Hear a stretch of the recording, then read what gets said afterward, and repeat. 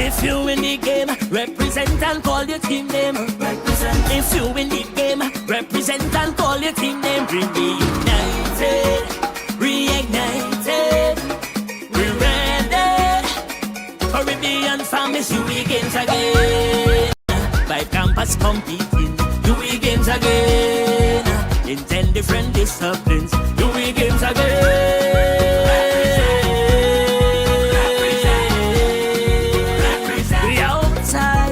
Since 65 we never look back. COVID tried to throw we off track. Now we reunited and ready to reignite the spark. All your team name represent. All your team name represent. The whole Caribbean in the UWI games. We reunited, reignited, we ready. Caribbean family reunited, reignited. From Jamaica, St. Augustine here in TNT, and it's the pair of Priyanka Kilawan and Turia Thomas up against Kelsey Davidson and Leanna Campbell. Leanna Campbell, of course, Jamaica wearing red, or Mona wearing red, I should say, and of course St. Augustine in their traditional blue with a tinge of maroon in their part of the design, and Trinidad, the St. Augustine team off to a fast start, 3-1 now. And both teams are unbeaten, so this is an interesting matchup. St. Augustine 2-0, and Mona, meanwhile, 3-0. So something's got to give, as they say, in this one. We'll see how it goes out. Okay, Priyanka serving now, 4-1. Make that 4-2. And this is kind of like early days yet, where teams are still trying to work out their movement. And try and reassure or reiterate what the approach is going to be and how they plan to execute that, all the stuff that they would have discussed.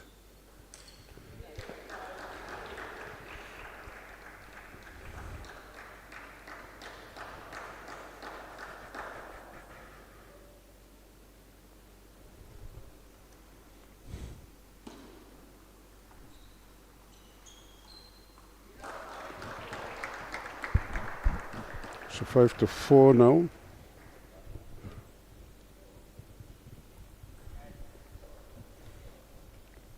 Thomas serving.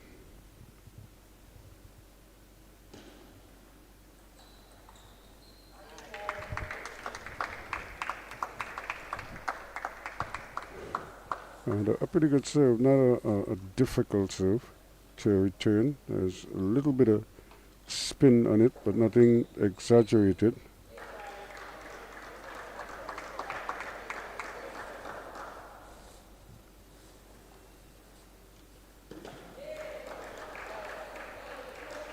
That one took an awful lot of net with it, but it still managed to sneak over.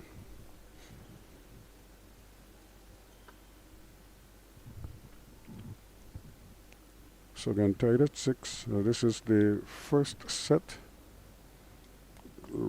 Women's doubles to start off the action here this morning. Yep.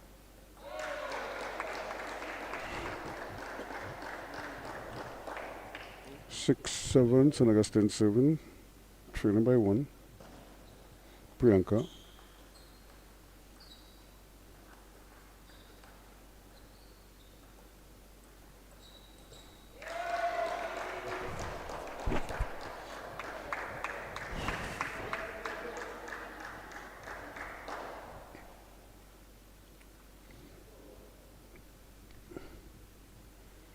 So again, the mono pair of Davidson and Campbell trying to work out strategy.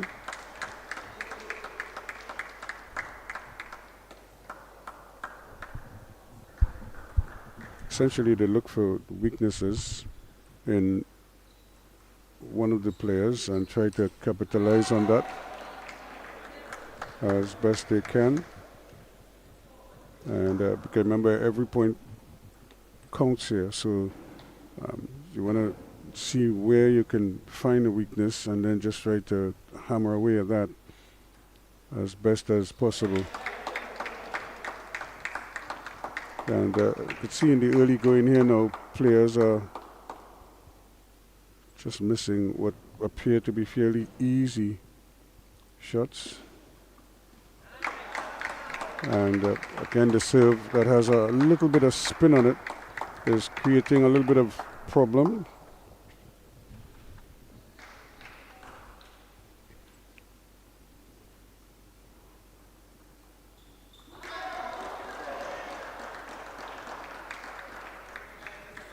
So again, a fairly easy miss there, what they call an unforced error, because really at this level you hope that is. So that's 11-9 now in Muna's favor. They take the first set.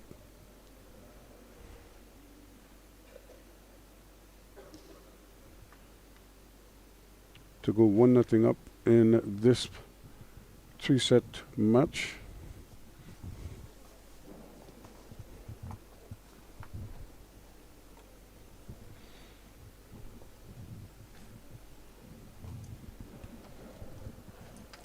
So a good start. It actually was a pretty even first set.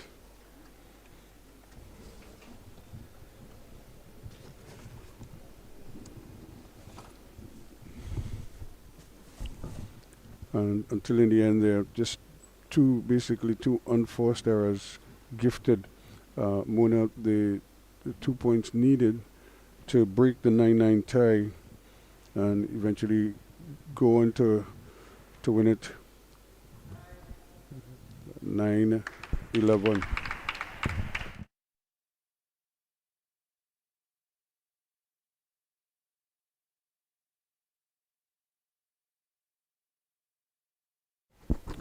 So we got back to the business. We got ready for the second set, 9-11, or 11-9 to Mona, as they lead 1-0 in this set.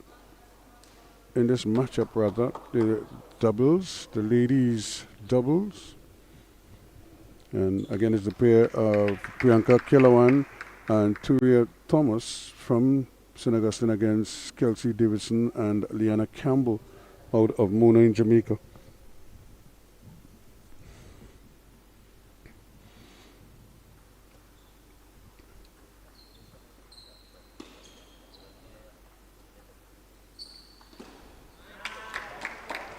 So again, it's about the movement. You know, you play the ball and you kind of get out of the way of your partner, and you try to make it as easy as possible for them to have a swing. First, they have to get into position, and then certainly execute whatever is the plan, whether it's a return.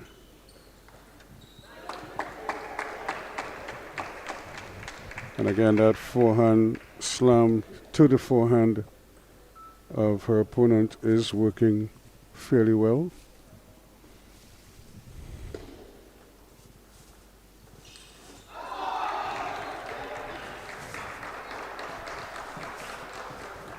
So we tied it 2 apiece.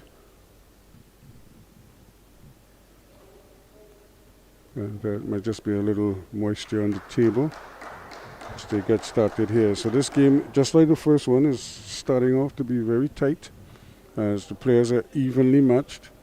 I suppose the difference here would be with the ones who make the fewest errors, because as you've seen already, most of the points are won on errors by their opponents.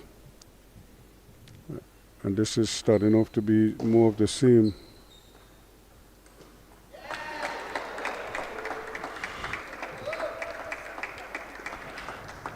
Four to 2 now.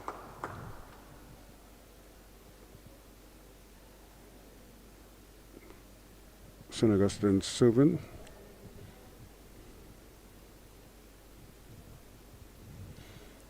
It looks like Priyanka is going to serve. Priyanka Kilawan, a national player, an outstanding national player as well.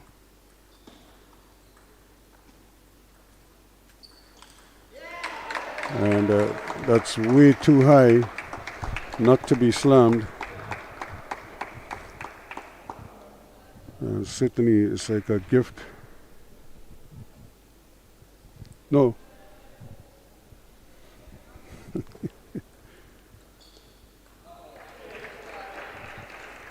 So again, just errors where it really misses that right now gifting the opponents easy points. 5-3 or 3-5 now. Mona serving.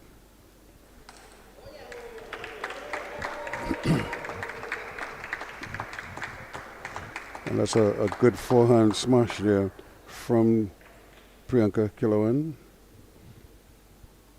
Really, they're going to rely on her to do most of the heavy lifting.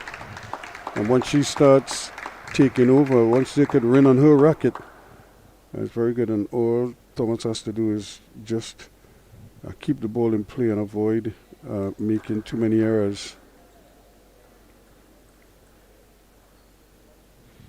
So Thomas to serve now. St. Augustine 7-3 up. She had to wait on that one. It was just sitting there asking to be hit. And Priyanka Kilawan just had to delay her smash a little bit. 8-3. And again, 9-3 now. And you're just seeing there that the ball is at such a height that it allows her a full swing. And it's a shot that they practice in their sleeps, so to speak.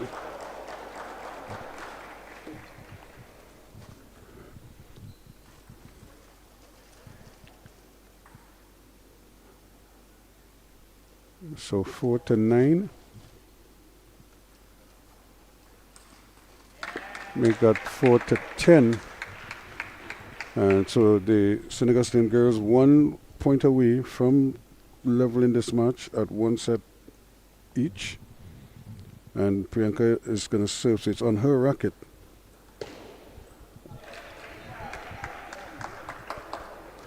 Ten to 5 now.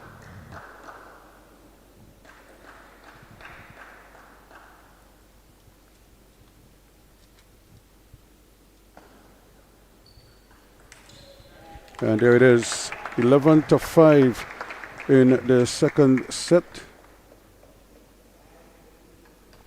to level the match at 1 apiece. So it's all to play for in the third and deciding set here.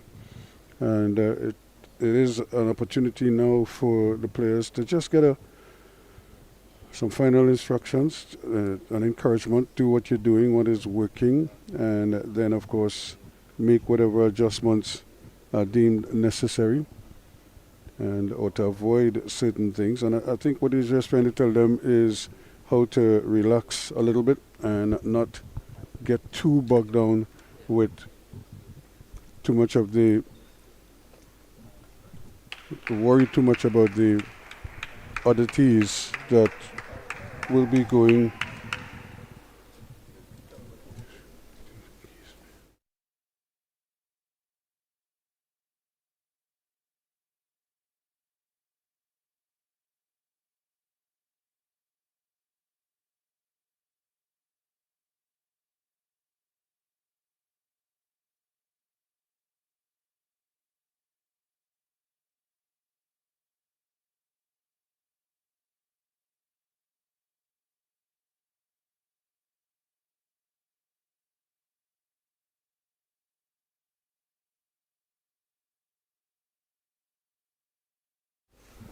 So we're back here now with the third and deciding set. And so everything to play for here now, and you want to get off to a fast start where possible. That makes it out one apiece now. And each point, because this is a decider, each point is going to be almost like it's carried double points here, because nobody wants to make an error at this stage. Because unlike in the past, it's a much shorter game. You no longer go to like 21 points. It's only to 11. So you don't have much margin for error. So you want to make sure that you avoid those pitfalls. And you stay in the moment. So 3-1, Mona.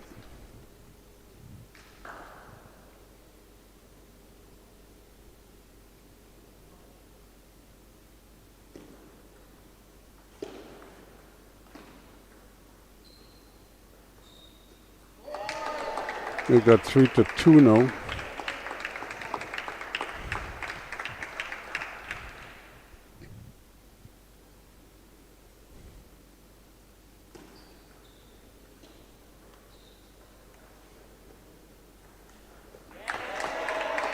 And we're all tied at 3 apiece now. That's a good cross table smash there from Thomas. Of course, you could see that the Mona players are trying to target her as the weak of the two St. Augustine players. And if she could get points off her, if they can get points off of her racket, that would be a bonus, because they realize that they're not going to get that many from Priyanka Kilawan.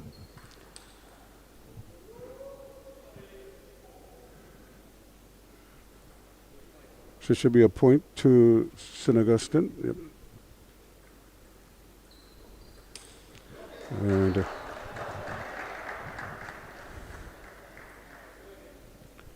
4-all now. Thomas to serve once more.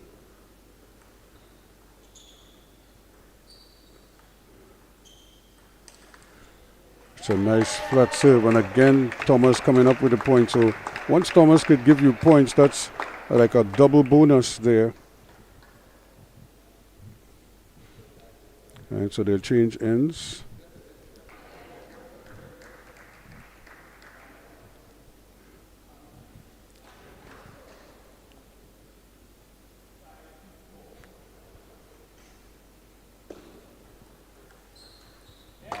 Make it 6-4 now.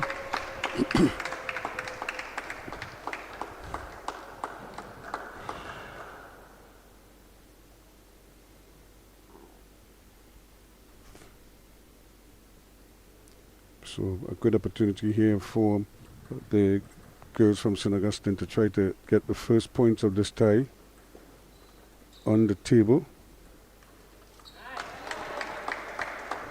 7-4. Because the men players, the male players for St. Augustine, especially for Mona, especially when you think of somebody like Lynn, Christopher Lynn is a very aggressive player. So there is Mr. Edwards, coach of the St. Augustine team, himself a former national player, and the uncle of Imani Edwards, who we saw playing for the global campus, and was doing very well. I think she's unbeaten in her singles matches. And of course, he has also been heavily involved in fact, the entire family is a table tennis family.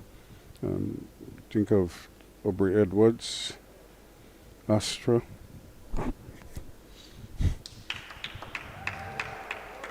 And of course, Alina, who is probably the most decorated of the lot. 11 or 12 time national champions, if I'm not mistaken. And singles, and she's really represented TNT with distinction over the years. So here we go now. It's 7-4 or 4-7. Make that 4-8 as they're 3 points away now, the St. Augustine ladies, as they try to get some points on the board for the home team. And make that 9-4. And a wicket smash there from Priyanka's racket. And again, going cross court. So it's almost as if for both Muna players, that forehand is proven to be very difficult for them.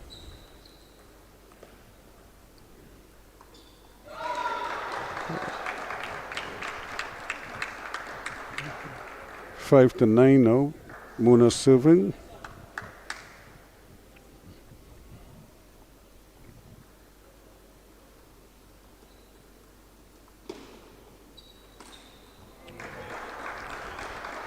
And she had it, she just missed it because there was nobody there. And all you had to do is hit some table there, and that would have been an easy point for them. 6 to 9.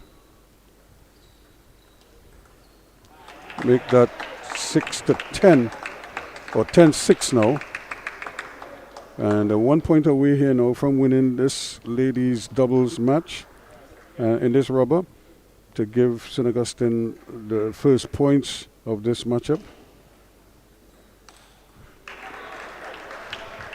And again, 10 to 7.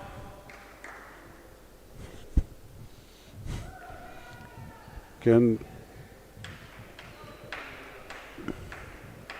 just little things. The coach just want to re-emphasize to them how to be quickly in and out of position to allow your partner to thing it. So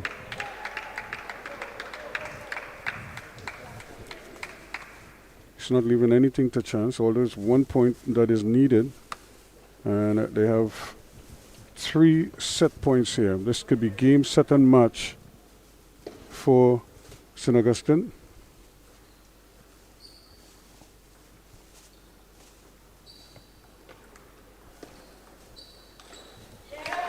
And there it is, off the racket of Priyanka Kelawan. St. Augustine takes it 11 to 7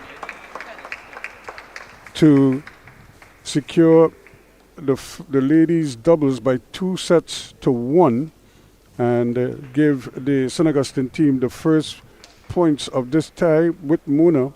And of course that will now set up the men's singles, and it's going to be Luke Oyong up against Brian Blake in what is expected to be a very keen contest. Oyong, of course, will be expected to maintain the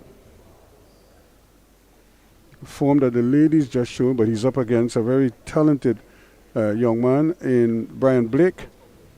And I'm sure Muna put him there specifically because when you consider that Christopher Lynn might actually be their best player, their best singles player, they probably feel, and I know the coaches tend to rotate players quite a bit, and so they give everybody the confidence to go out there and perform.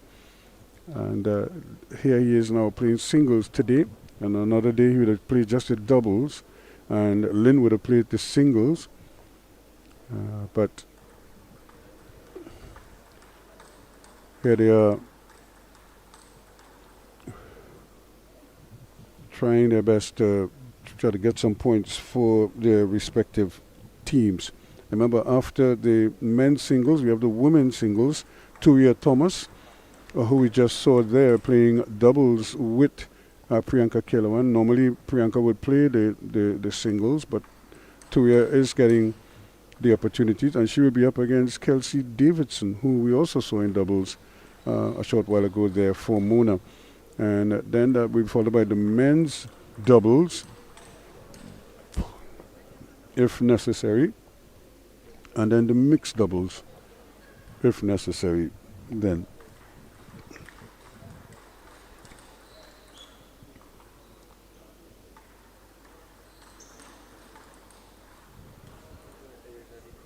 So again, you're seeing the talent that is on show at the UE Games 2026 in the various sporting disciplines.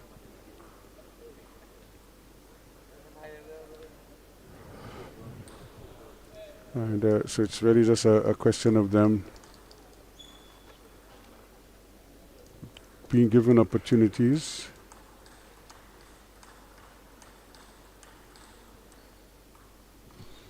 And once they get those opportunities, then, as you say, the sky is the limit. And remember, all of them are registered as students at the various institutions that they represent here.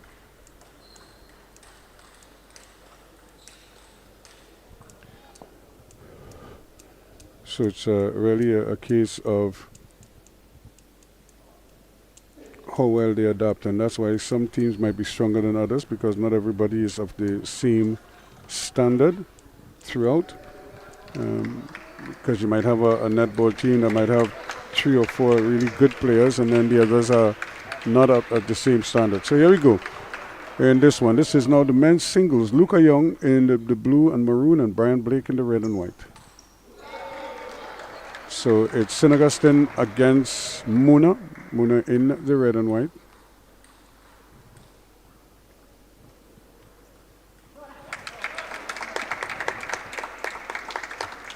And again, these early points here can may not define the match, but it does give you confidence going forward as you try to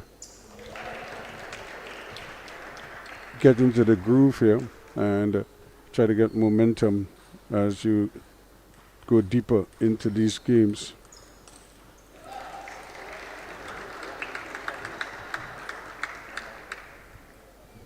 So 3-1 it is now. A young serving.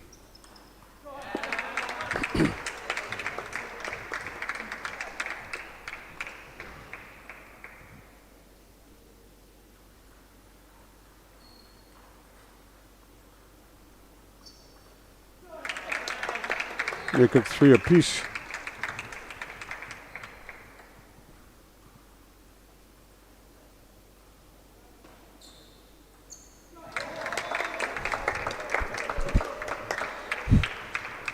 Three, 4 now. Blake.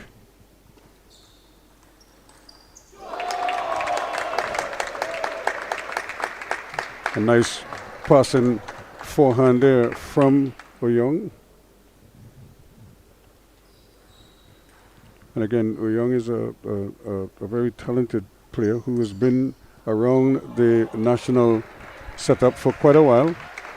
And but again, part of the, I suppose, he's come along at a time when Trinidad and Tobago has been blessed with a number of young, talented players. So we all square at 5 apiece now.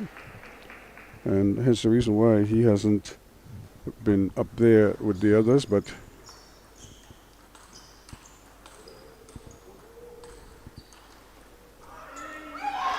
so it's a good rally there, and Oyong just trying to finesse it instead of continuing with the momentum, and just curled it off the table.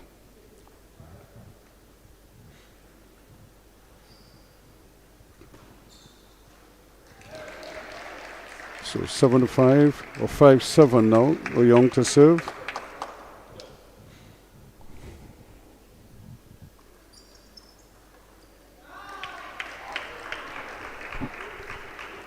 Make that 5-8.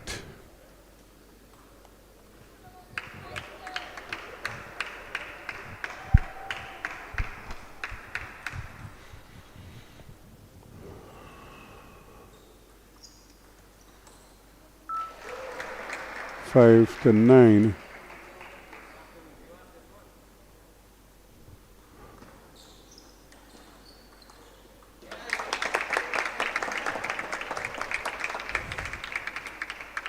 It's 9-6 it is now, with Blake serving for Muna.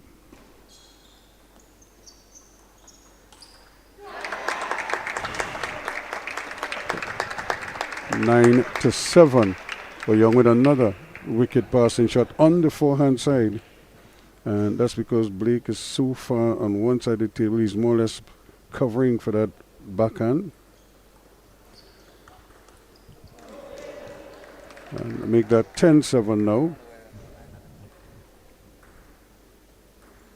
or 7-10 with Young to serve to try to stay in this match. And misses once again. 11-7 is how the first match ends. Or the first set ends. So again, what we're seeing in some of these games is the points are really based on errors on the part of certain players, and because the good thing though is that players are going for their shots. They're not just trying to defend it. They're actually trying to score points and trying to win points with aggressive play. And I don't think the coaches will be too disappointed with that. What they'll try to get them to do is to just concentrate and execute the skill a little bit better. And don't leave anything to chance, because right now they're leaving points on the table in the sense that those are winnable points. They're just missing at critical stages. So here we go in the second set. First set going 11-7 to Blake, and he serves first up.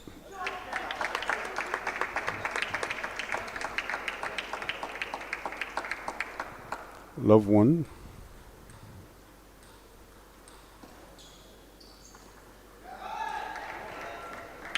One all.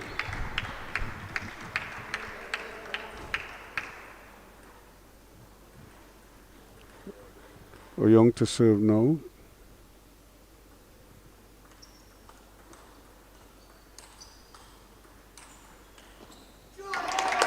We've got 2-1 now.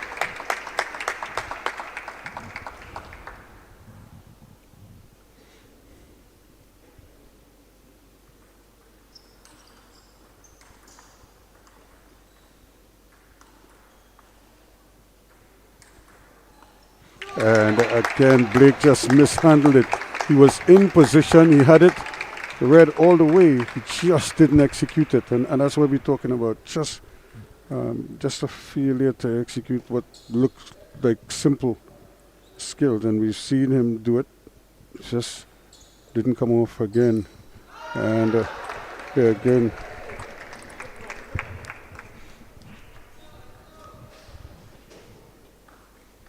So it's 2-3. It is Blake to serve.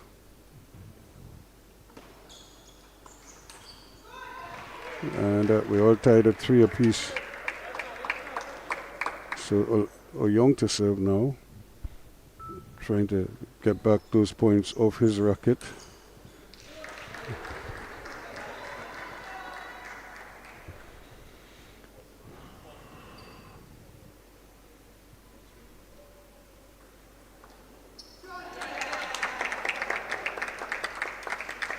For all, and Blake again, that should have been an easy put away, misses, but we tried to get it down too soon, found more net than anything else. So I think both players have plenty areas that they could work at, and this is another one where he just misses his serve entirely, but we just tried to put too much spin on it. And lovely put away there, just going further and further away. I know Young, as I say, never could catch up with it. It's like one of those strong side hits. Here they go again, and just too long to Young.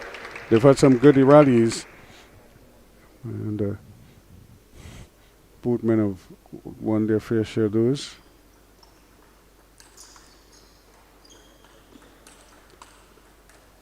And again, Young just missing there. So it's 7-5 now.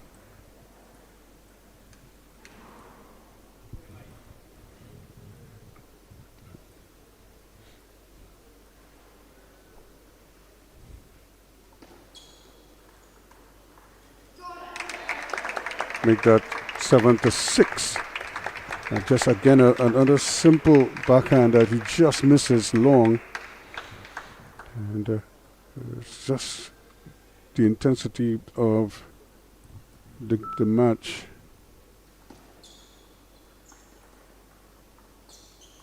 And again, simple errors that both men can look back at and, you know, kind of wonder how they created those errors. But it's 7-7, still all to play for here. And that one hit the edge of the table and went down. Never give Young a chance to return it. 7-8.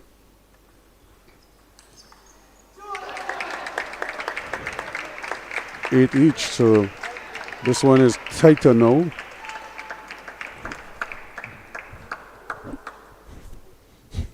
Then the first set, which ended 11-7. We are 8 apiece here now, with Blake serving.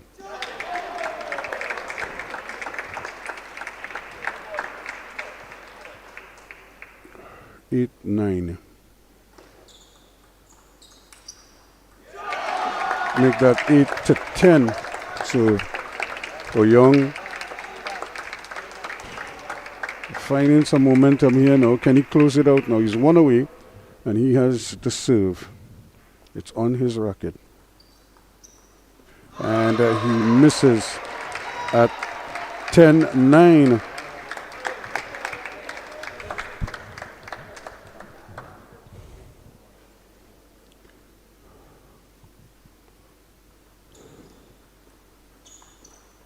And again, on that forehand side, missing to be all tied at 10. Juice.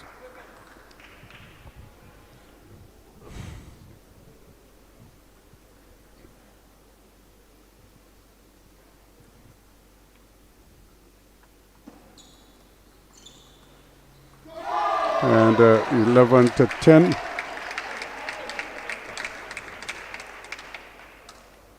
So this is it here. If he could win this next point, he will win the tie. But if Luke Young could tie it up, then they'll go again.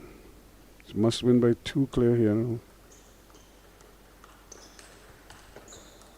And there it is. So 12-10.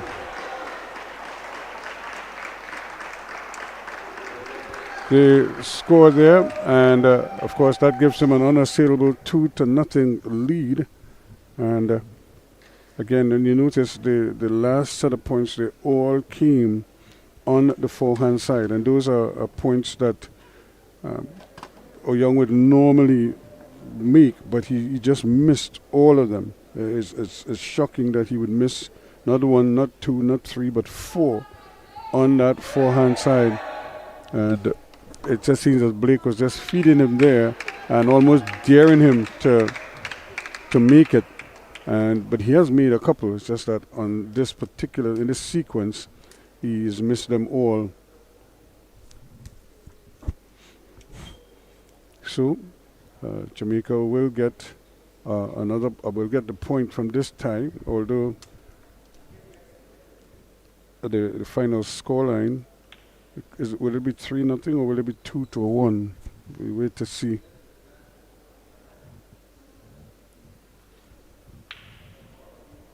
As we get ready for the third set, of course, Blake is leading by 2-0.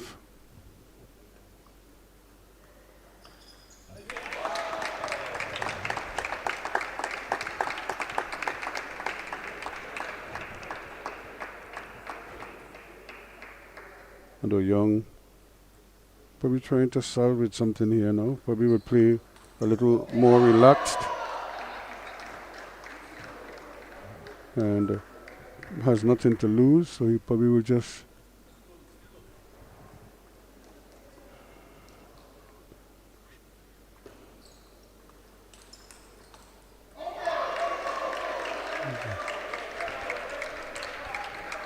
again 2-1.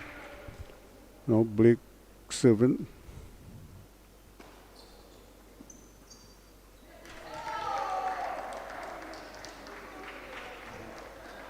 And 1-3. Timeout to St. Augustine.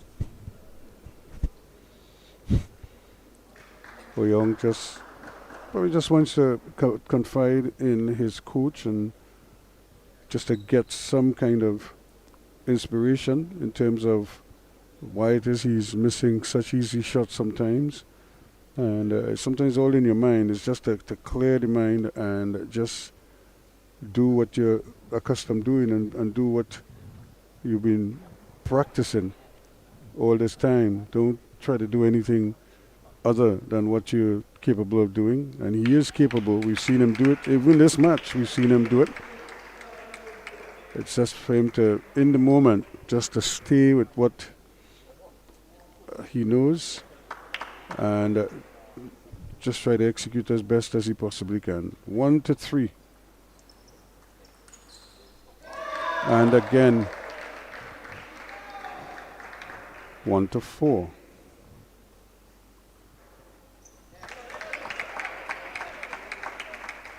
Four to 2. Blake to serve.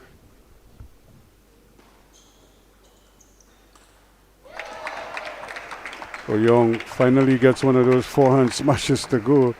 In the last set, he missed about 4 in a row. And just like that, they were there for the taking. It just missed them.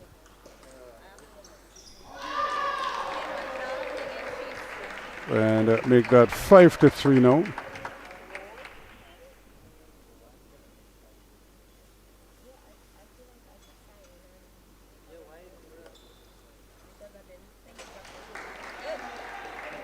And again, another simple tap over that he's won't hit the edge of the table. So 6-4.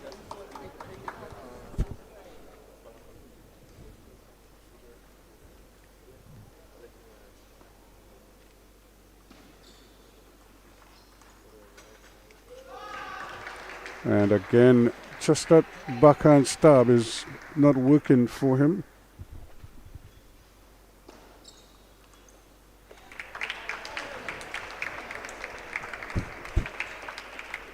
Five to 7 now, Young to serve. So this is another close match.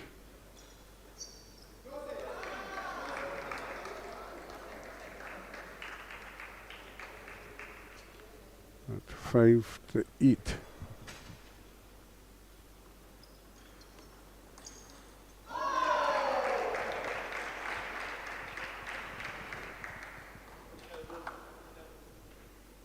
So 5-9 or 9-5 now. Blake to serve.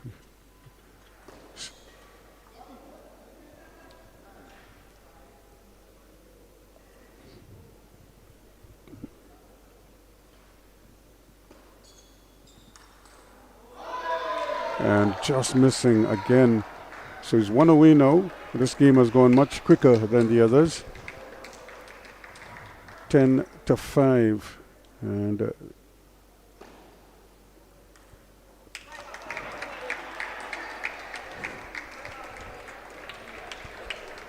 so make that 10-6.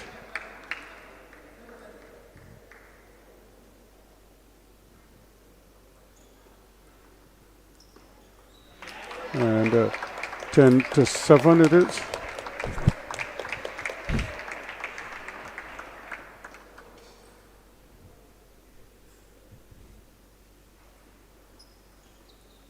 And there it is, 11-7 as they shake hands.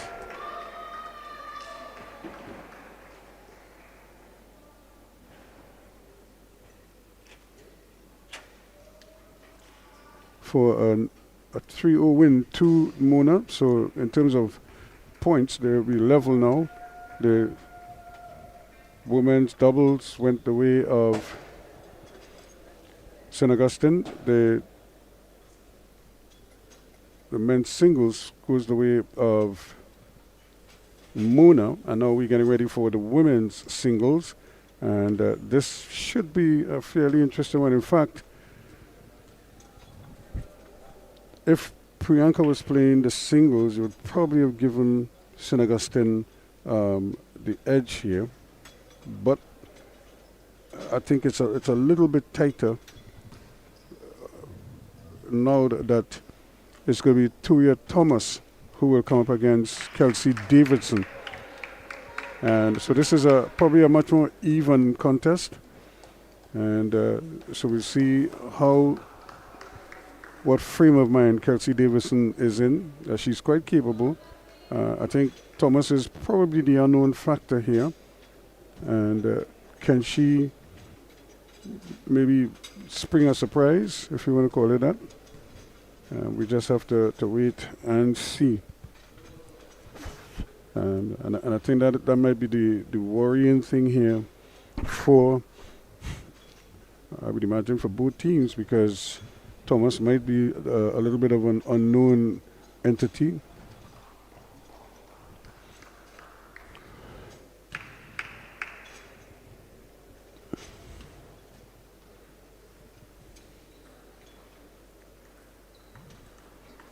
So this is kind of like where we are with this matchup. So in a real sense, it's 1-1, one apiece, and this could break the tie. So what it also means is that we will have a men's doubles encounter. And depending how this goes, then it may very well be probably the first match that I will be doing that might actually go to all 5. We have not gone to, we went to the men's doubles yesterday, and but we haven't gone to the mixed doubles.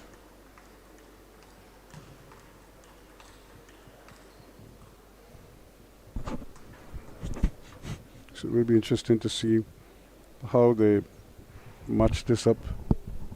And I would imagine this is a critical matchup in this whole tie between St. Augustine and Mona.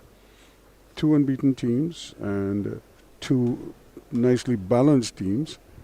So it's going to be interesting to see which of them can get the advantage here.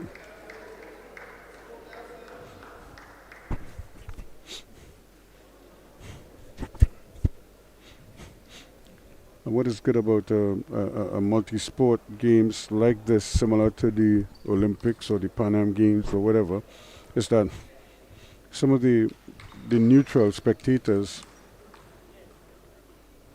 when they come and they witness an event like this, they obviously see a discipline that they're probably not too familiar with, and then they see the excitement of maybe the volleyball games, maybe the hockey games, as the case may be, or even here in tennis. So they get to see a new sport essentially to them. Here we go with Thomas serving.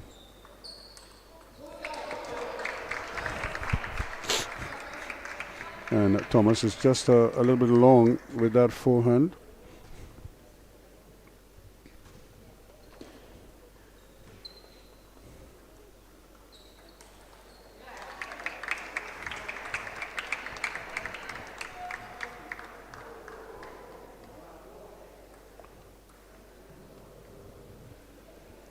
It's all knotted at 1 apiece here.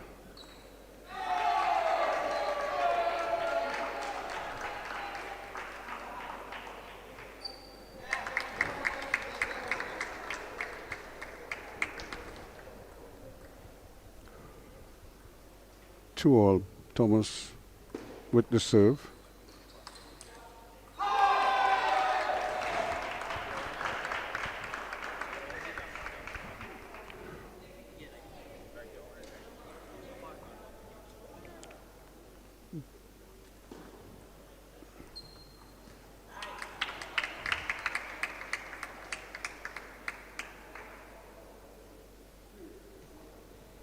So 3-all.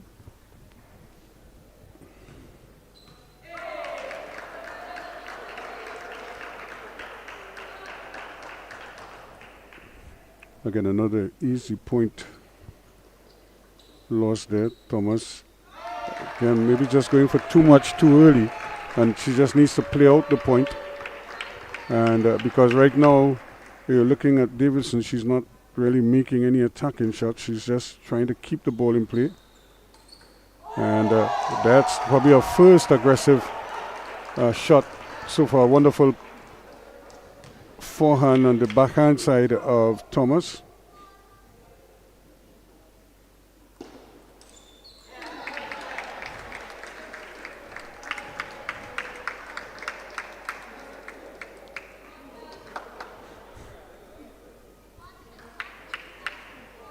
Six to 4.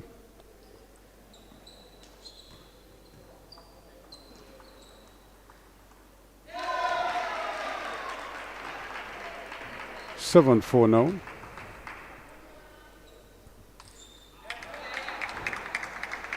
And again, she's just missing with that forehand. That's her bread and butter. And if I was Thomas, I would stay away from that and maybe force her on her backhand side a little bit more than leaving that ball hanging out there so she can come away with that forehand smash. And because you could see that's really what she's trying to set up all the time. So you want to stay away from that. There it is again.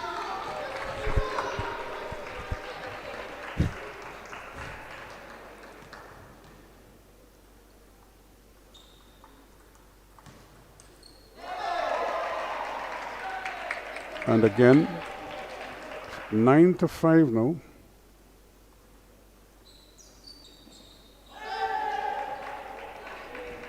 Make that 10-5. So she's one away now from winning this first set in the women's singles. Kelsey Davison of Moon up against Turia Thomas. Misses what is really like her bread and butter there.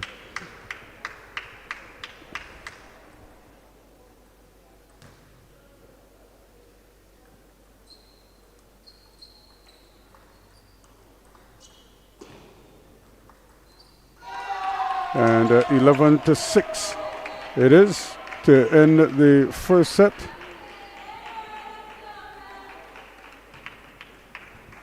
And again, it's all about those sort of unforced errors, simple things that you could avoid. And a lot of times she's trying to, maybe as you say, win the point too soon. And all she needs to do sometimes just get the ball back in play. You don't always have to win it in the first or second or third shot. You could carry it to the fifth, sixth, seventh shot sometime and just force your opponent to continue to play. And what you recognize at this level, a lot of times, because they run out of patience, sometimes they're in the habit of winning the point so soon that they just fire a big shot as opposed to waiting for the right moment to execute that shot. And sometimes it may mean you wait 2 or 3 shots later, and then your opponent might just serve up a real doozy for you to put away. And I think Thomas is guilty of that, and I'm not sure if she's even reading where she's conceding most of her points.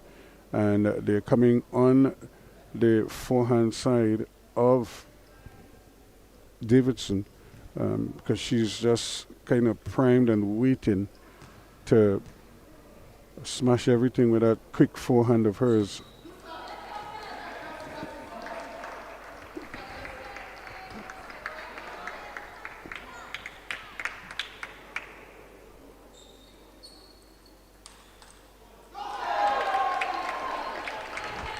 So 2-0 to Davidson. Mona leading 5-2 on sets. Remember, it's the first to 8. And again,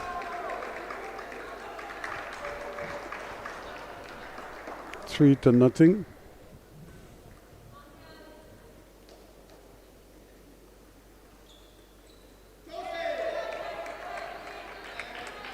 Four to nothing now. Davidson to serve.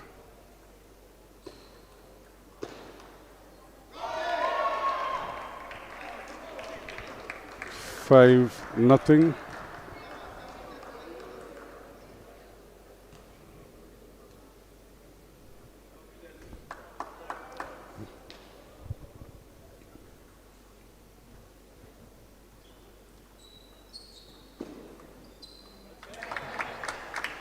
We got 5-1 now, or 1-5.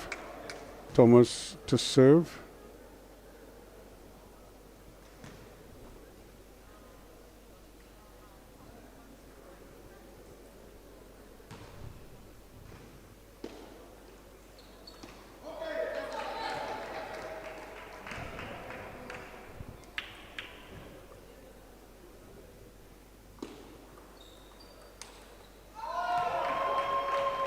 Seven to 1 now. Again, that forehand is working overtime for Davidson.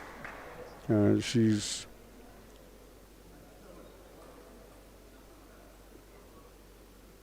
picked up on that, and they're just staying with it throughout.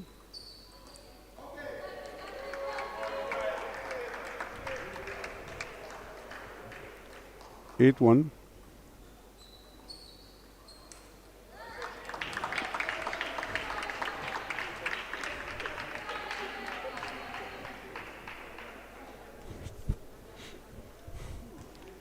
Make it 2-8 now. Thomas serving. She's dug herself a hole here. Can she get out of it? And again. So again, they're just waiting for Thomas to make the mistake. And she's obliging them time and again. 2-9. Make that 3-9 now.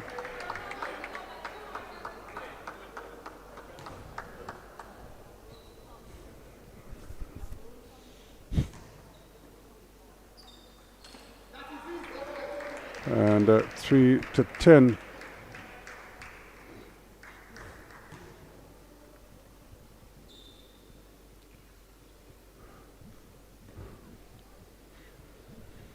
But it's all part of, I suppose, a part of the learning curve for somebody like a Thomas. This should give her a lot of confidence.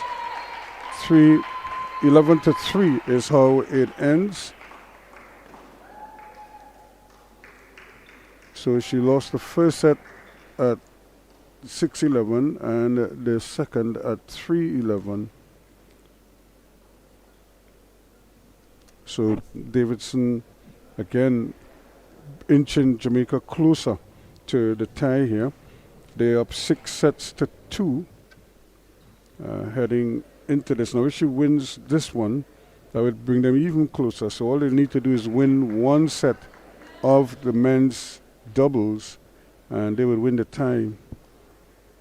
So this is a vitally important game for Thomas, and I think they can't stress that enough for her. And I think when she looks back at it, she'll realize that a lot of the points that she's losing are points that she had on her racket and she just couldn't execute. So here we go now. Third set, women's singles.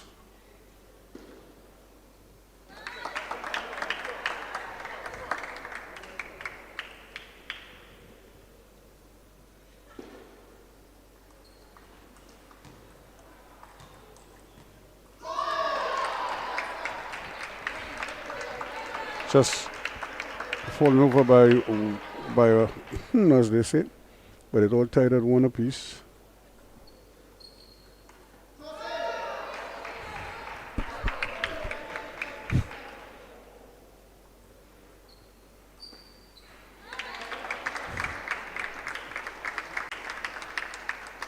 Two apiece. Thomas to serve, trailing 2-0.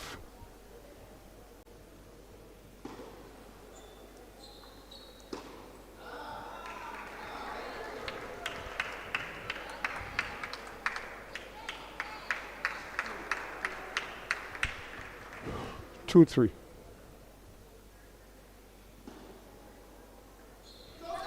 And again, it's those easy points that makes up the difference in these games. And because you don't have much margin for error, so you can't give any easy points. So when you combine the ones you give away plus the ones your opponent actually earned, by the time you blink, you're down in a hole.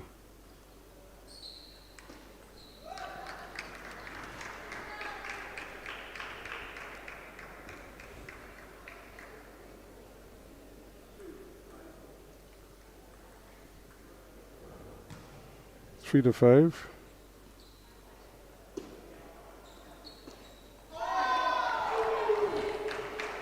Again, just keeping the ball in play and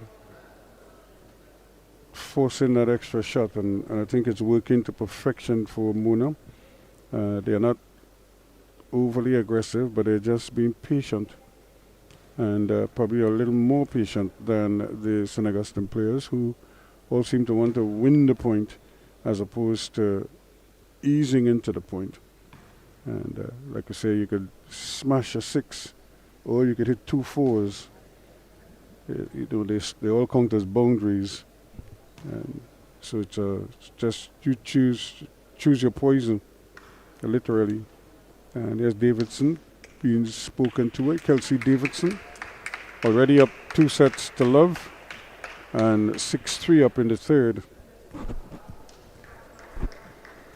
Trying to give Jamaica a 7-2 lead on sets.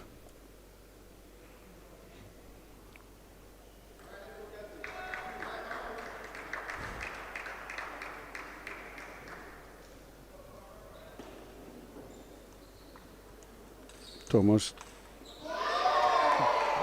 Again, you want to stay away from that forehand as much as possible, because that's her bread and butter. Now she's a small person, so her center of gravity is small, so it's not a big swing.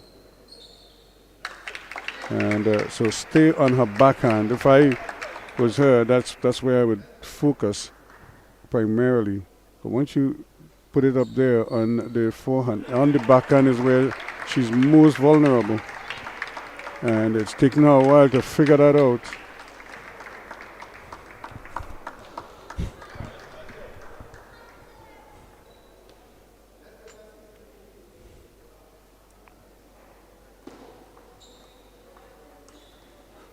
And again, so it's once you focus on that backhand, I think your chances are a lot better there, as opposed to leaving it up on the forehand. I mean, you could go to the forehand occasionally, but really the vast majority of your shot should be to her backhand side.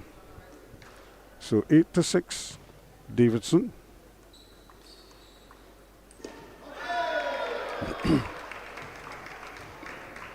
Make that 9-6 now. So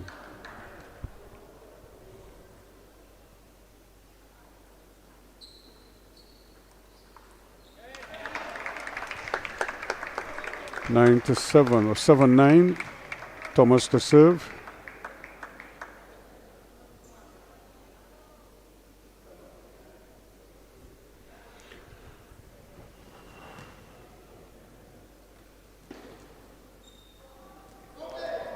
And she misses it 10-7. Again, it was there for the taking, but she missed it. Similar to what happened to Luko Young.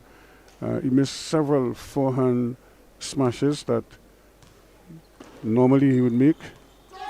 And there it is, 11-7, the final.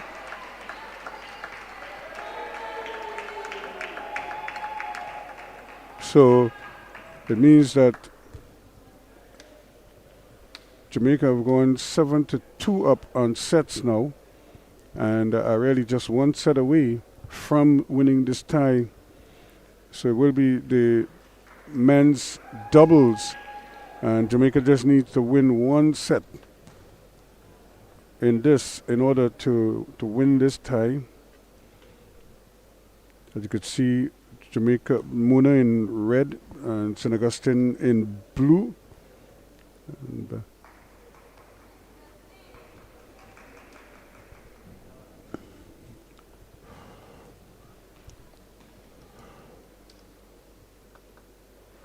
So they're looking to make it 4 in a row. St. Augustine trying to win their 3rd match.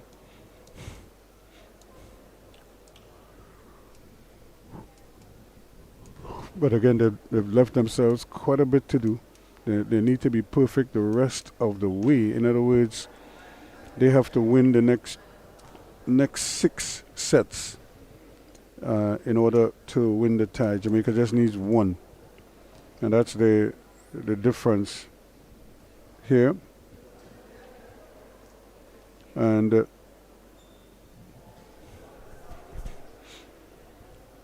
St. Augustine have put out the pair. We haven't seen either of these players as yet. Abayovindu Lal and Messiah Walcott for St. Augustine up against Conroy Henry and Christopher Lynn.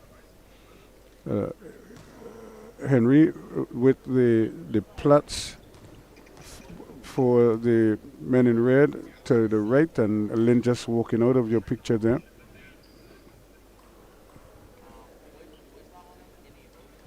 And of course, with their backs to the camera right now, is the pair of Abai Lal and Messiah Walcott.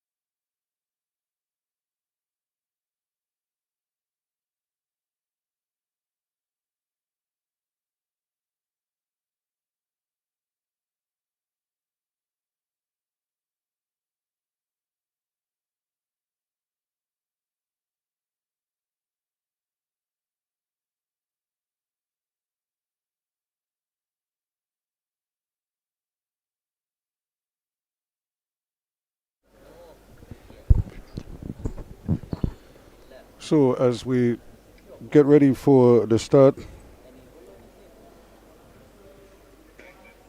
of this encounter, this of course could be the deciding match, with Mona just needing to win 1 set to take the tie. And Lynn again with a big smash. I maintain that he might very well be their best player. Didn't play singles, but is playing doubles now.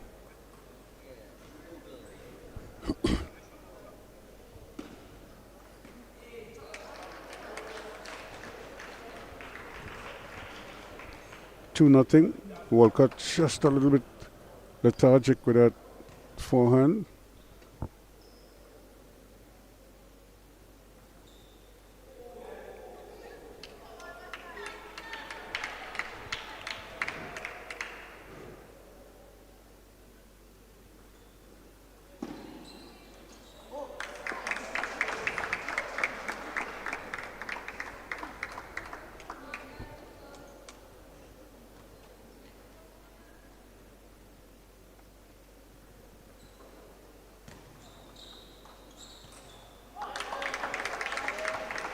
All tied at 2 apiece now.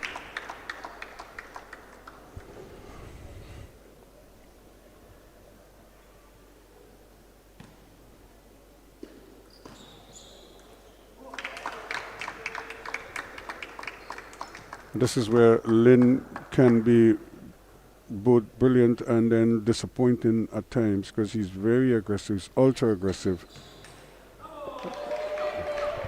And you can't set up balls like that for him. He is going to go for his shots and he's going to make a fair amount of them. He might miss a couple, but he's certainly going to go for his shots.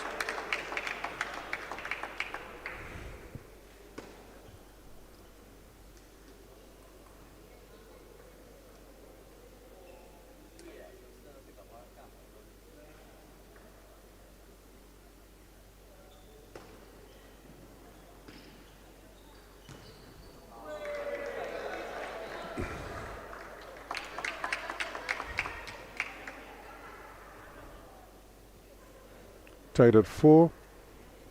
Mona to serve. Here's Lynn.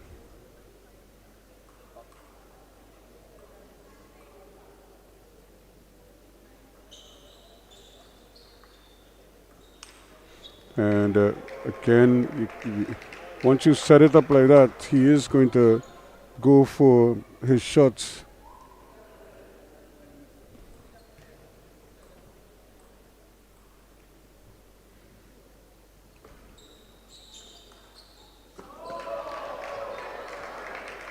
And a good forehand there from Henry.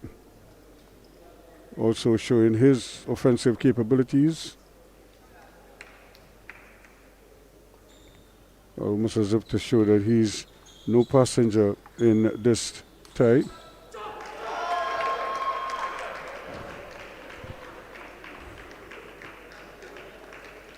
So a quick timeout there for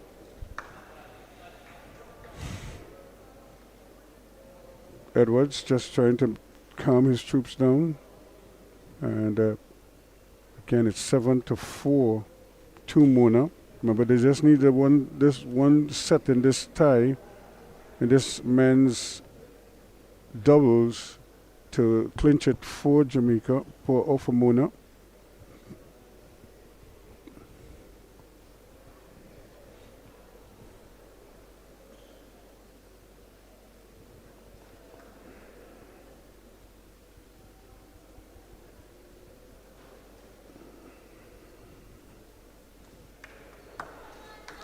So just to kind of get them, just to calm them down, just relax them a little bit. Don't put pressure on themselves. Just play what's in front of you. Don't worry about what is going to come next. Just focus on the 2 men in front of you and each ball as it's played.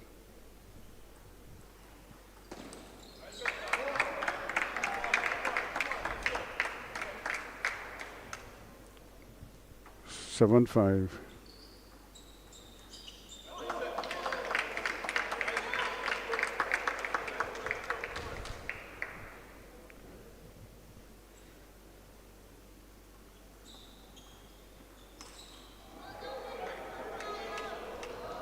And again, Walker just missing, but he had it and he missed out. The intention was good, just didn't execute it as well.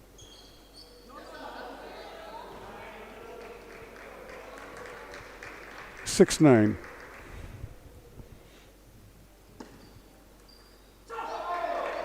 Make that 10-6 now. And Jamaica just 1 point away now from clinching the tie. And again, Lynn, because of his abilities, always gives you a chance, but he can also take it away from you quickly. 10-6. This is for the first set, and there it is. And that essentially is the tie. Jamaica will advance, or will take the tie. 8-2, winning this set 11-6 in the doubles. And Jamaica wins it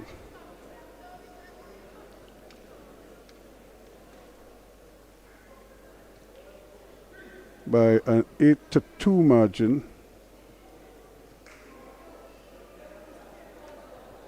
and deservedly so. And because they played, they basically assessed the Trinidad and Tobago players or the University of the West Indies players, and of course got a formula that works for them in the sense that they didn't have to try to do too much other than be patient and make the extra play, force them to make the extra hit, and invariably that hit would either be an error or in the sense that it never really tested them, so they didn't have to worry about any return fire or anything like that on most occasions. So that is and then it worked out well for them because Priyanka didn't play the women's singles, and I suppose that would have been pre-planned because that might have given them a better chance against Davidson in the women's singles. But again, based on the team dynamic, it's really about the exposure and giving the players every opportunity to express themselves, so you can understand why that is. So that is the situation here for now, as the table tennis is up. Jamaica winning the tie by an 8-2 margin. It was Priyanka Kilawan and Turner Thomas who came up against Kelsey Davidson and Leanna Campbell, and they won that tie 3-0 to give Trinidad and Tobago 2 sets, or rather, and then in the actually they won it by 2 sets to 1, I should say, rather than 3 sets. And but then after that, Luko Young lost in 3 straight, 11-7, 11-7, 12-10. And then in the women's singles, Kelsey Davidson turned back Turia Thomas in 3 straight, 11-6, 11-3, 11-7. And in the 1 set in the men's doubles, the pair of Conroy Henry and Christopher Lynn turned back Abai Lal and Messiah Walcott 11-6. So 8 sets to 2 was the final here, and the Mona campus celebrate. They remain perfect at 4-0 now in the table tennis arena. Still to come, we have netball action. They're preparing the court here for the big netball clash between St. Augustine and 5 Islands, and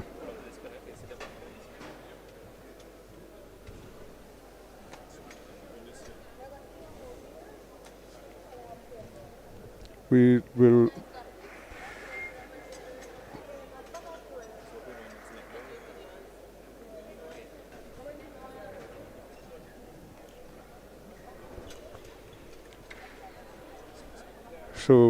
we'll certainly wait to see how this one pans out, but we'll have netball action coming your way in a short while.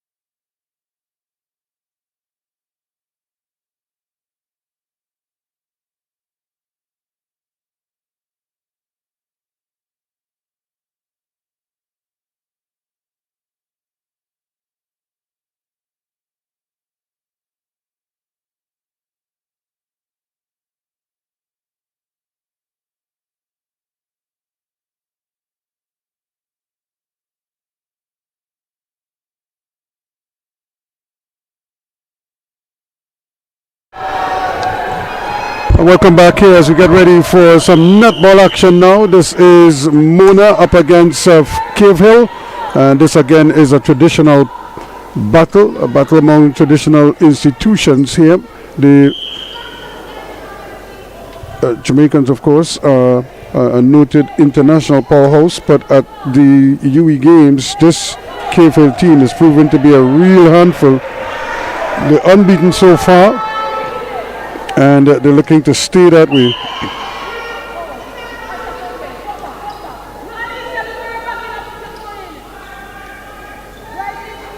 Trying to do it, and this is where Cave Hill has been so aggressive. They jump on those passes quite quickly and don't really mix too much. Excellent ball work. If they don't have anything open to them, they tend to take their passes. Just eluding the grasp of Brown, Alicia Brown. Quick movement there from Cave Hill, and they move again, and this is the danger, so to speak. Wharton, Shanika Wharton, and she's a real handful once she gets the ball in that low block. It's almost impossible to stop her there.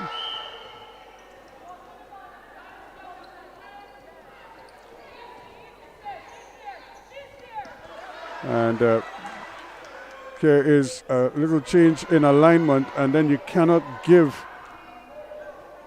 a second chance to the other Wharton in the goalkeeper Shanice Wharton, because she will take it as she did there just now, and that was just a bad miss from Amelia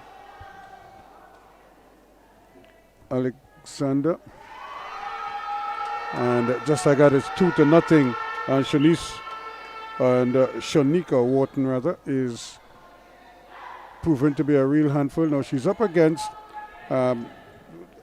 which is a big change here, because the goalkeeper is Kiko Roy, and she plays at both ends. Sometimes she would play as a shooter, and here she is now, but she's given up, I would imagine, close to 60, 70 pounds, and then she has to go has to make a whole circle just to get around her. And once she gets pinned there, it's difficult to handle, and that's the athleticism there of Kiko. And the pressure is still there, and trying now to see how best they can get it.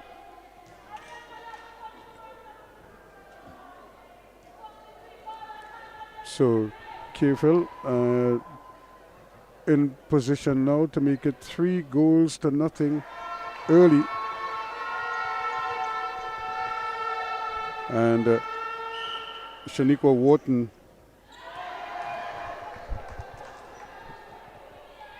really is the story here. It's going to be interesting to see how exactly it is Kiko Roy is going to handle that assignment. And another infringement there, and there you see, now she's athletic enough to put herself in position, but once more she doesn't really jump, and she's still so clinical. So 4-0 to start things off here for Cave Hill, and they are flying all over the court quickly. Good movement, and they have an excellent understanding of where they need to be, and they are certainly going at it.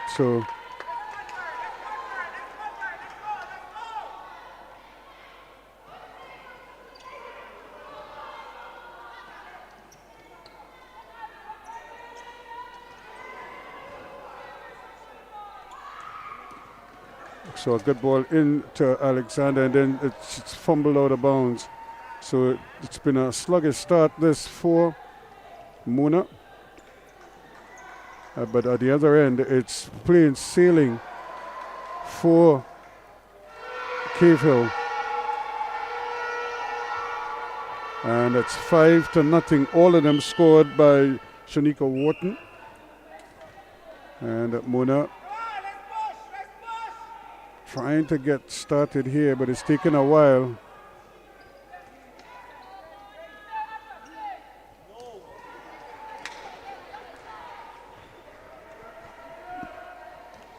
So another empty trip.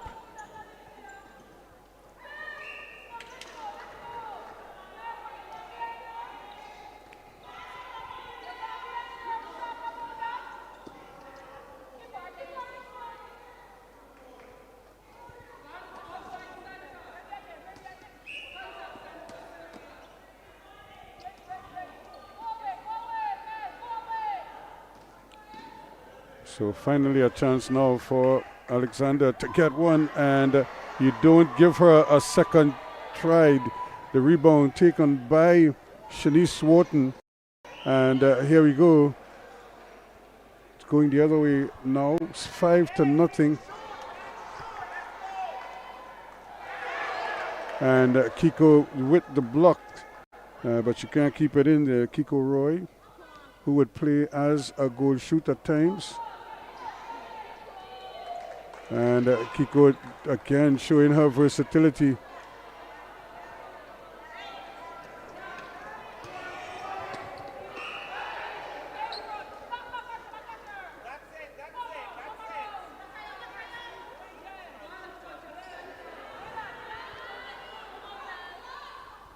And she bumps it around that rim and took almost every inch of the rim before it went in. So 5-1 now, the first one to drop for Mona.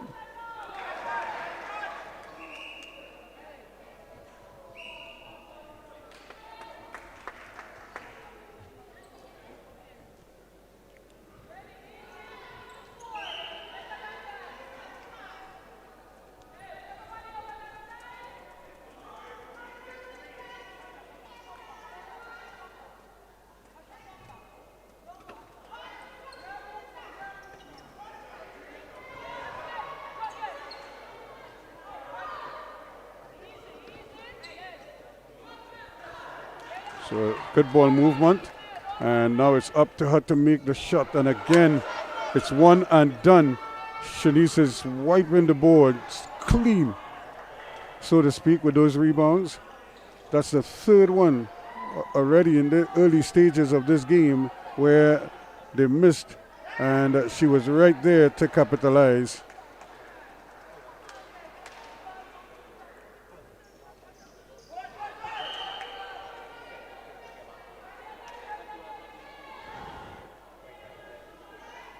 So wing defense, Neil trying there to get that one in.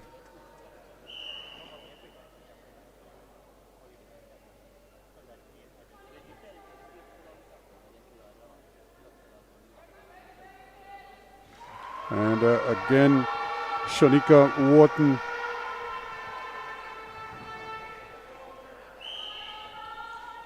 Really the one that is keeping things going.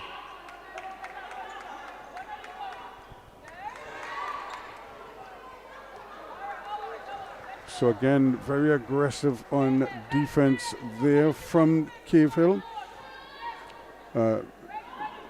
Rihanna Johnson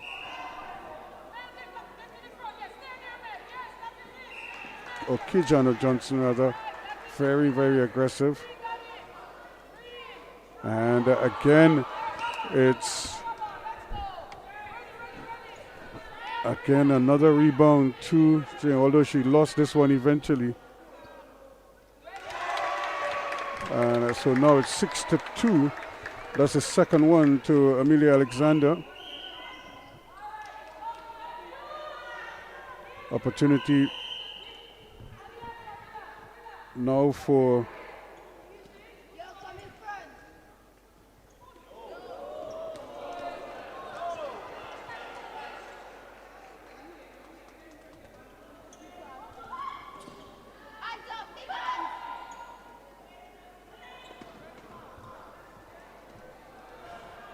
opportunity there. We again, good ball movement.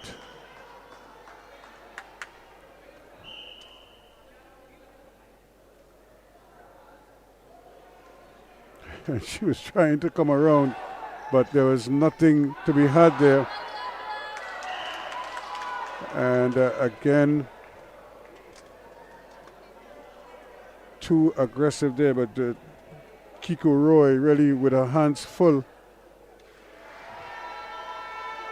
And she's really up against it there. 7-2 it is now.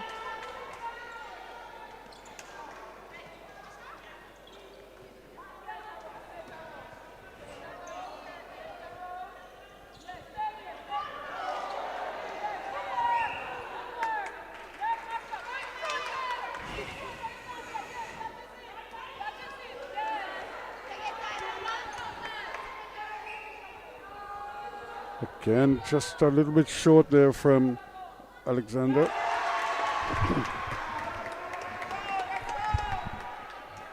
Amelie Alexander still not shooting it as clinically as she would like. 7-3 now.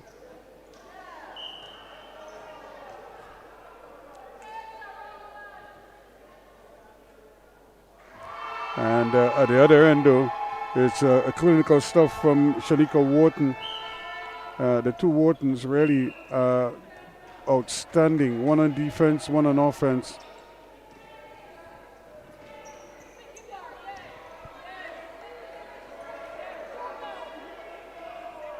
And good concentration there from Amelie Alexander.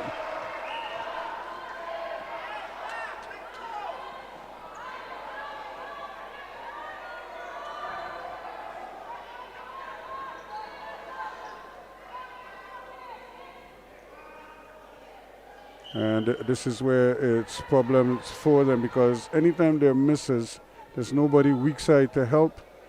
They're both trying to back her down and really just lean on her. But she's so strong, and when she assumes good positions, and all she has to do is just pin you to the ground, and there isn't much you can do after that.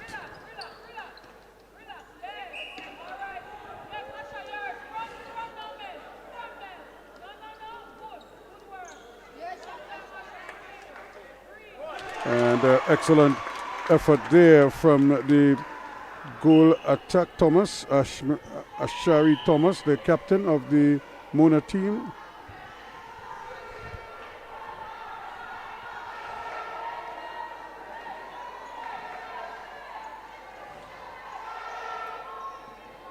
And a lot of movement trying to get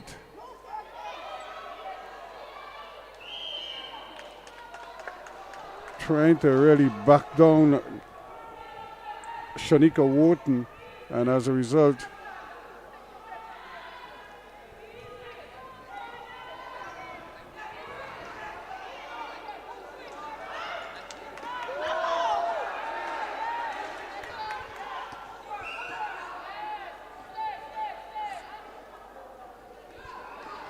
and good work again.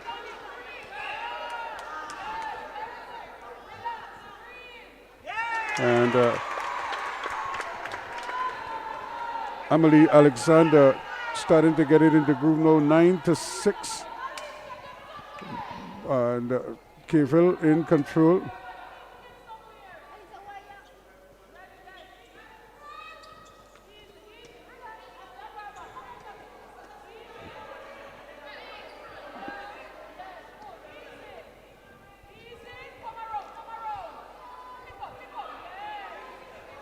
She gets a chance here now to get another one. It just bounces on both sides of the rim and wouldn't go in. So it's like a golf shot that just rolls around the hole.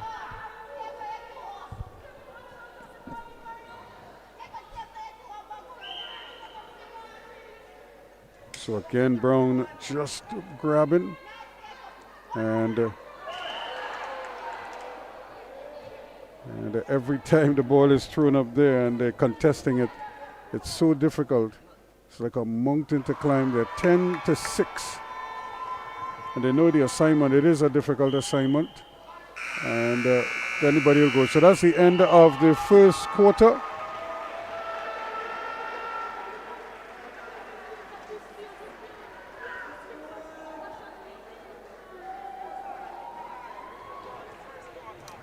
So the end of the first quarter is still fairly tight, although it has to be said that KFL, they certainly look like a well-oiled machine.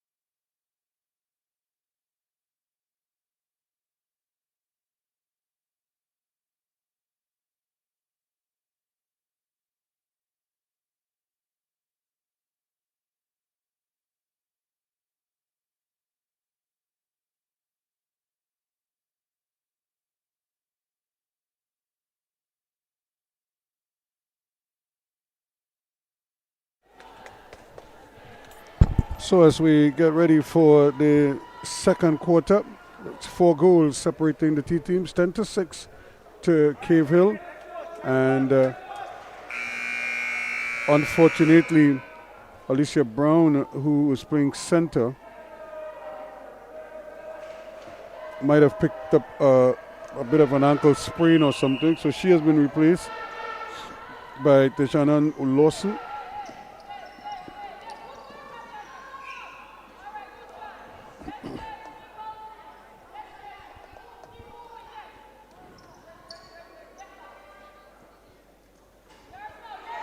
And that's good defense there, but it's so difficult to move her. She's like an immovable object.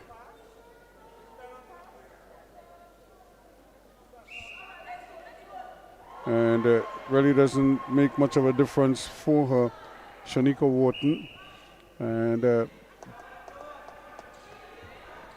I don't know if she would be one of those that could shoot like 3-pointers. But she, from where she is, in that pin so close to the goal,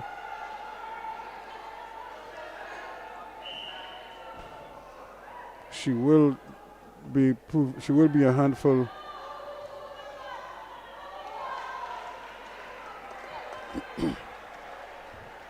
And again, it was good defense there by Shanice Wharton. Unfortunately, fumbled out of bounds, but it remains Mona's ball, and a chance for them to try to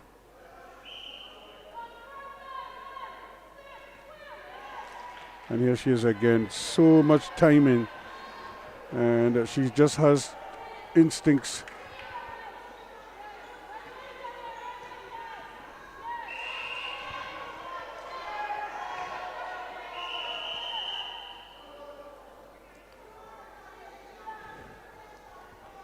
So I think the referees are conversing because there might be contact all over the floor. So one referee might spot one and the other one might spot another one. And both the wing defense and the wing attack are being spoken to.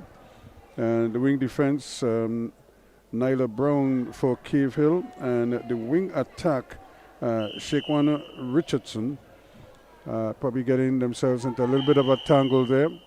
Very physical.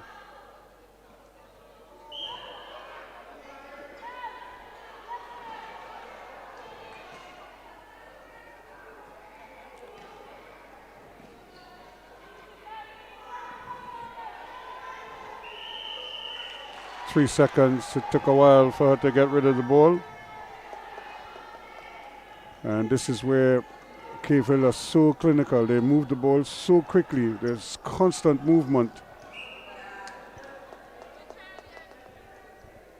And once they get it into this lady, it's almost automatic from there. She's never shooting from too far. That's not her game. But once she gets it under the goal like that, it's very difficult to move her.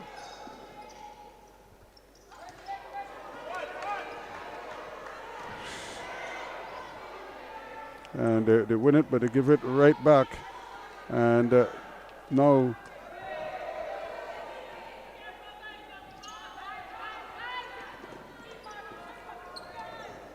again the movement is clinical.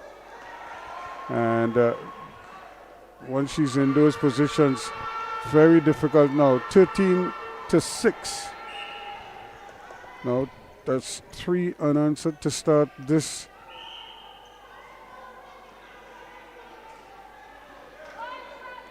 second quarter. And Alexander gets it to go. That's the first one for Mona in this second quarter.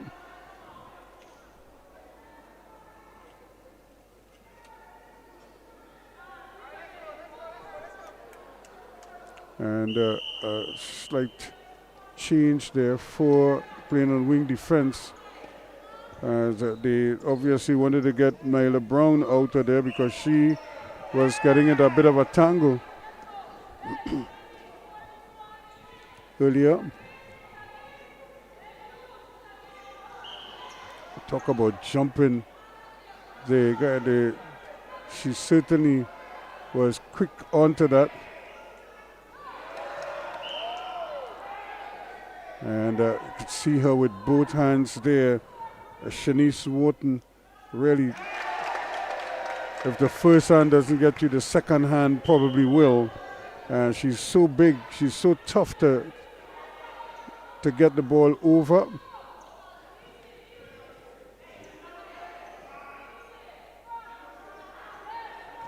And here she is again, so quick with those hands. She's just grabbing.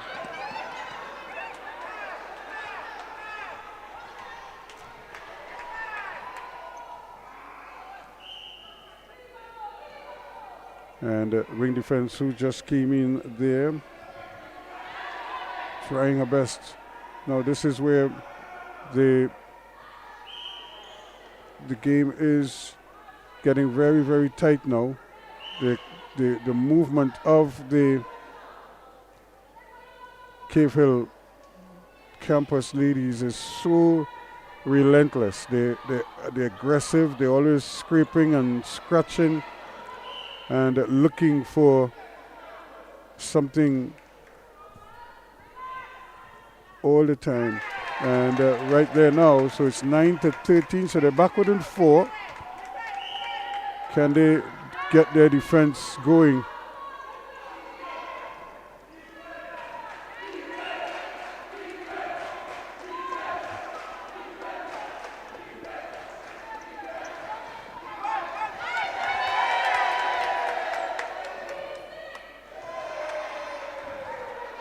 But again, they're not, even when they lose the ball, Caville, they're not giving up. They're so relentless. They all want the ball. It's a great interpassing.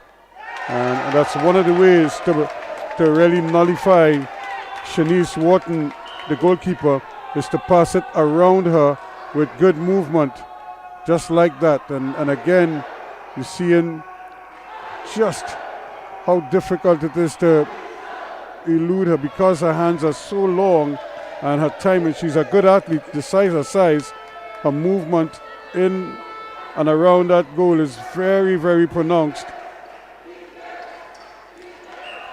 And there is Kiko trying her best, but it's a big, big ask for her. 14-10 now. And here they come again, looking for more.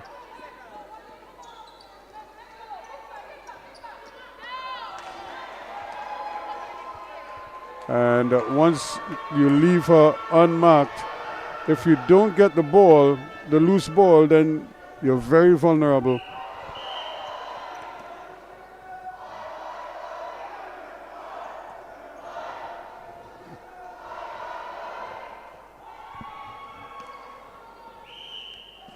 There's the Captain Thomas, guilty there of an infringement, but here they come now once again.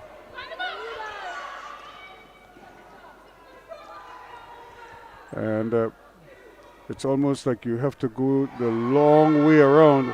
It's like going around the savannah trying to get around her. It's difficult. You take so long to get around her that the pass, once it's played on time, is much too easy.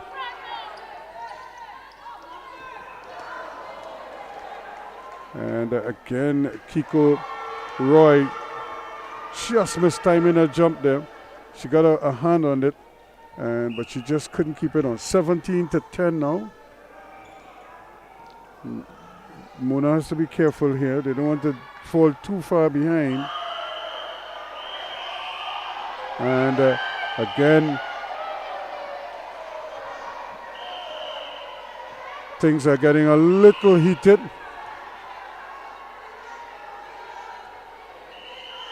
The wing defense and the wing attack.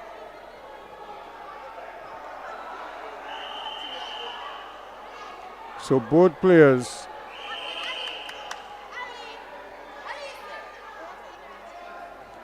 they will take a penalty, and they will always going to be scrapping, and it just tells you how much. In fact, it looks like it's the wing defender for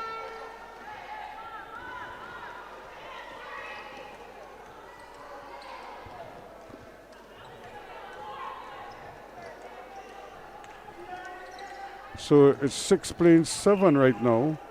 So certainly they're not allowing them to make the substitution because she's being penalized.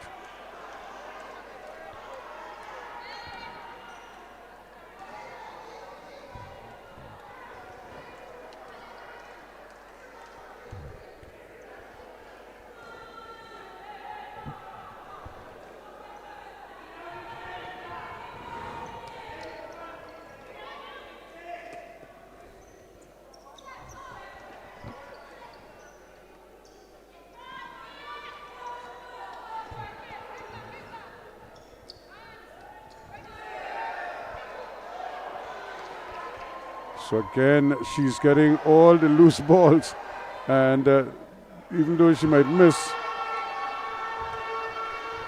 so it's just there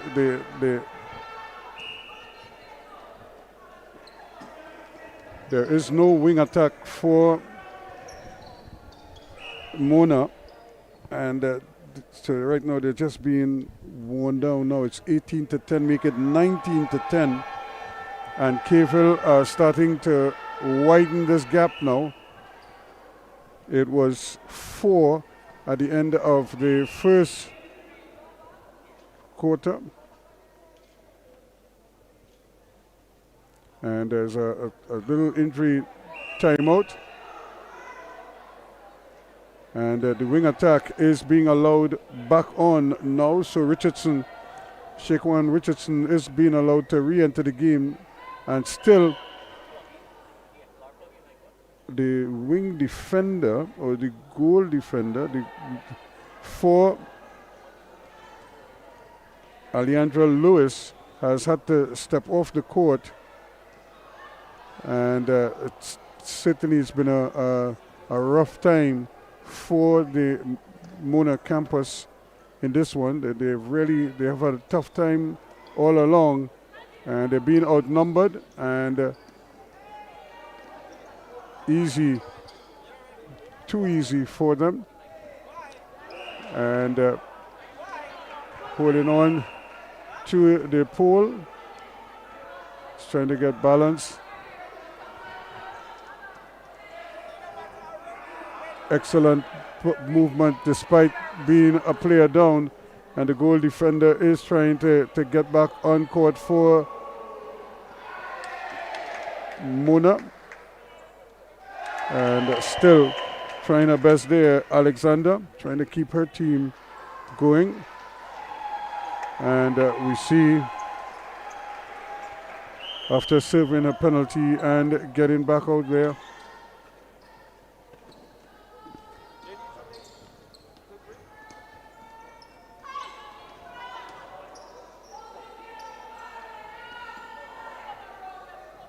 so very difficult to get around her. It might seem easy, but it's very, very difficult. And the wing attack Richardson has been substituted because it's a big assignment. And again, there is a collision, this time involving Higgins.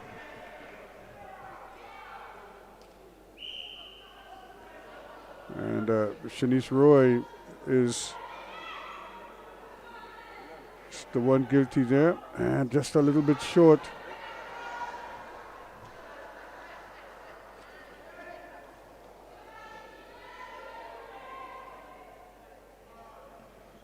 And Thomas going to quickly to get it back. And again, they can't finish. So 20-11 it is.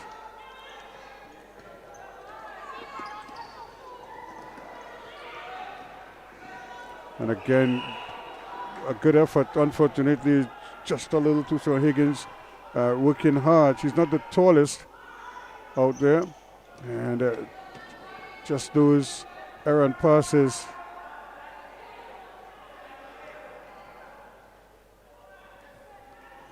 Chance here again now is Shanice Wharton.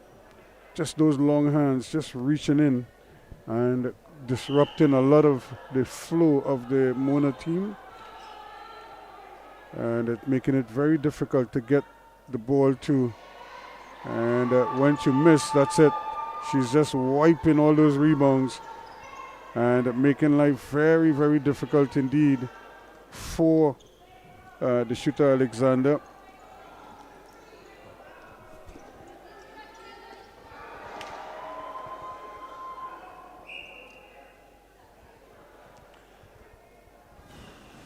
It's almost automatic from there for her. So the lead continues to grow. Now it's up to 10. 21-11.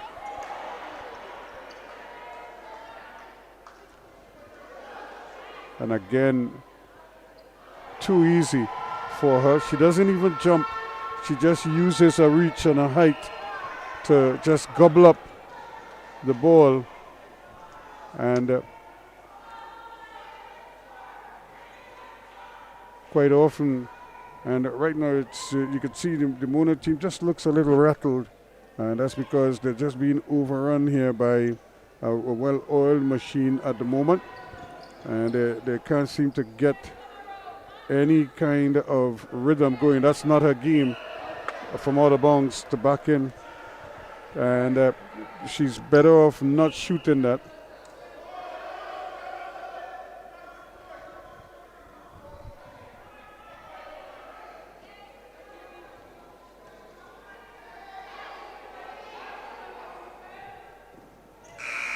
Again, just getting in there. So 22-11.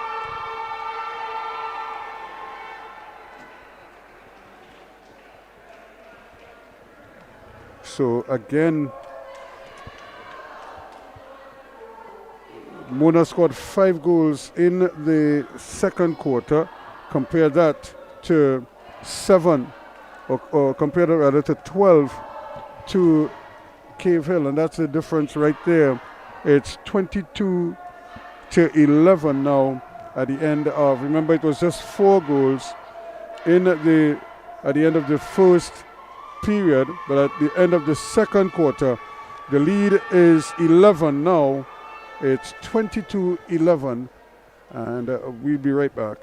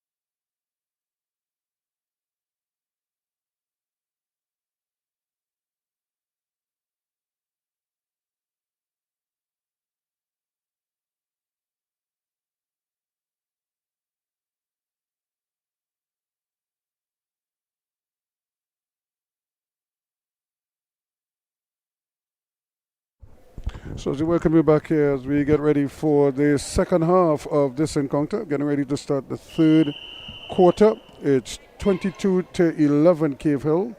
They have an 11-goal advantage. And they're trying to build on that now. And this is excellent ball movement to get it to you-know-who. And she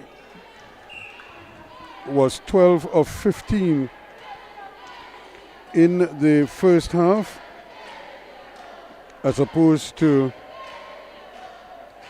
Aline, who was 5 of 7.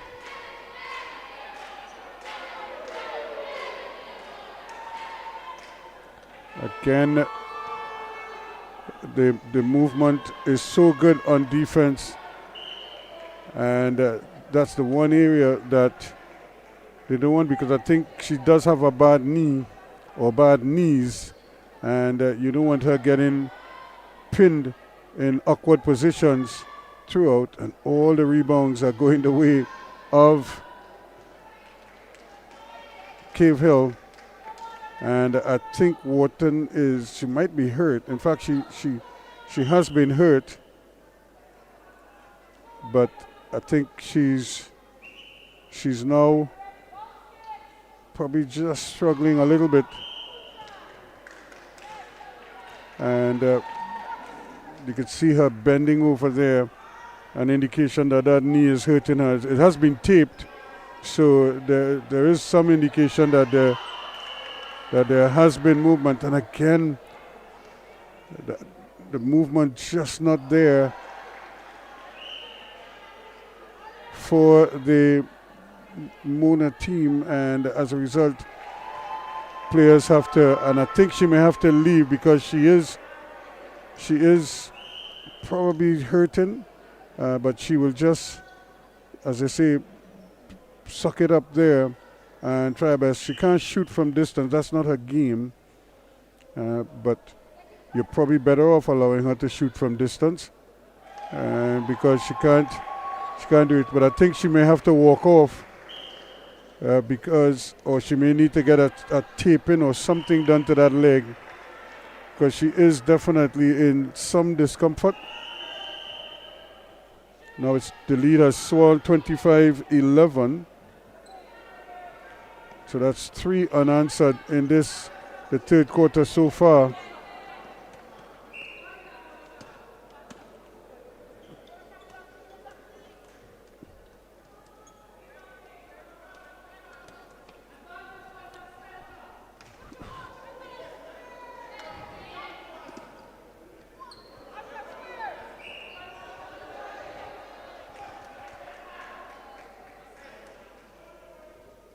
So again, the quick hands of Shanice Wharton causing problems, but eventually Alexander has Mona on the score sheet in the second half, this third quarter.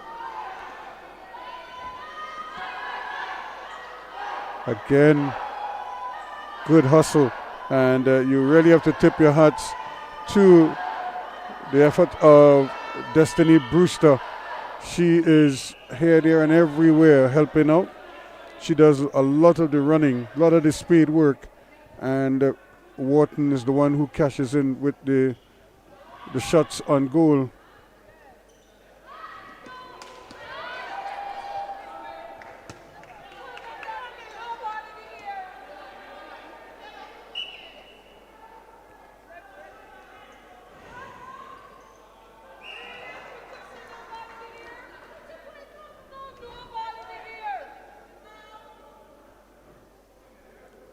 So again, the coach wants a certain play, the player wants to do something else,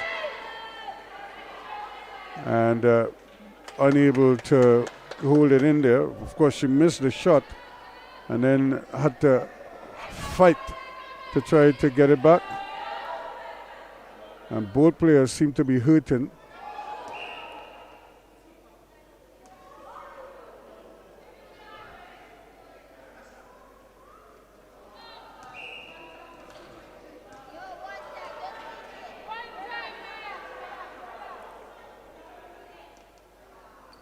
And eventually Alexander gets it on, but both players there, Thomas and Alexander, seem to be carrying slight niggles, and they both hobbled at the moment.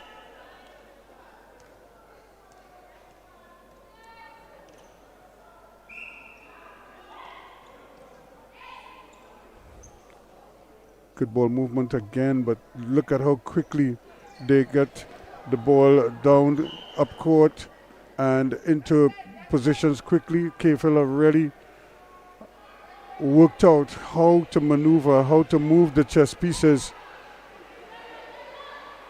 And as a result, they are well on course here.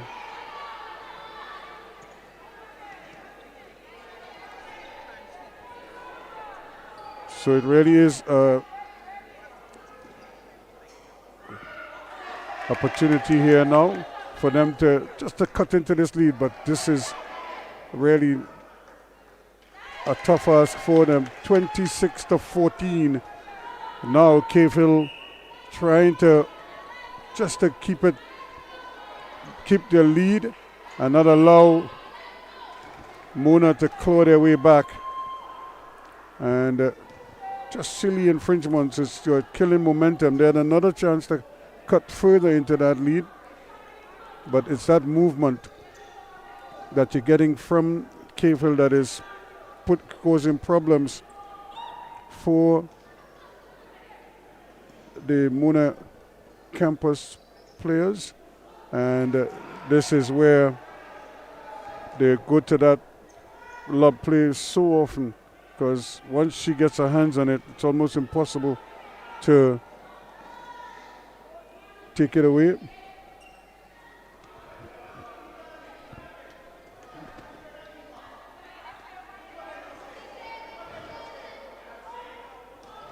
And again, great work there on wing defense.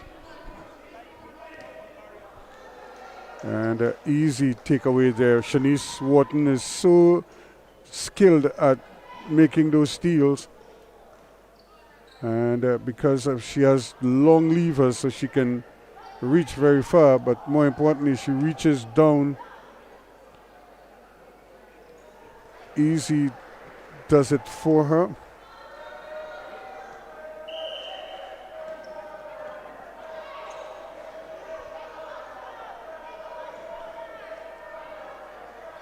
And that one bounced off two players and still ended up in the hands of Brewster. When it's your turn, it's your turn, because there's precious little that suggested that should have ended up where it ended up.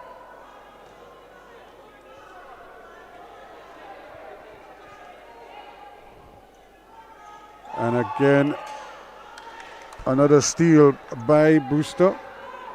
She's really played a monster game and continues to be the perfect foil for Wharton.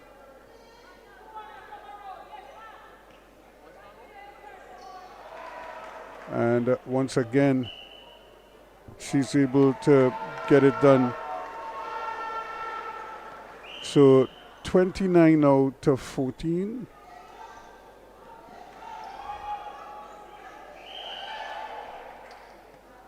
So a gap of 15 goals. It's going to take some effort for them to get down here.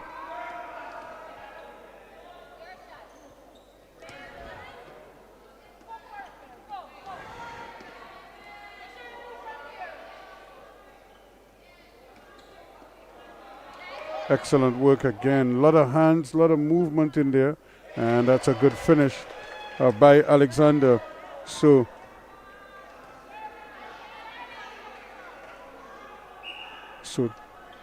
29 to 15 now. A 14 goal advantage.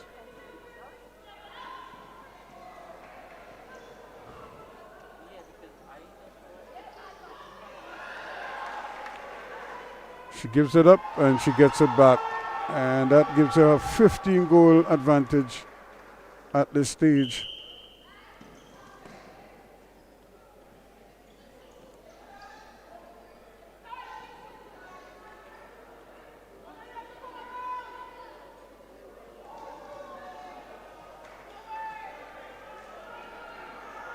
So a rare miss and just when they want to get the ball out and start the quick attack, it's intercepted.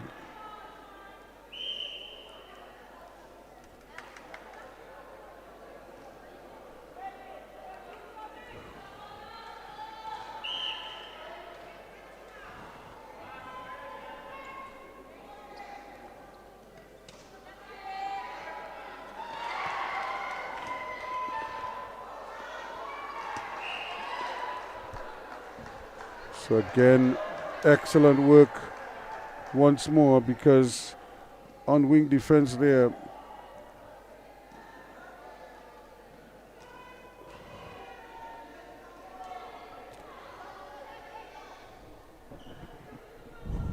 so there are 4 minutes left in this third period, and the lead is 15. And one of the rare misses that we've had from Wharton.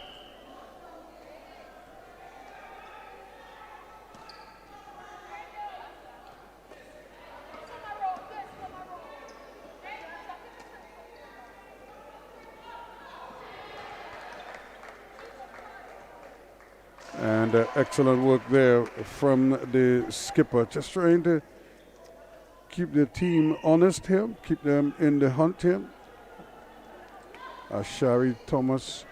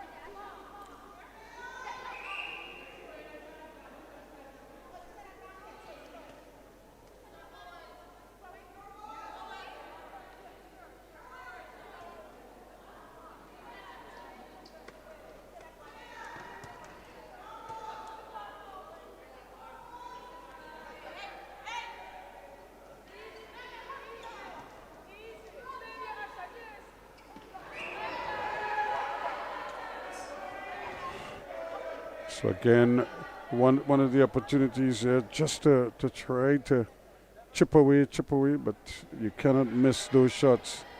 And she doesn't give you a second chance, Shanice Wharton.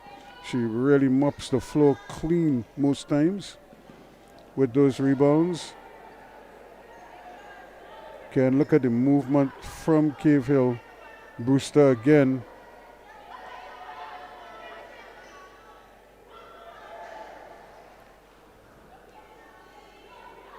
And once more, you don't expect her to miss, and she doesn't miss too often. 31 now to 16. Still a 15 goal differential.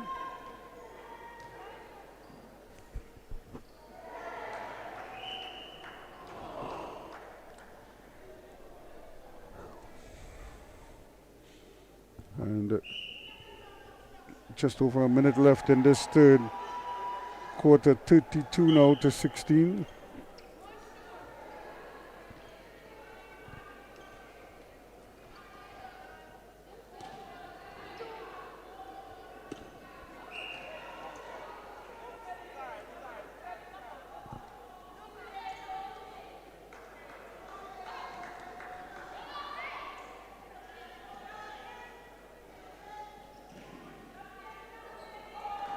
Again, Brewster.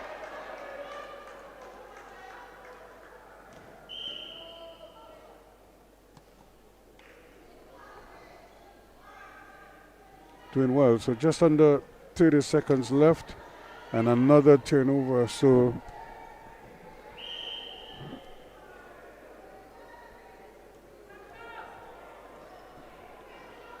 good work again. And this time, little miscommunication.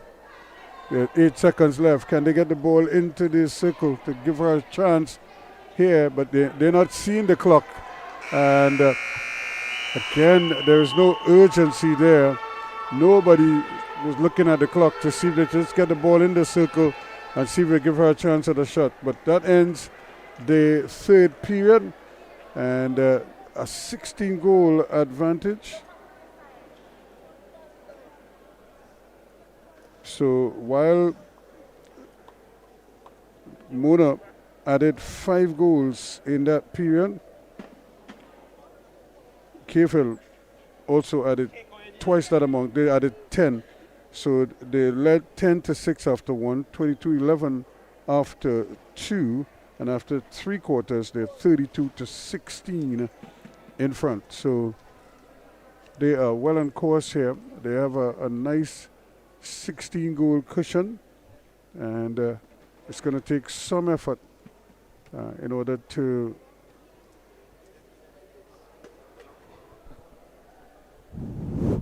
get themselves back in this one.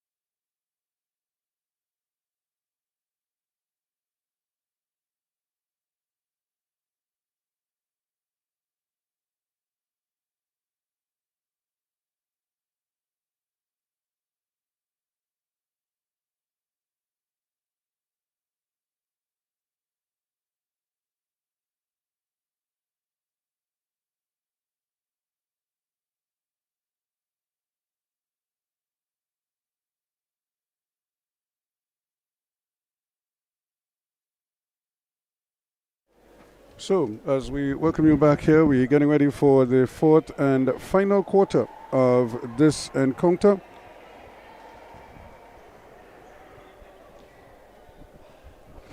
With Mona with an uphill climb here if they're to get back in this game against Cavehill. And Cavehill looks to be really stronger, they're quicker, and their movement is obviously much more clinical and more decisive.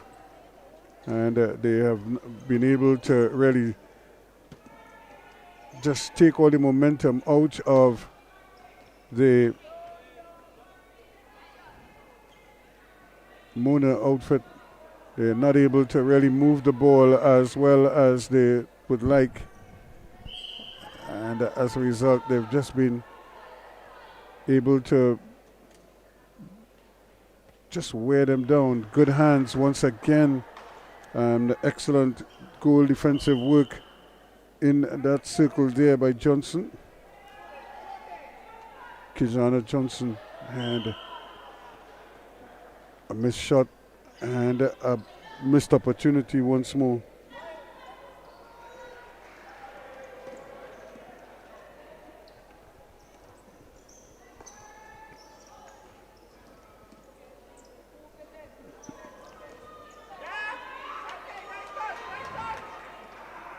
And again, it's just a little too hard.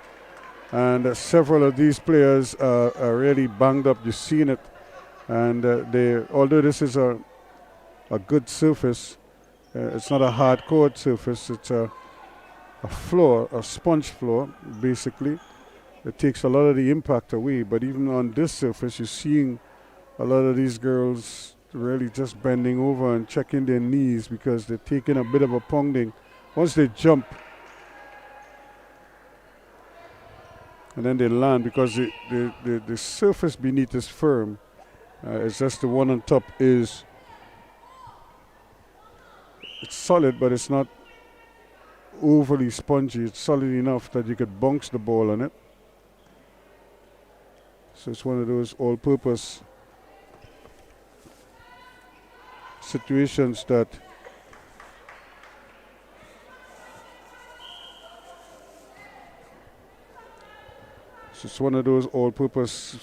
floors that have become very fashionable in recent years.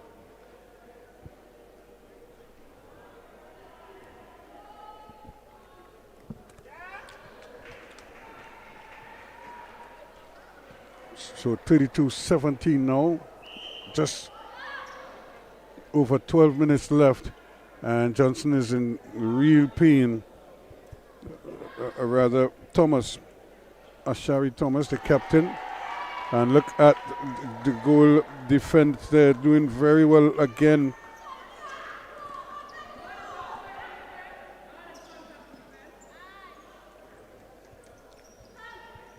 Kitana Johnson is in good form, and they're trying hard, but once you give her an inch, it's almost impossible to recover.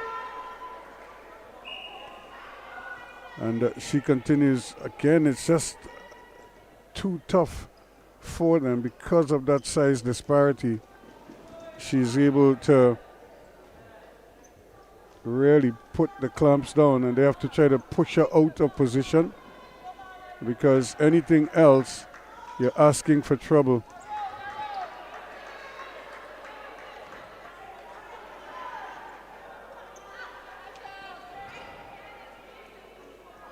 Good movement as they try to solidify. Look at that recovery again. She's had an outstanding game at that wing defense position. She's here, there, and everywhere. And then again, the center, very clinical and very, very efficient. So they're just keeping their lead. You cannot trade goals now. You have to go on a run if you are to make any impression on this. It's 17-34. They lead by 17, and they need something drastic to happen. And they must make a move now.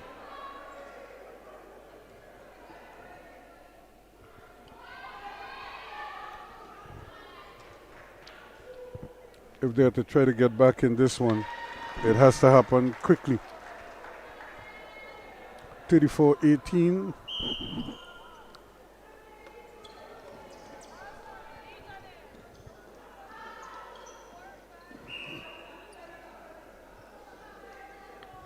And again, once she's able to get down there, it's very difficult in that low block to move her out of there. And it's almost like a foregone, a fait accompli when she gets down in there. 35-18, under 10 minutes left. And Mona, they need a win here. They're lost to St. Augustine. They can ill afford a second loss here now. But all the signs point to that happening.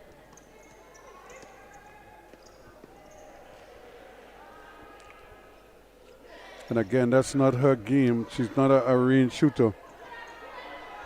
She could be very clinical from close range, but she's not going to give you those long distance, long range shooting. It's just not on the cards for her. Her stroke isn't good enough. And again, the referees are being forced to intervene. And once more, a penalty is assessed, and it's a time penalty. So she's going in the sin bin for at 8:49. So we'll see if it's a 1 minute or 2 minute sin bin. And it means that the team will be playing a player shot for the second time in this game. And that is going to make life so much more difficult for Mona. And I would imagine Cave Hill don't just want to keep possession, they want to at least take advantage of their one player advantage. And again, excellent work from Kiko, but she is fighting Kiko Roy, showing just how capable she is.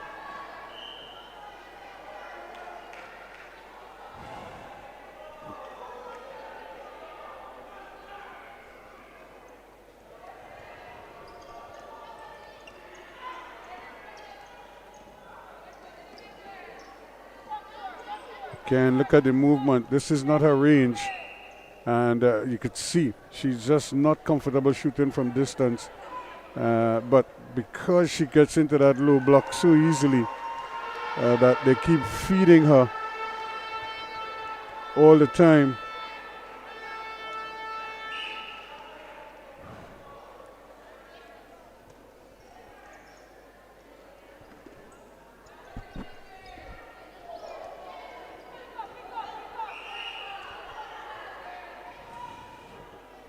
So just a loose ball, and they're trying again. 36-18. The lead is 18, and but again, Sherry Thomas is tough, not able to really move as well as she would like. Plus, they're down a player. And just another goal. So she was out at 8:49, and you could see her. She's not moving as well, and everything is concentrated on one side, nothing going the other way. So a chance for Alexander, and she can't hit, but it will stay with Mona.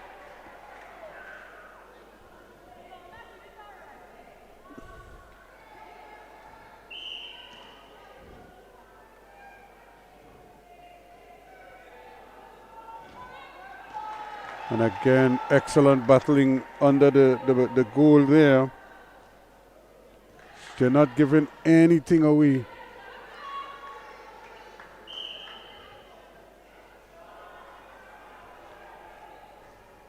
Tough ball again for Mona. Cave Hill coming away with it. They lead 37-18, and trying their best to close it out without too many alarms.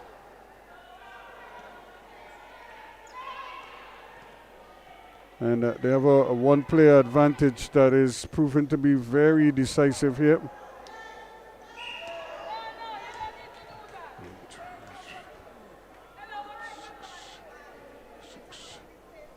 And well, at 4:50, she is now allowing the player out of the penalty.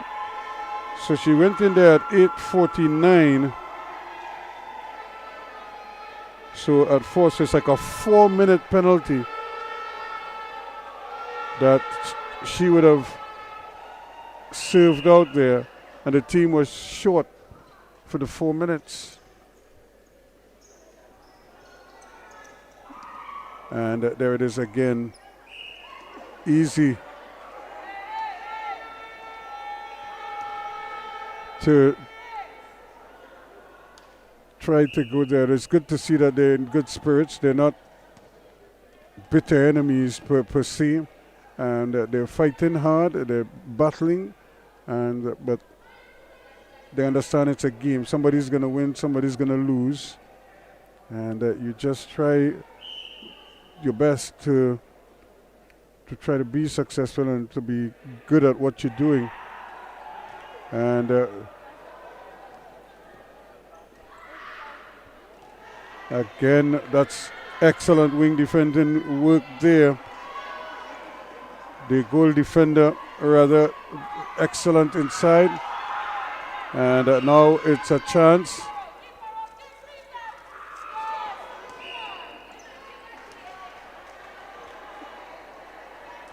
Quickly they tried to get the ball away, and Sierra Rayside is on at the shooting position. Or the goal attack position rather. She is a substitute, getting an opportunity here in the dying stages. Just over 3 minutes left now.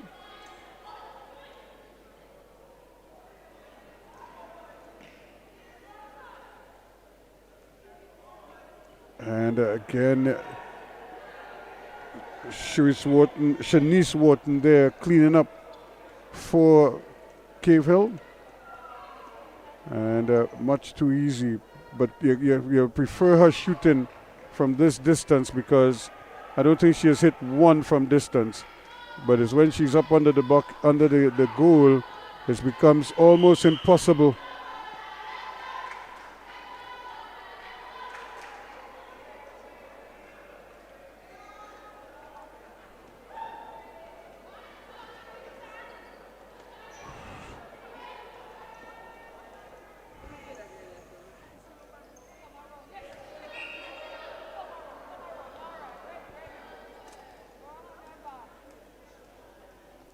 So entering the dying stages now, just about 2 minutes left in this one.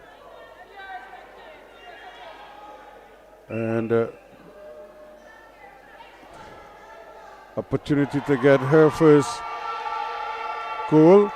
And Rayside, I'm sure, will be happy with that.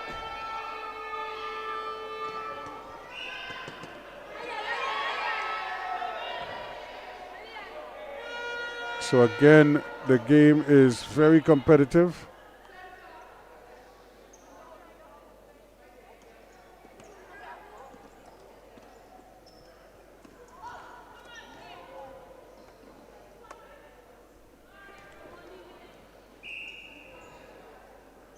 Chance for them now. With time running out on them. Just over a minute left. Can they at least get one and then try to build from there? And but it's again just so deliberate.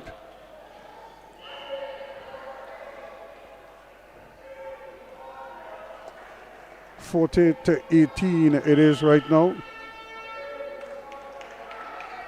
And another infringement there, so it's a running clock. So it's 40 seconds, under 40 seconds left. 40-18.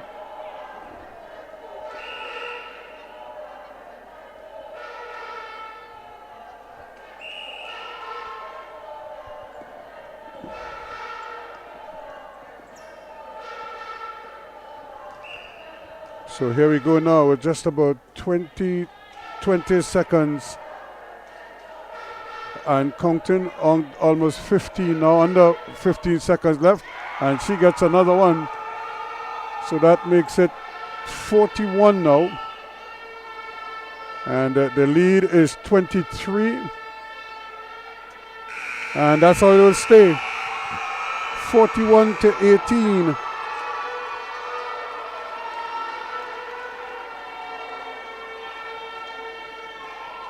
Cave Hill winning here by 23 goals.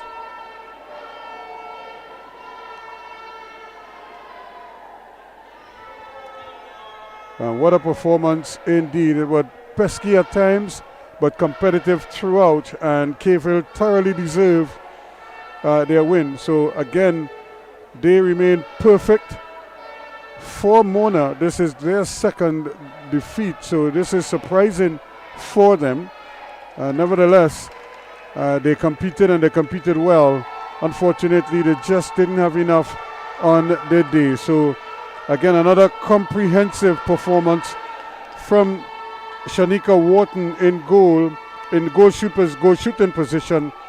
She had 12 of 15 at the half, and I'm trying to find her second half stats, but what a performance from them. 10-16, 22-11, 32-16, and now 41-18, the final score in this encounter, and another solid performance from Cave Hill. And they are celebrating, their fans are celebrating, and you could understand why, because they beat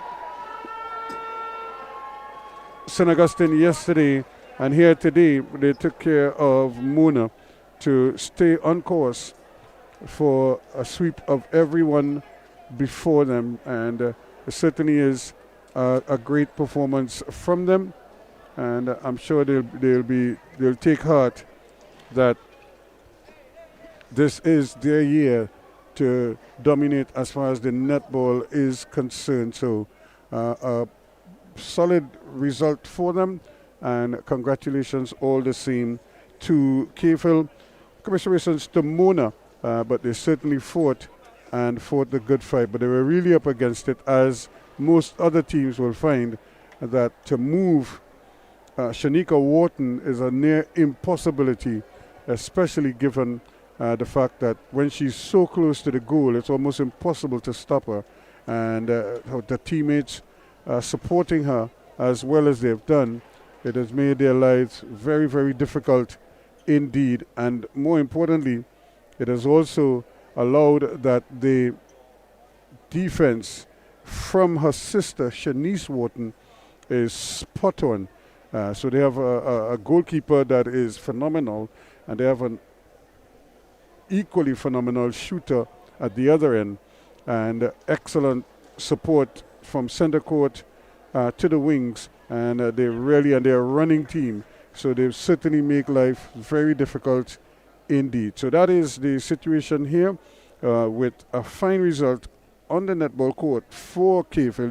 They remain perfect. Mona have suffered their second defeat, and that's the state of play, as they say. The final score here, 41-18, Cave Hill over Mona. Yes, you're hearing correctly. It sounds peculiar. Normally it would be the Jamaicans who would dominate, but not this year. Cave Hill are the ones celebrating a 41-18 victory over Mona. They won by 23 goals.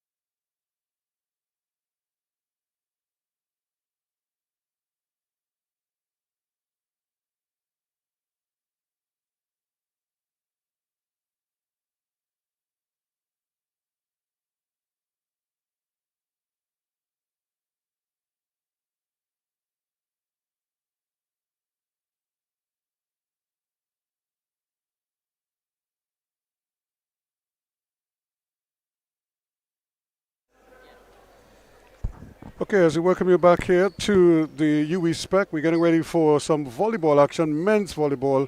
And that, of course, Cave Hill up against Mona. Mona, of course, in their red and white tops with the black trousers, some in red trousers. But in the main, that's the libero operating there. And, of course, Cave Hill in the yellow and black, or predominantly black and white, with a little screech.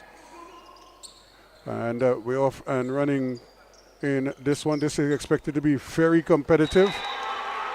And first point goes to Cave Hill.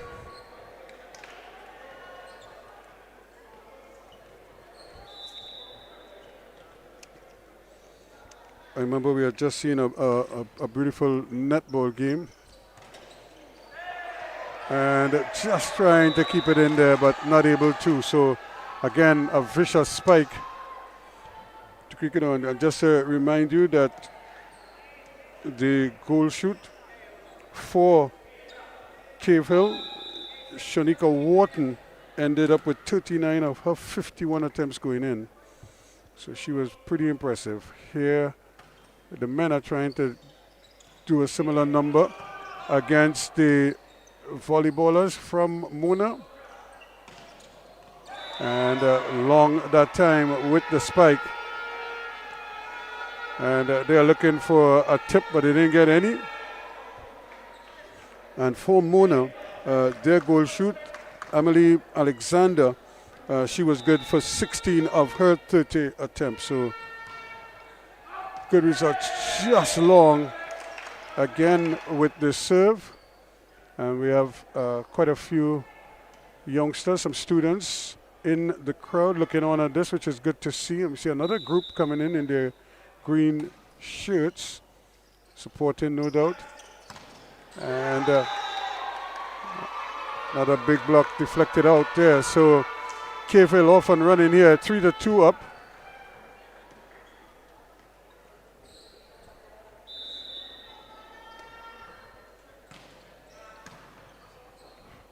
Another powerful serve, but dealt with quite nicely. And it's a fingertip. So 4-2 now. Cave Hill trying to get a big lead here. And again, it's too long. Nicely read there in the end by Kareem Mugg, the libero, to allow it to go. And the second one that is long from Cave Hill. So those are opportunities missed, you would think. Kept alive. Now the set. And again, just mistiming his jump. He gets a second bite at the cherry. And now an opportunity here. But did he palm it down? The officials to make, yes, they give it to Mona. So just getting up in time there and getting it down, Ronald Hastings, doing a good job at the net. Opportunity now for Neal. Janty Neal with the serve. And back in. But unfortunately, Tolo not able to keep it in bounds.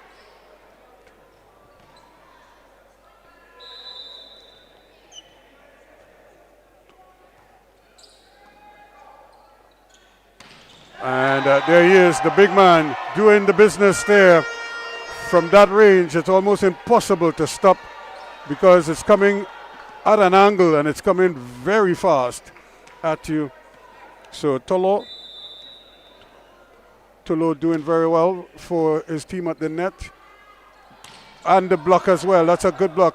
Another set. And power and pace. That's a bullet return there. And sometimes you probably have to make a business decision and get out of harm's way, because that is coming with real heat on it. Ace. And just like that, they've taken a 7-5 lead now. Mona.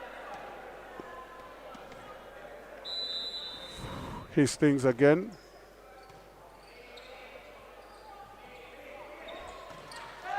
And that one is into the net here, so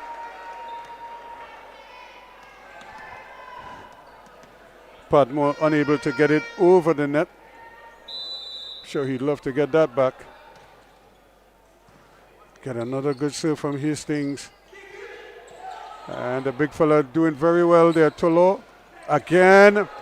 And eventually they can't get it down. And this time, the big man is able to reject it at the net for the third play in succession. He's involved. And it's now 9-5. Hastings again with the serve. Still they can't get it over. 10-5. So it's almost as if Cave Hill have stalled. And you could just see Mona just surging there. And Tolo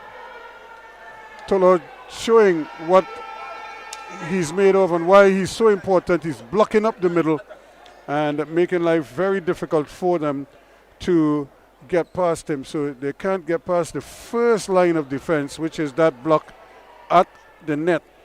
And then even if they get past there, we've seen a couple of times floaters over the initial block. The men at the back able to scoop that up as well.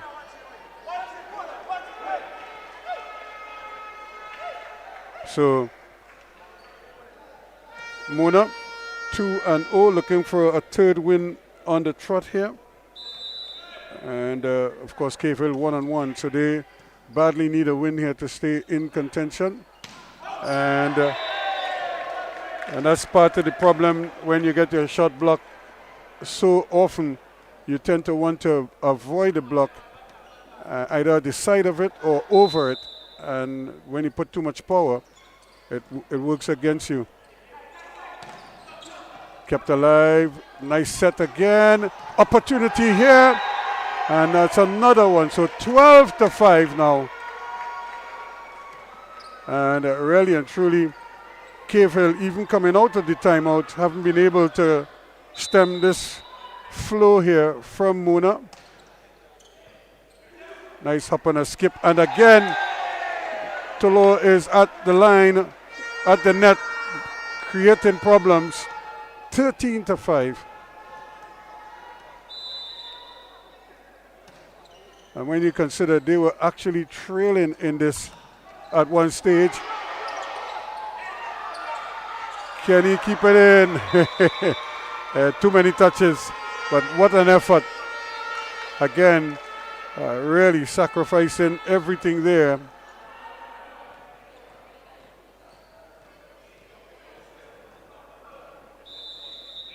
Really, and it's so dangerous. You keep your eyes on it.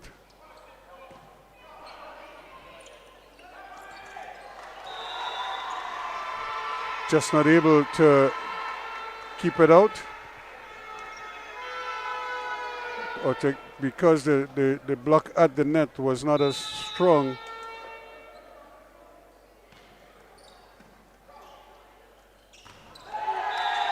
And there's a big fella again, Tolo. 14-7 it is now. Tolo.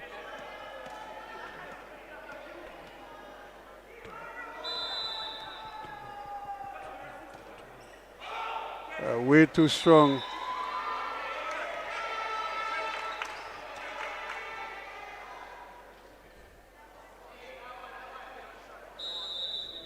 So it's going to be Sebastian,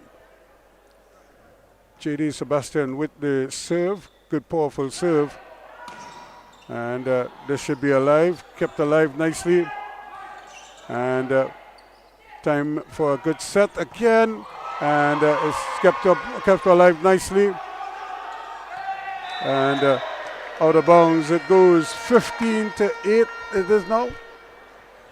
So they have really got the momentum on their side. Mona, 15-8. They were down 4-5 a short while ago.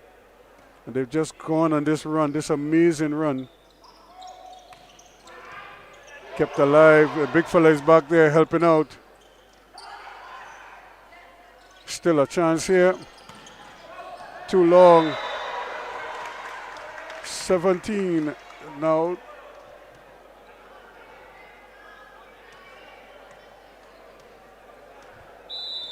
Or 16-8 it is. Another good serve handled now. Again, going into the net and a net infringement there. So Cave Hill really haven't gotten out of the blocks as well as they would have liked. And now they find themselves in a bit of a hole here. Down by 9. And this time, they're changing it up a little bit. Instead of going for the high set, it's one of those quick hits down the middle. And the big fella getting a breather. Tolo off the court for the moment. And nice dig there to get it out, and they're going to keep it alive. And that is real power there. Get out the way, Tilokani. Couldn't get his hand set in time. Almost took his head off.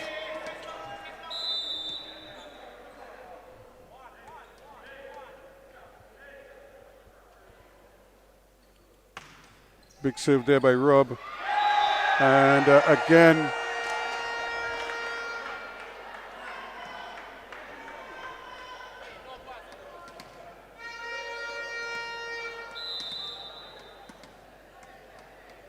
so Andre Rob to serve again.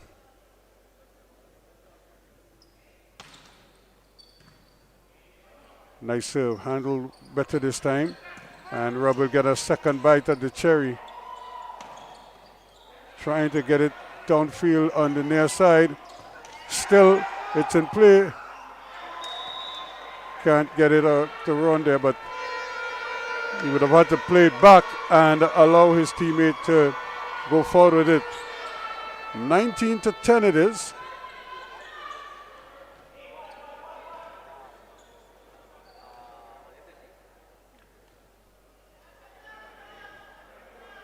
So serving now is a Captain Jones, Sergio Jones for Cave Hill. And it's down. Brilliant finish yet again. And that's the big man coming into his own now. Shava James. And it's 20-10. And they're going to talk about it.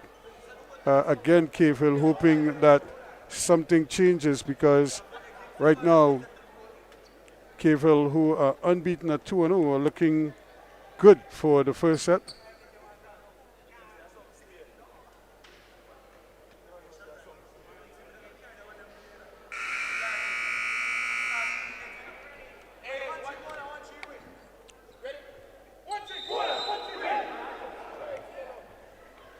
So as you can see, some of the school children who have made their way in here, so they're getting an opportunity to see some top-class volleyball.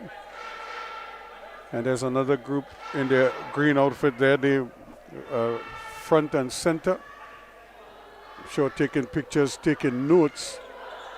And of course, this might be a big eye-opener for some of these youngsters. They probably didn't know volleyball could be this exciting and so thrilling.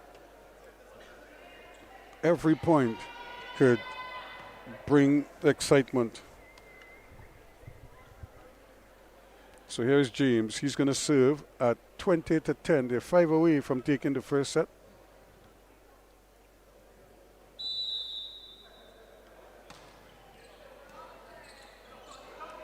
Kept alive, and just he whiffed at it.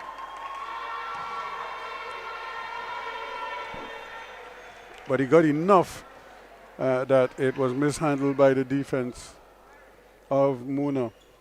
So 20-11.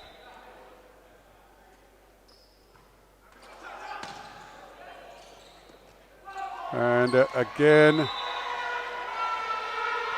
just not able to keep that one in, but sometimes a mishit could be just as lethal as a big smash.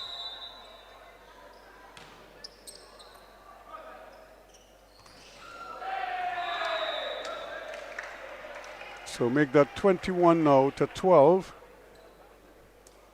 as Tolo is back. Timali Tolo, the big fella, clogging up the middle. Almost like a big free safety there, leading the defense. And here he goes again. That's a great block together with Hastings. And again, kept alive. Opportunity. Couldn't really put it down on that occasion, but they're still in with it. And this time, the big fella is right there with the putback. Tolo having a monster first set in the middle of everything.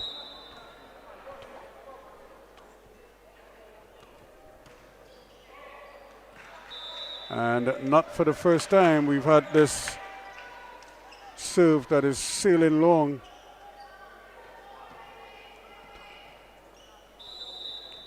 So 22 to 13 now, 13-22, Cave Hill serving long. So back-to-back long serves, and they give it right back to Mona.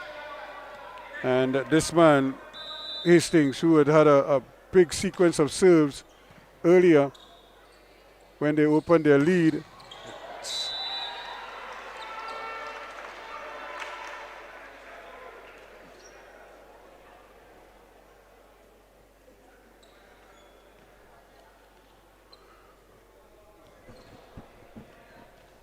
So 23-14 now. They're 2 away. Cave Hill with a mountain to climb here. And that's long again.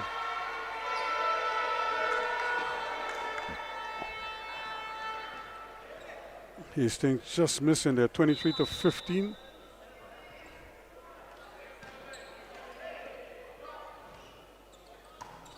And that's one down there again. Excellent work. Even when they played short, it's still Kenneth Roy Clark. He will serve. He will serve for the first set here now. They have basically 9 set points.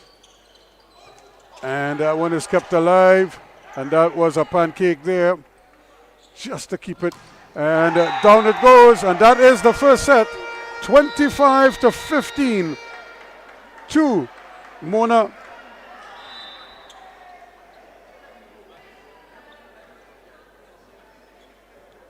As they open up a 1-0 lead with a commanding 25-15 first set victory.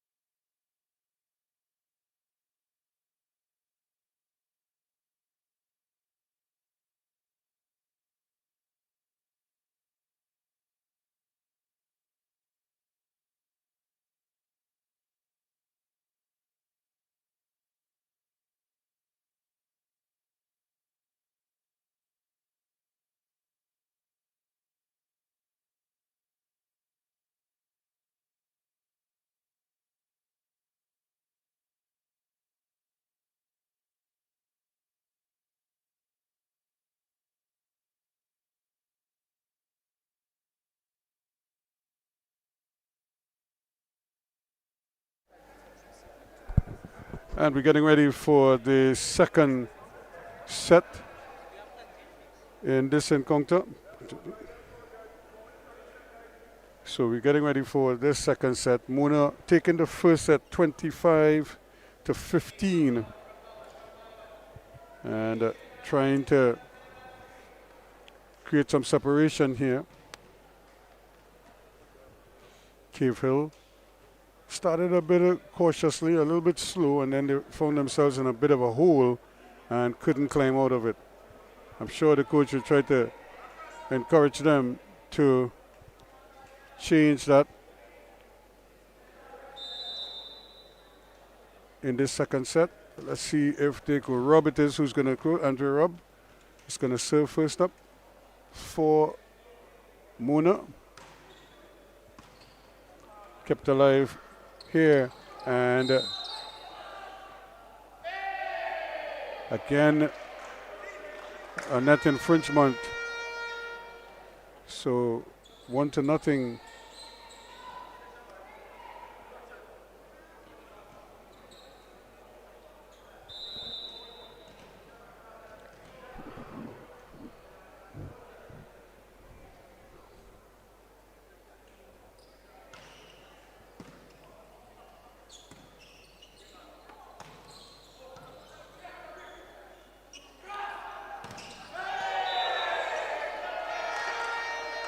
So again, good work at the net, and 2-0 it is now to Mona.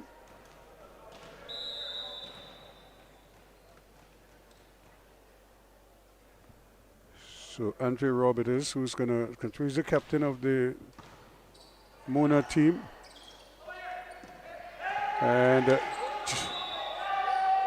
again. Another point to Mona. So they've opened up a 3-0 lead here. So they're getting off to a fast start when you anticipated that Cave Hill are the ones that needed a fast start. But it's this man, Robb, who's serving. This is his fourth in a row here now. Kept alive.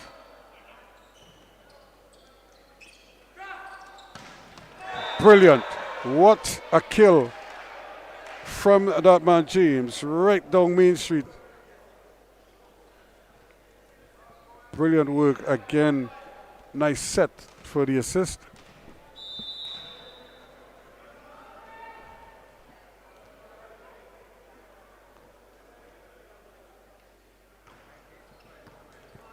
And now another chance here. And he just came inside. Actually, he was coming to support, and it was played to him, but he didn't think that was being set in his direction. So he was actually coming inside to set up a defense just in case, and it was played back over his head. And again, nice work once more. Brilliant put away by Neal. Janty Neal climbing high. So again, they're hitting you from both sides and down the middle as well. So you have to be careful.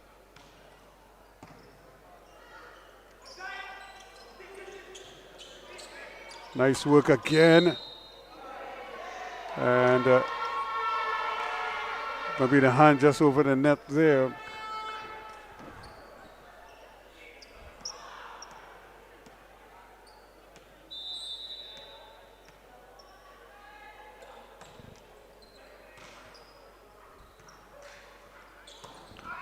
And it left his hand. It didn't sound right at all there from Roy Clark.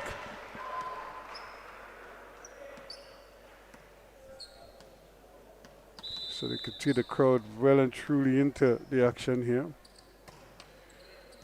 Two of the big teams, so to speak, the traditional powerhouses, and that's a good effort there for the kill.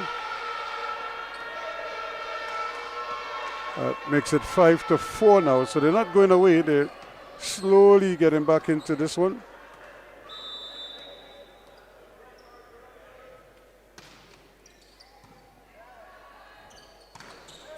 And just not able to get it over. So we all knotted at 5 now.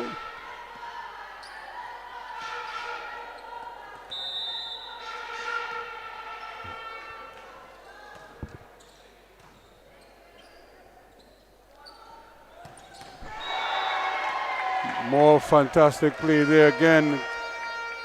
Make that 6-5, Mona.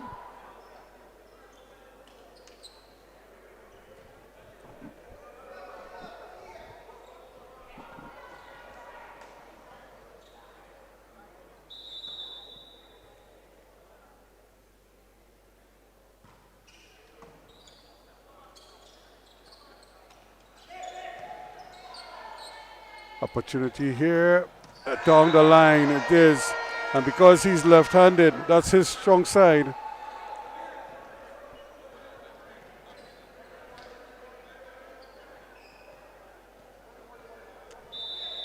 But that is really a weak side for most defenders, because if they're mostly right-handed, then that's a left side. It causes they'd have to contort their whole body. Just missing out.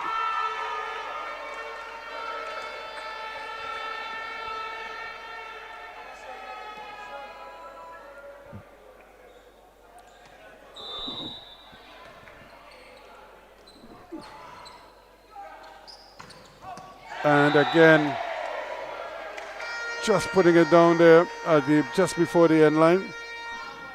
8-6.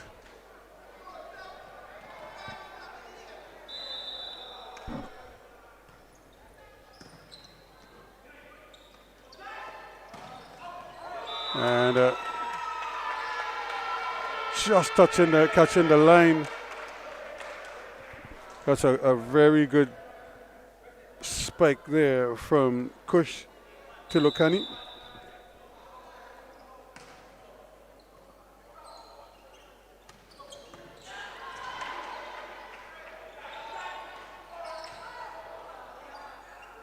Again, you can see they're going with the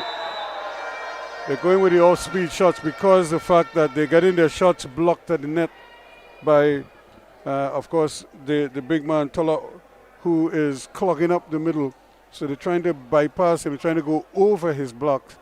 So you find that most of their spikes are generally off speed, might be floaters more than anything else. Here they go again, just trying to keep it in. And nice block at the net there. And the pair of Jones and Sebastian combining well.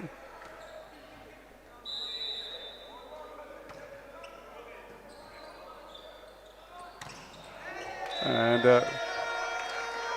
really, it's tough to stop that once he has all that time.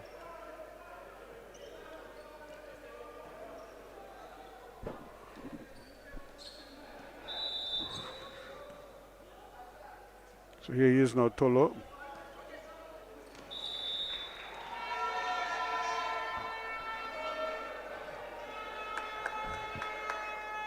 So make that 10-9. That's a real gift for them there.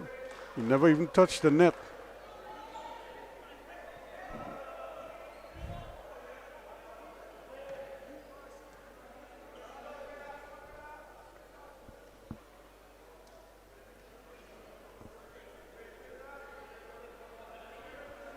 So they're just trying to make sure the alignment is good.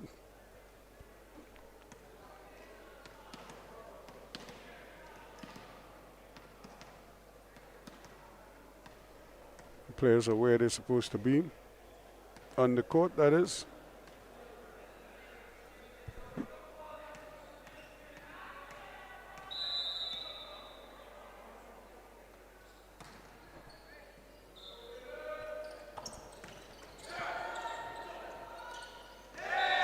And just getting it down in time there. Make that 11-9 now.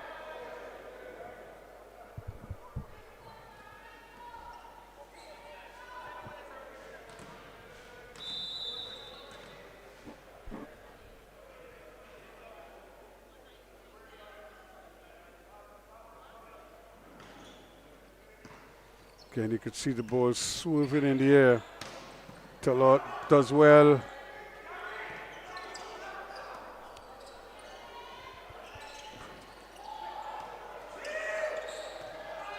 Still alive. And they can't stop that.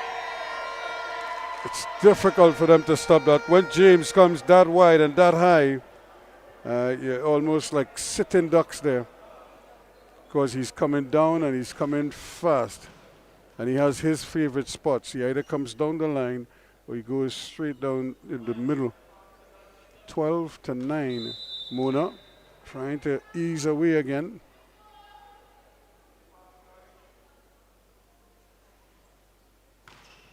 Hastings, or rather Rob, with a good serve.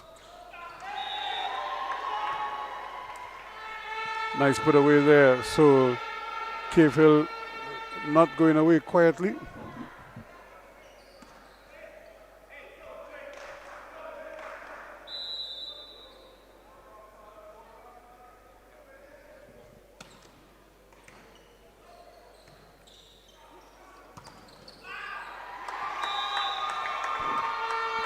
Again, good rejection once more at the net by Cave Hill. Combining well there and making sure that it stayed out. Daisley.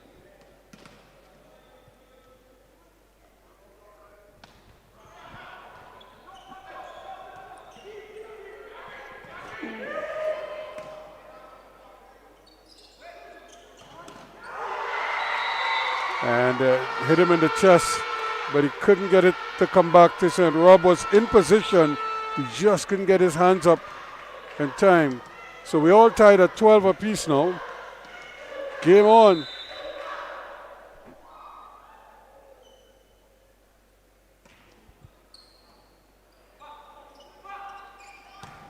And again, it's like taking candy from a baby. They're not seeing it. They can't defend it. They know it's coming. They just can't defend it.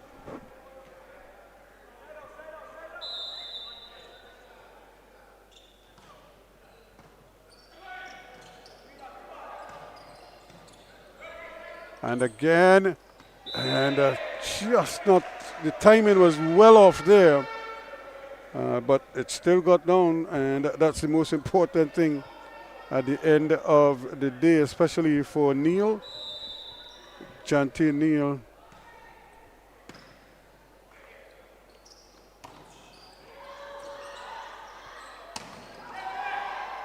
And again, still it's kept alive.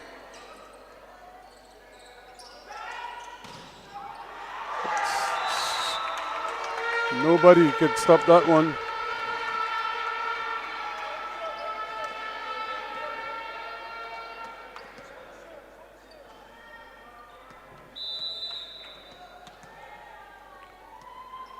One point separating these two. That's a good serve. Problems for Mona, but they recover slightly, but not totally. So now tied at 14 apiece in this one. So Cave Hill not giving up. They're matching Mona here.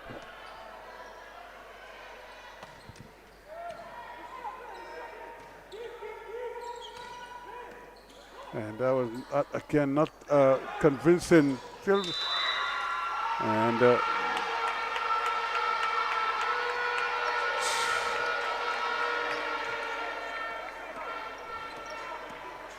so now Cave Hill takes the lead 14-15, or 15-14 rather. They serve it.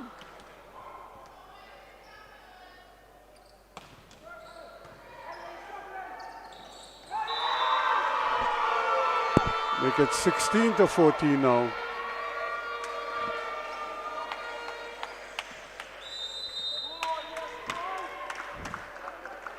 And they're going to have a timeout there. So they want to talk about it, Mona, as they allowed a little advantage to slip away. And more importantly, Cave Hill have actually taken the lead for the first time in this contest.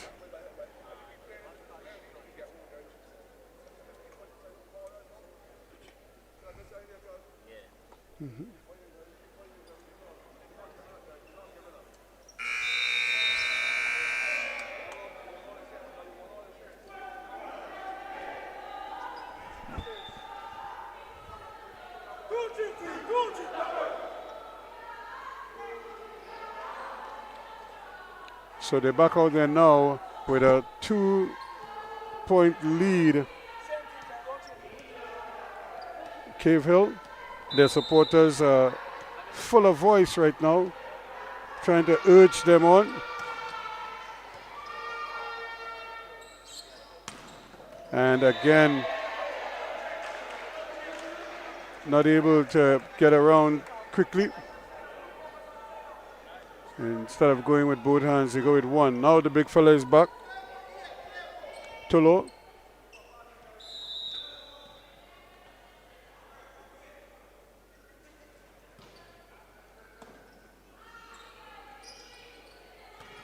And again, he's getting a touch right there and an opportunity to get it away, but he had to really fight there. And the player might have just hurt himself as he came down there and might have just landed awkwardly on that one. So that is Levi Padmore, who has gone down with a slight injury.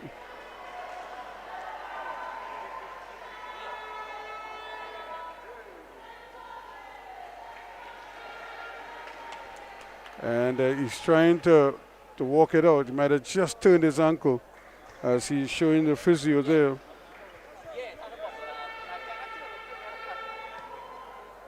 But he's going to continue and really showing real guts and determination there.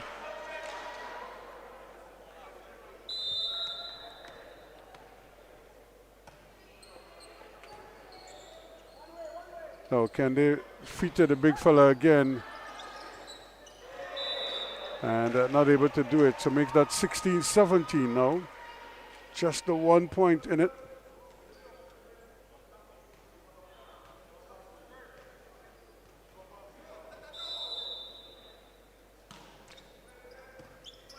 Mona trying to level things here, but of course the boys from, and eventually it gotten over there. Tulo just getting enough of it to get it over the net.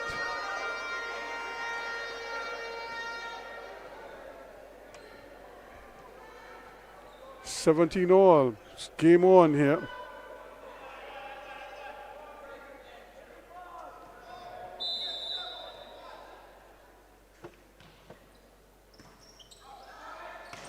And smashed away. And that is Rob really not taking any prisoners there.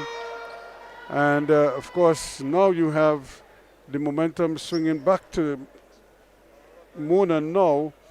And of course, the KFL coach wants to have a little talk about it. And he doesn't like it when his team allow 2 and 3 points to go in consecutively. Because he just had a lead, and all of a sudden, it's not only has it evaporated, but they're trailing 18-17. And when you get this close to 25, every point seems doubly important now. So you don't want to give up anything. So you just wanted to reiterate to them, if they really want it, they have to fight for it. Mona not going to give it to them easily. So here we go once again. Hastings. Ronald Hastings with the serve. And again blocked at the net. And this time blocked away from, or just tapped away from the block. And luckily got it to drop just before the line.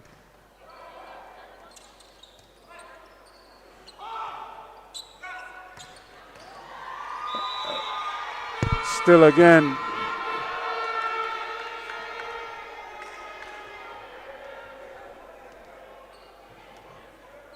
Good work at the net to make it 19-18.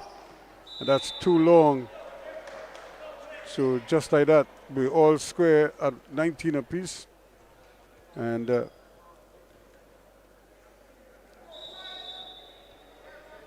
Jaleo Felician takes a seat. And that's very well handled there.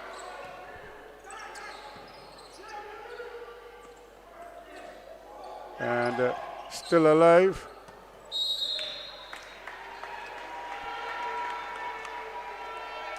This time James couldn't get his balance. Remember, he had the block and he just couldn't get back in position quickly enough. You just look at the supporters there, they're into the game right now. Keep an eye on every point. And the big fella just stretching there. But there might have been an infringement, a lower infringement, while everybody was focused on top. A little bit down below. So tied at 20. So this is going right down to the wire. 20 apiece. Remember, Mona leads by 1 set to love. But we all knotted up at 20 apiece. And people might wonder why Talor is taken out of the game, because a lot of times, one, I'm not quite sure if he's able to maintain the high intensity that he shows from time to time. And here it goes again. That man is always available. James. And Ronald Chevard James making his presence felt. Another good serve. And kept alive. But only just for a moment. So he's still knotted at 21 apiece.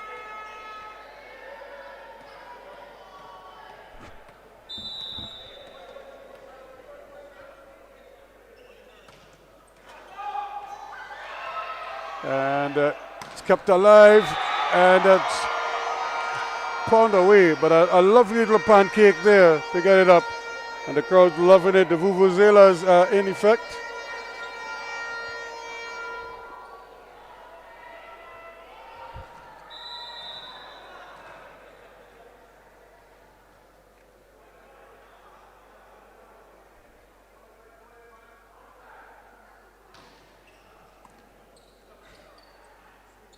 Kept alive, but they give it back. This could be dangerous for them at this stage. And it's just tipped wide. They got a deflection right there, a little fingertip, and it bounced wide. So again, another timeout to Cave Hill, 23-21 now. Coach not happy that again they had the lead and then they just watch it fritter away quickly. So he wants to have a word just to make sure, maybe design a play or two for them, see if he could get them to run it and get back on an even keel, or if go on to win this set. Because remember, it's a 2 best of 3, and should Mona win this, they will be in a ideal position.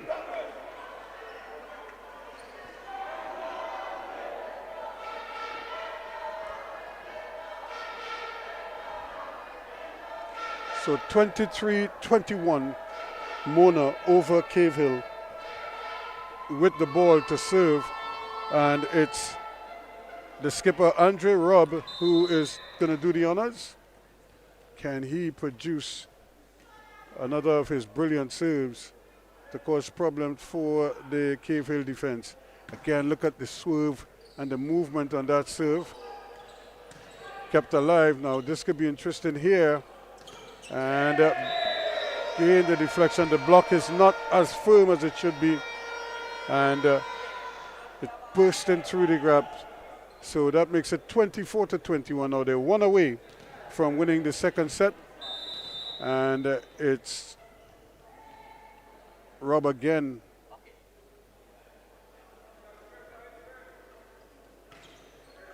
And brilliant. And that is it. 25-21. Mona takes a 2-0 lead in this best of 5 series. winning the first set 25-15, and now the second 25-21 for a 2-0 cushion.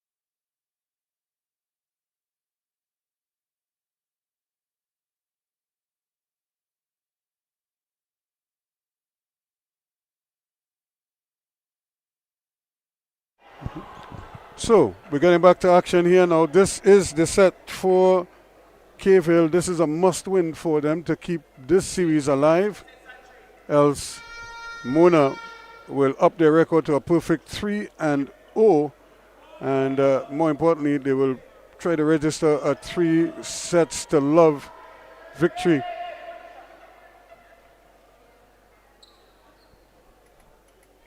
But right now, they're sitting pretty with a 2-0 lead on sets, starting the third set.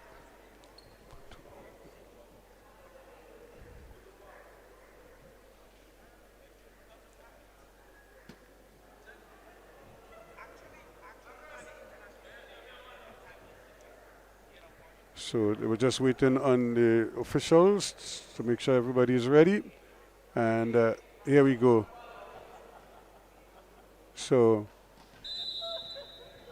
Cave Hill to serve, and it's that man Tilokani with the serve, kept out nicely, and just a little too strong there for James.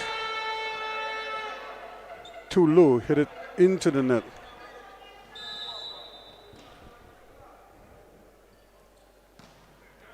It's a good serve again. This time, James makes amends, levels it at 1 apiece.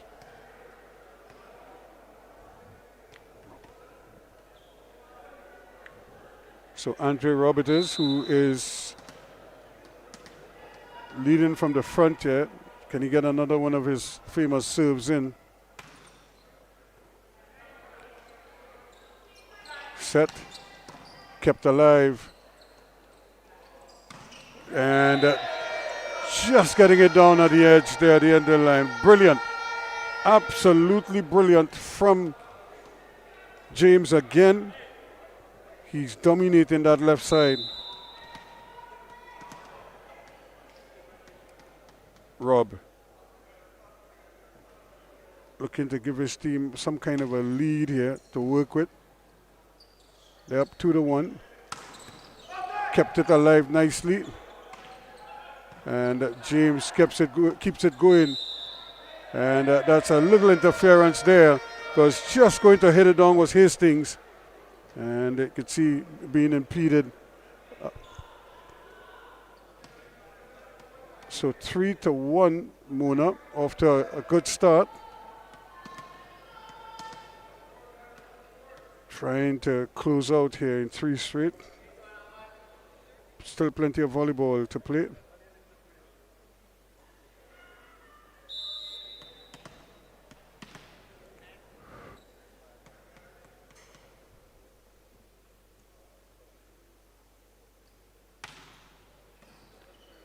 Lovely reception there, but again,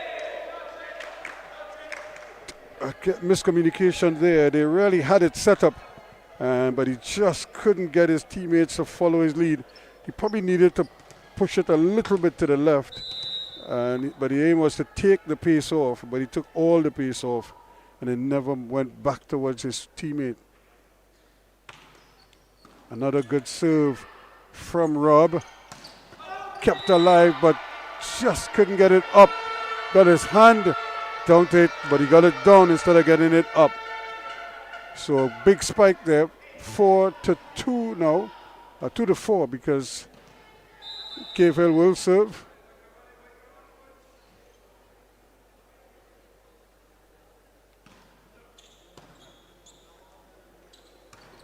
And pushed away nicely.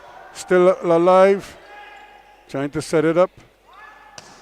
And just misses down the line. And again, he was trying to go on that weak side there, trying to go down the line. But his favorite is to come across the block and go straight down in the middle. But he missed going down the line. May get another bite here though. And kept alive, that's good. And still got too much under it. Still playing good volleyball. And put down brilliantly by James.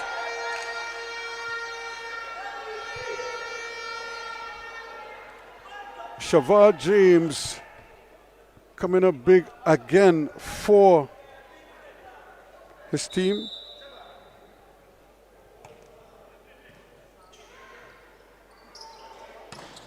Nice block once again. And they're doing it one more time. This time it goes out.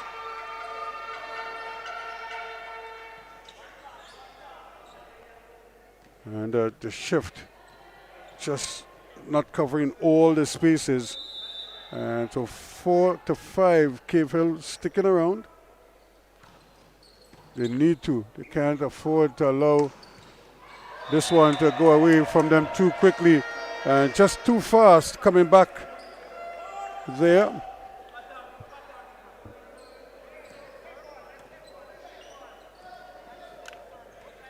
KFL really needs somebody to step up here, put together a good run for them. More importantly, they need Muna to make some errors. And right now they seem to have all the bases covered. And not put away with the plum. And that one is really trying to set it, but set out of bounds. And a real gift there for, to make that 7-4 now for Muna.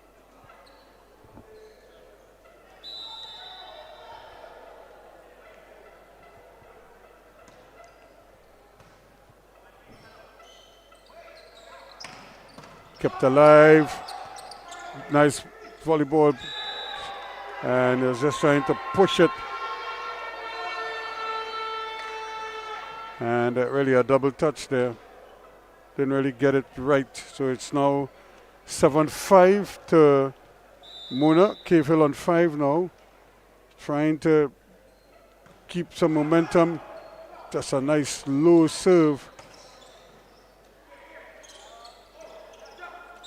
And again, just some little mental errors here creeping into their game. Make that 8-5 now.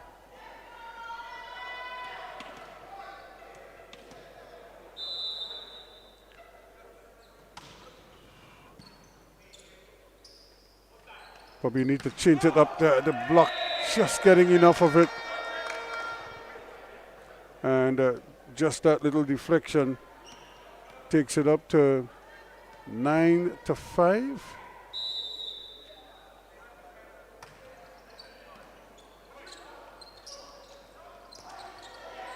And everything just helter-skelter there. Make that 9-6 now.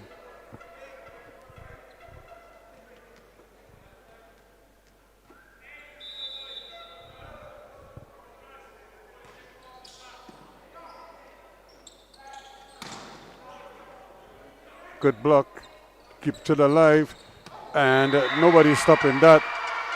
That went right through the hands of both men there. Sergio Jones with the hammer.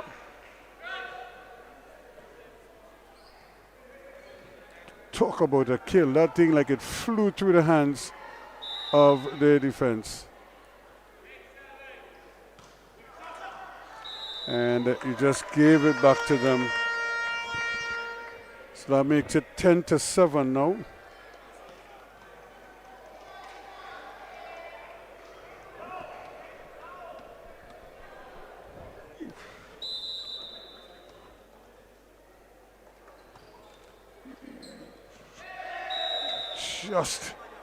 Just a little too long.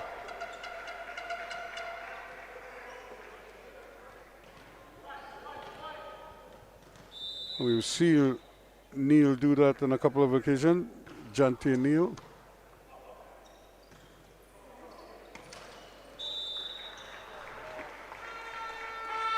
On that occasion, James not able to get it over the net.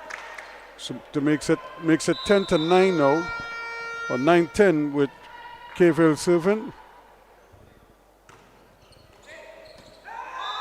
And it just hit the end line with an ace. So we all knotted at 10 apiece. As this game again starting to seesaw a little bit here. One team opens a lead, the other one fights back to clog that. And just getting it down there again. Hastings from distance this time. The left-handed assassin, as he was able to elevate.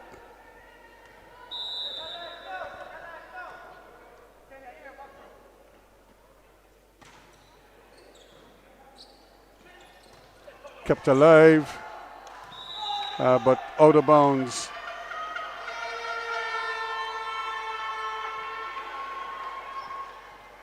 Still 11, tied at 11 apiece. This one is very tight again. Can they really set it up? And Tilakani does well. Now they kind of get it back in play. And nice little finish there from Rob. Everybody was waiting on the set, and he just decided to help it over himself. As a captain, taking responsibility. And more importantly, he gives his team the lead again, 12-11, and he'll serve. Once more, he's had some good sequences when he serves. So I'm sure they're hoping for more of the same, maybe a 3 or 4 point turnaround. But sure, Cave Hill will want to change that. And coming back at you there, brilliant block right at the net by Padmore to level scores at 12 apiece.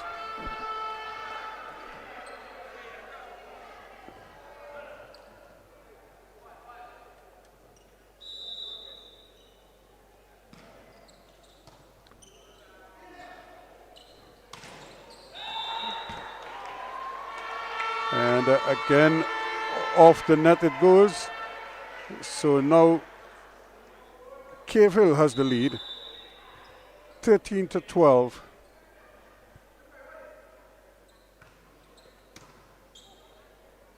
Kept alive here again. The spike is not the best. And getting it to go down again is James. This time operating from the right-hand side.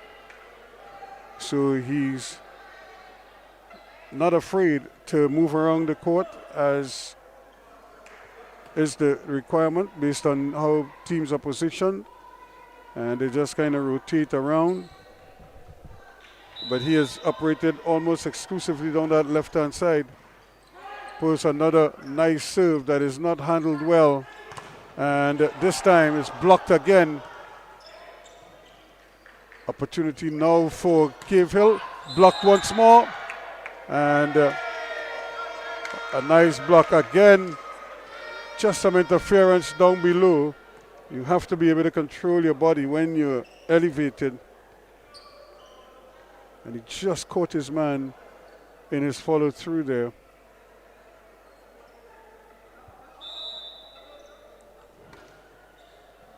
(14-13).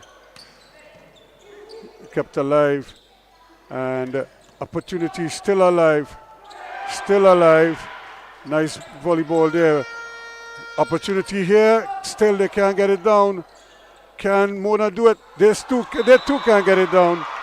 And it just rolls off the chest and down. So all knotted up at 14. Nobody is leaving right now. Everybody wants to see how this one pans out. Cave Hill fighting for dear life here. And that's way off. Talk about a bad miss there. James, I'm not sure what he was trying to do there, but he pushed it and he pushed it right off the court. And he had 2 touches, so he could easily have set it and allow somebody else to spike it. But can he make amends here? And still not as forceful as it should have been. And again, gonna get a bit of mishandling there. Tilokani thought his teammate had it covered, and they just couldn't communicate quickly enough there. Padmore probably could have gone with it at it, but it was a late decision by Tilokani, and it proved to be futile. 15 apiece now. And into the net it goes. Bad miss once again, and it calls for a timeout. Levi Padmore, and the guilty party on that occasion finding the netting. 16-15 it is. And really an interesting third set here.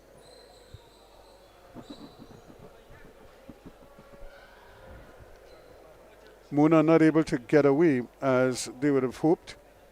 But by now they should realize that this Cave Hill team is a very pugnacious one and scrappy at times. And they need to scrap now because they cannot afford to make any silly errors and gift their opponents from Mona any kind of advantage at all. They lead them 16-15. That's neither here nor there. They could get that back instantly, but they have to be concentrated and focused the rest of the way.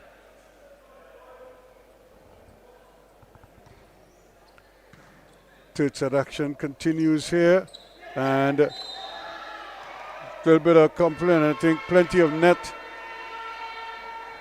there, so we all knotted at 16.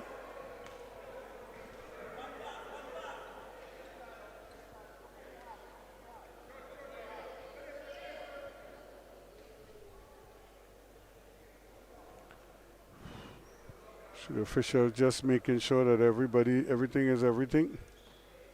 I think he likes the ball that he has. He was kind of particular.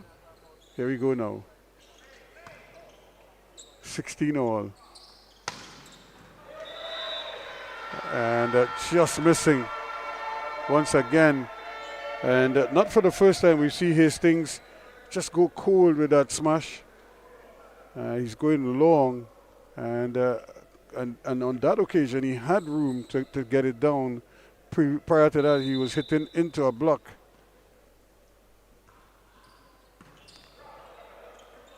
And the big fella can't get it down. Still alive. And this time he hitting the spaghetti. Can't hit the antenna.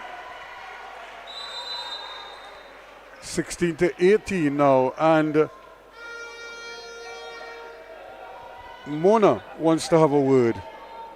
The game is just seesawing.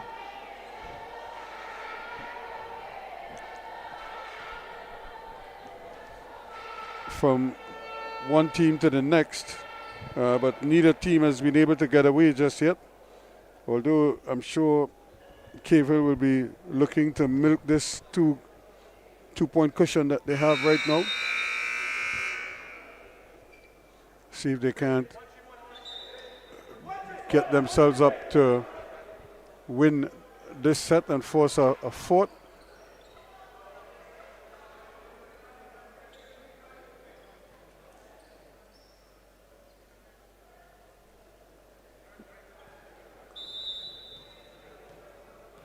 So they're getting back now to the action out in the middle. 18-16 it is. And doesn't go over, so that's a fourth touch. And he was there for the kill, but he wanted to finesse it over the line. And now it's a 3-point lead, 19-16 with the serve. And that's wasted. A great opportunity there. Way too long. Back to a 2-point lead. 17-19. Probably could have left that. And now it's 18-19. So just like that, that 3-point cushion has dwindled down to 1. Hastings again. Kept alive. This could be interesting here. And this time it's long. And we've seen him do that time and time again in this set. Hitting long. And again he had a clear avenue to get it down, but he missed. So it's up to 20 now. 20-18. And blocked but out of bounds. So another good tomahawk to keep them within 1 now. So Mona trying to win in 3 straight. They need to get going quickly. That's a good serve, and it's still going to fall down, and that's the third shot. So point to Mona, and they're square now at 20 apiece.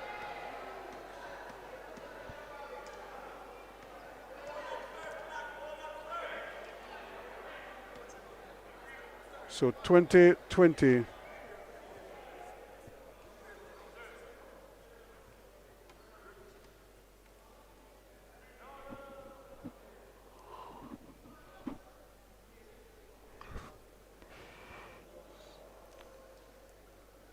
So it's going to be Kenneth Roy Clark to do the honors. And it just hit him. He was trying to leave it, and the ball seemed to follow him. Well, that makes it 21-20 now to Mona.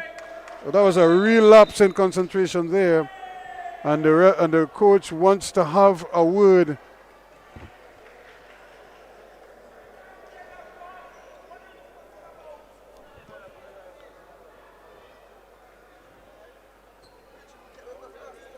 So he just seemed to, I don't know if he lost sight of the ball or what, but he just kind of stood there and the ball hit him. He never put his hands up to play it. I don't know if he thought it was going long. And if that is the case, then get out the way.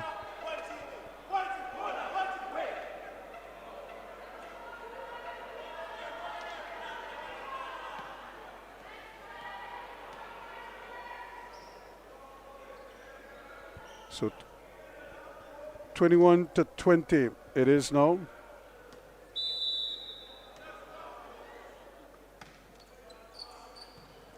This time he gets his hands on it and kept alive. Can they keep it going? Still there. And it's still playing. Both men getting in each other's way, and this time They're able to set it up, and the big man just punches it, and it eventually, we could easily have left it, but again, they're trying to play every ball, and that ball was heading out far. He could easily have left that, but he decided to play it.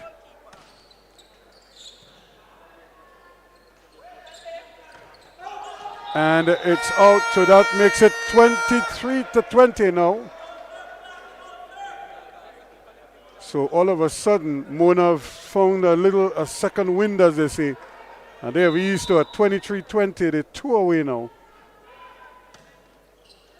That's another good serve. And kept alive. Can they set this one up? And there it goes. Money in the bank from James. Brilliant. Shavar James with the kill and makes it 24-20. They're 1 away now from the third set and the match. Can they make it game, set, and match here? 24-20. And here's the serve. Kept alive. Blocked. Still alive. Blocked into the red, and that is it. 3 in a row. Game, set, and match. 25-20 in the third set. They win it by 3-0, Mona, over Cave Hill. But again, the big fella clogging up the middle, forcing the spikers to have to try to find ways to go around him, over him, through him. But that is easier said than done. And in the end, even though he may not always get the block, he forces so much consternation there and indecision in the minds of the spikers that they try to invent ways to get points, and sometimes it just doesn't work. So that's the end of a thrilling contest. 3-0 to Mona as they knock off Cave Hill and remain perfect at 3-0 now. Cave Hill drops to 1-2.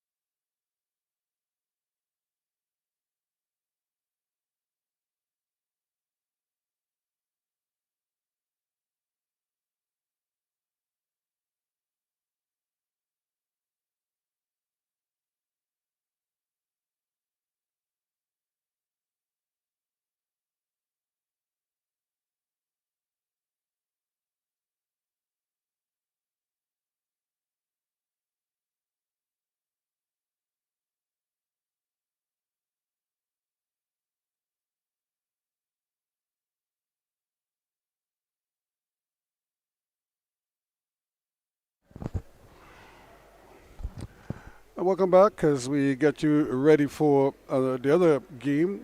This is our second volleyball game, but this is a women's encounter between the Mona campus and the Five Islands campus.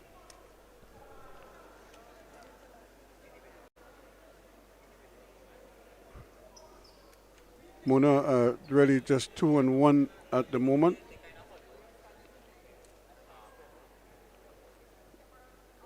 And Mona again in the red and white, or white and red, the white tops with the red trousers or the red bottoms, and the Five Islands in the green and black, green tops, black bottoms. So should be raring to go any minute now. And in fact, it's going to be Mona who's going to serve us first. And Kaylee Laws is the one who is getting ready to start us off here.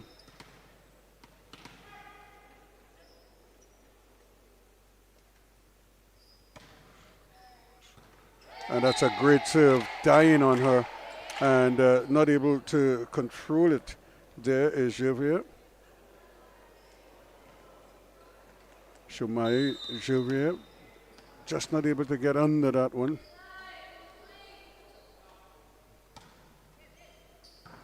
Another good serve that is kept alive. Great block. Excellent block there at the net there. Donovan, Jazara Donovan making herself big at the net. Coming up with a splendid block to make it one apiece.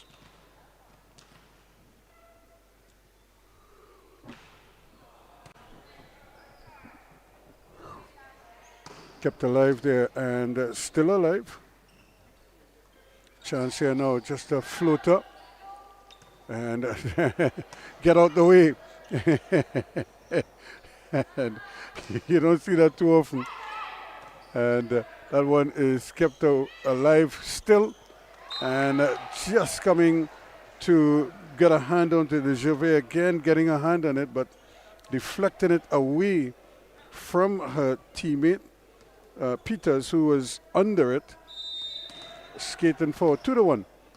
Now to Mona and Small with the serve. Ball is up. Just keeping out there. A late reaction there in the end from Rooms.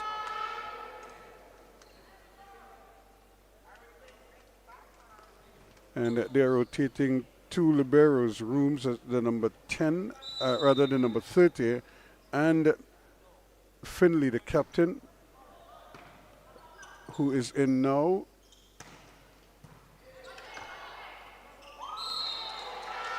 And nicely played away from everybody and taken down nicely. So 3-2. And it's going to be Javier to serve.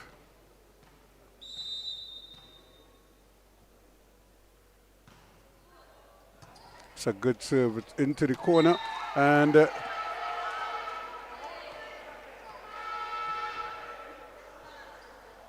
she tried to handle it, but obviously there was no call, so she kept playing it and it just was small. So Javier again with another serve. 4-2. Just over the net. That's not a bad serve at all. Opportunity here and just getting the touch. Still get possession and again just some miscommunication. They're not able to get a hand around it. Joseph, Shakina Joseph.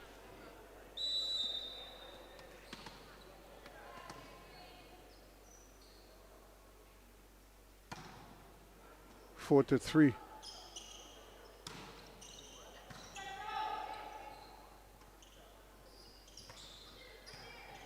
Still alive. And nicely placed just away. Although she didn't get it down, she got it close enough that they had to try to hold on to it or try to play it, and couldn't handle it. Glaves, Jamelia,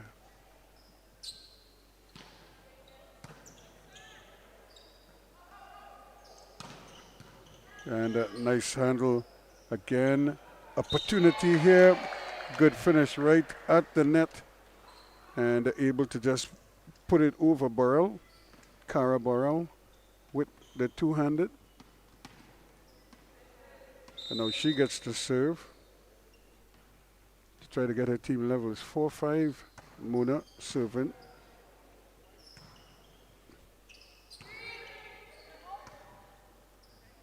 Still alive, and nice save there. Can they keep it going?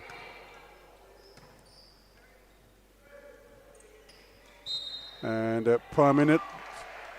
The only thing she didn't do was travel with it there. She palmed it to slap it over. If it was basketball, they'd call her for traveling.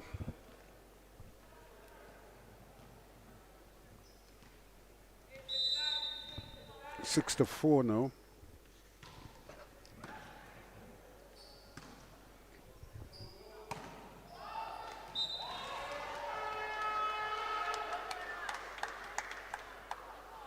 We got 7-4.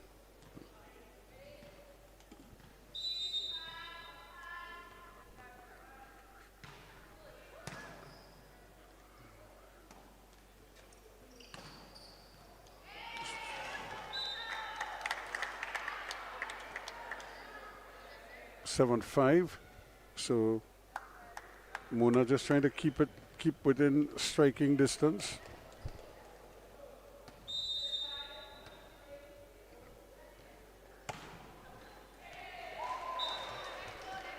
Okay.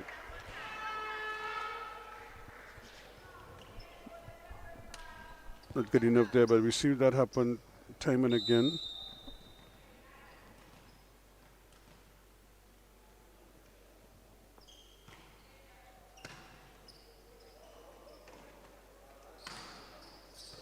And kept alive nicely. Still going. Do they get it over? Just dropping out. So again, 9-5 now. 2-5 Islands.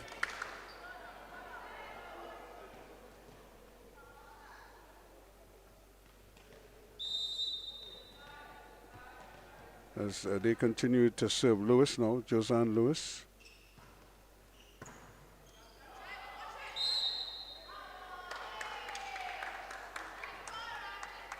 Nine six.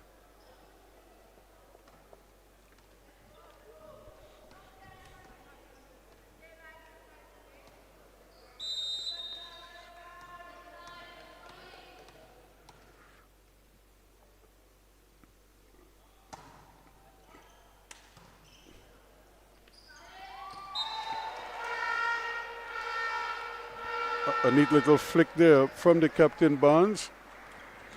Terry Ann Barnes just taking a chance by just helping it over and getting it to fall.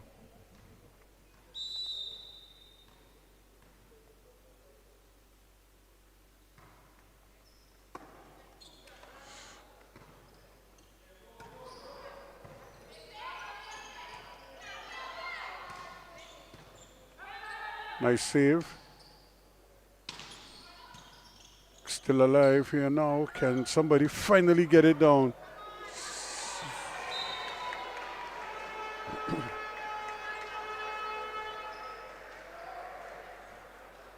So 10-6. She probably could have left it to go, but she opted to play it, be Harry.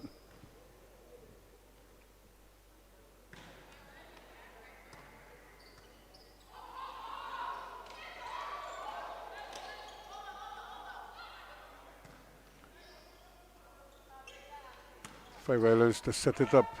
Now Mona, can they set it up? Lovely. Just a bit of finesse there. No power, Burrell. And nobody could get under it.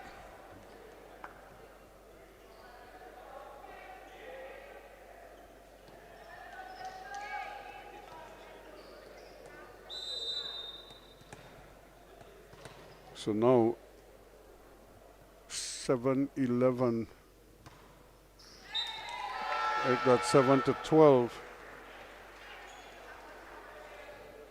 I guess nobody wants drinks or gas now in the 7-11, so they move off of that quickly. 7-12, you know.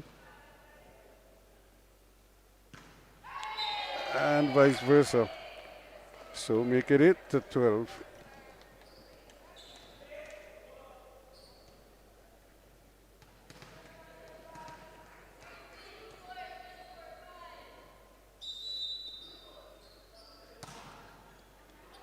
Long, very long.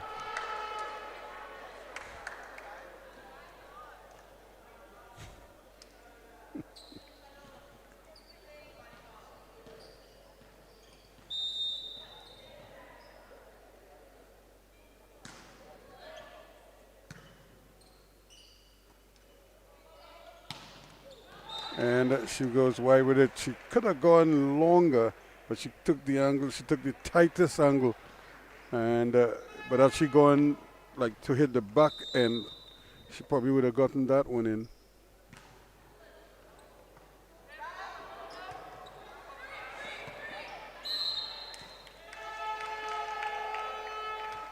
So again, just mishandled, and one thing led to another. 15-8 now, and the coach, Mr. O'Neill Ebanks, decides, hey, let's have a little chat here and see if we can stop this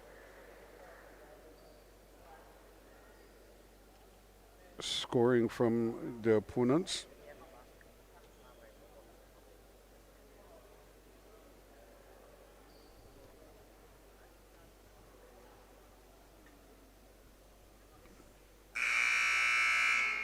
And so it's 15-8 in favor of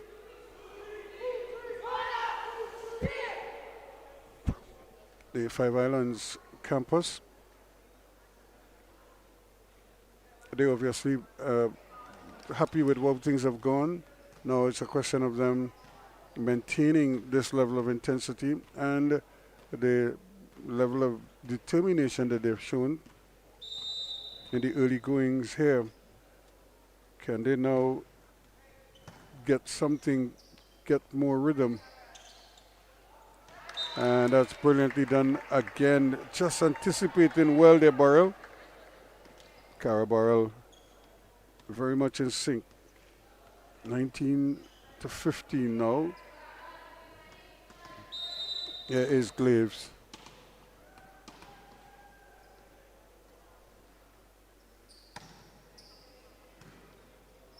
Good serve, nice set. Just not able to get it over.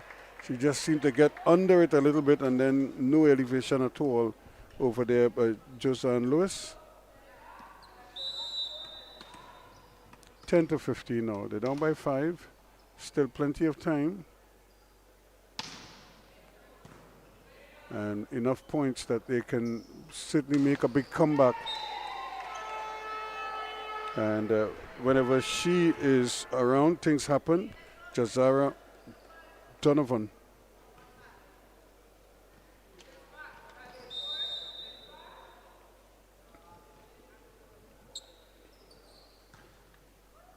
It's a good serve, handled well, and just over. Still have a touch. And would you believe it, they allowed it to drop. Nobody seemed to know what to do with it. Cara Burrell will be credited. 16-11.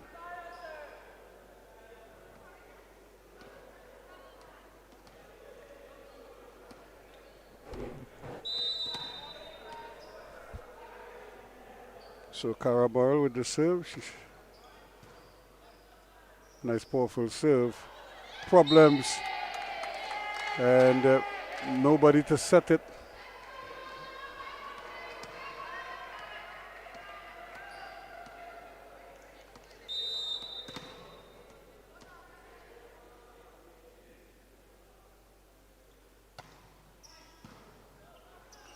This time it's set, and eventually It's staying with Mook there, and again it's a little too long. So Burrell once more, not able to get it in.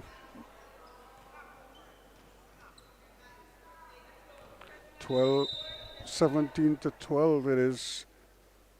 Five Islands suffering. That's a good ball. Just as their men's team enters the arena, they'll see that their ladies are doing a pretty good job against plucky Mona.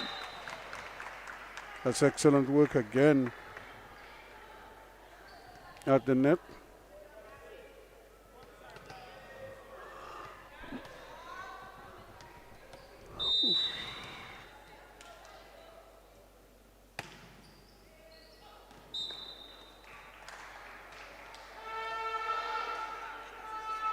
Second serve that sails wide on this occasion from Bihari.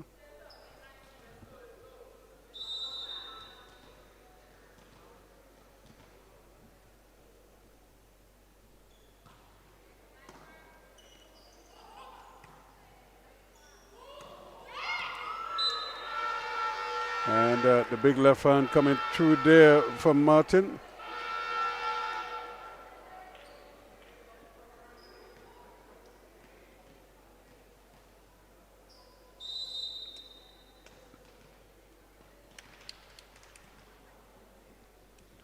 So now 19-13 now. Can they finish this first set off in style?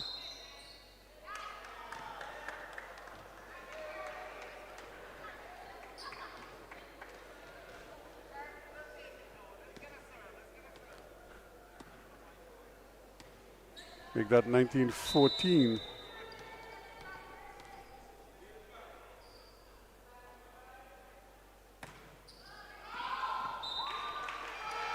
Much too long again on board server from Kamabach there.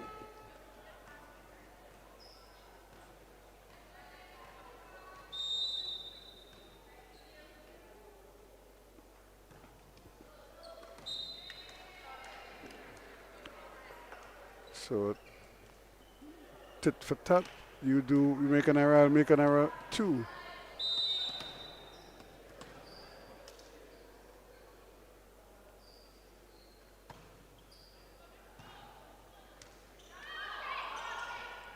Still able to get it away and take it on now to 2016.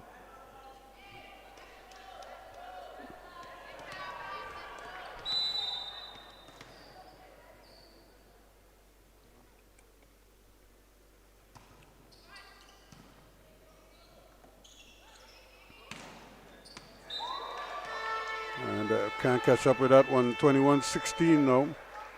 Bihari goes flying.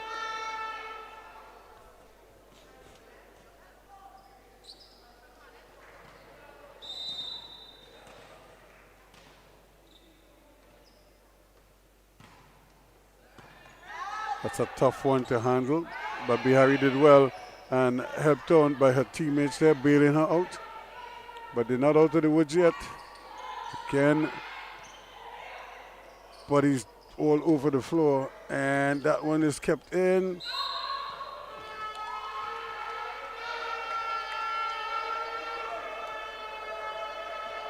(22-16) now, so they're 3 away from taking this first set.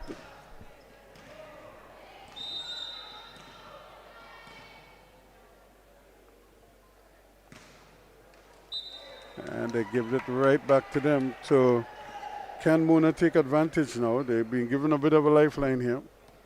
22-17. So they're down 5.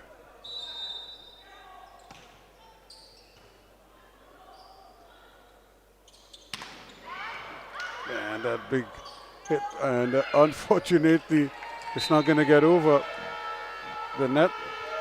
She hit it all wrong. Instead of hitting it over, she hit it back. But she hit it so hard that her teammates couldn't chase it down properly. So 23-17 now. And again, they gift them a point. So 23-18.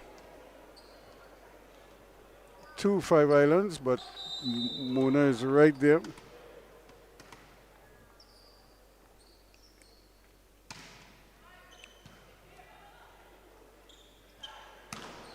That's a good trick there. Brilliant work once again from the big number 4, Josanne Lewis. And now they're 1 away, 24-18. And the big girl is going to be serving Donovan. And that one is right there. And that one got down, so 24-19 now. Still 1 away.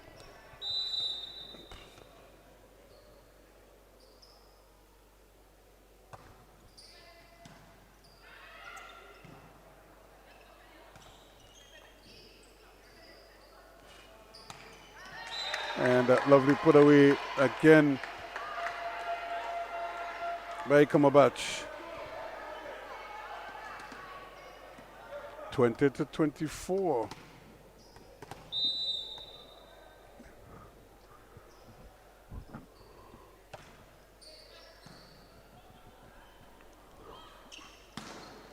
And there it is. Lovely deep shot deep into the half. And that means a 20-25.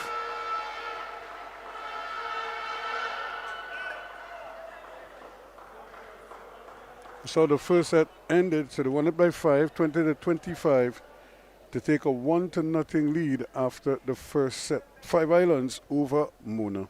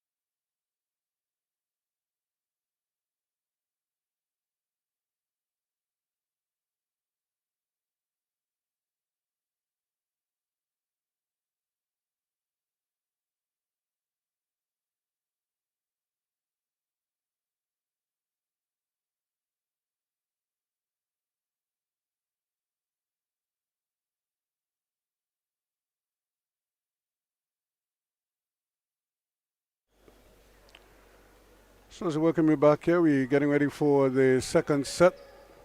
And congrats again to the Five Islands. They won the first set 25-20. And let's see how Muna adjusts to that, trailing in this tie.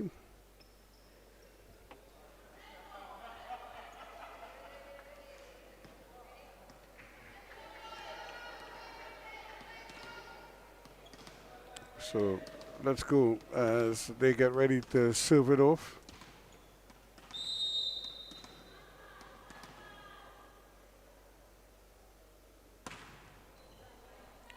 And a lovely ace first up. Again, nobody reacted to it. In fact, they all thought it was going long. Just clipped the end line.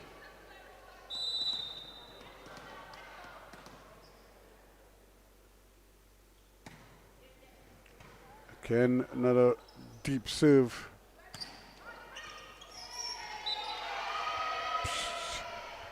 Just getting in each other's way. They're not able to get it up. Verdina Potter and Lewis, Josanne Lewis.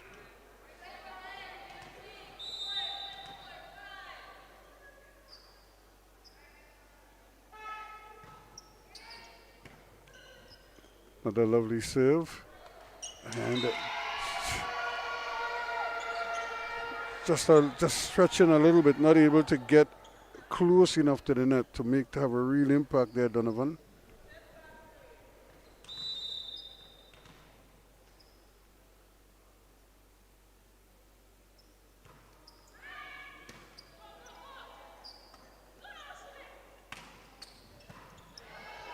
Lovely ball again, hit with good power. And kept over nicely. Now, can they finish it off? And time to set it again. And Lewis not able to get it over.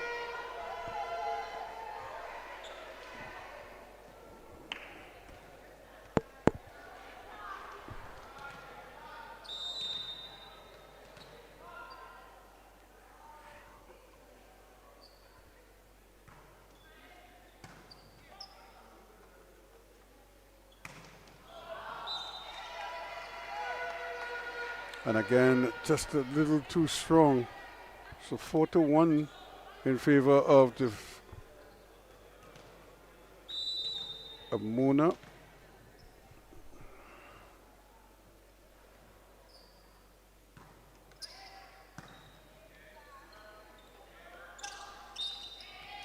Still not able to really keep momentum.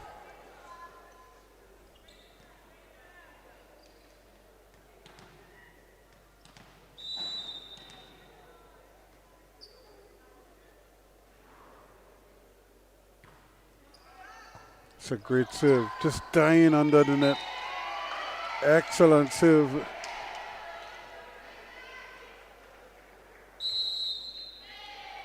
And they're going to take a time of 6-1. It is Mona over the Five Islands. And even though the Five Islands are leading by a set to nothing, this second set hasn't gone according to plan. And they need to talk about it a little bit. Coach O'Shane Orlando Grant wants to have a word so that the students at least,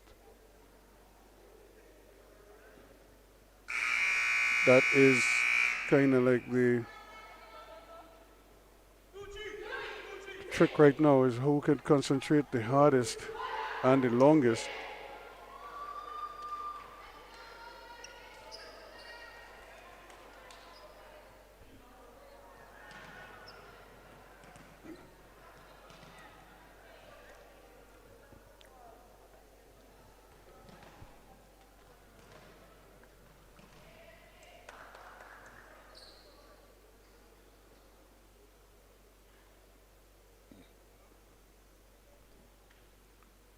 So I think the officials trying to make sure they get the alignments right again.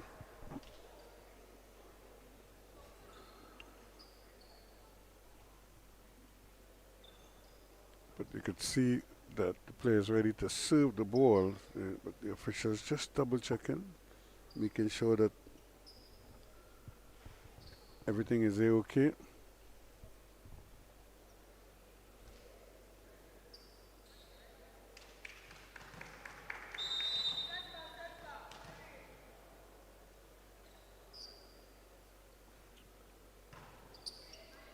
A nice serve again. Just a little too hot. It stuck to her, wouldn't let go.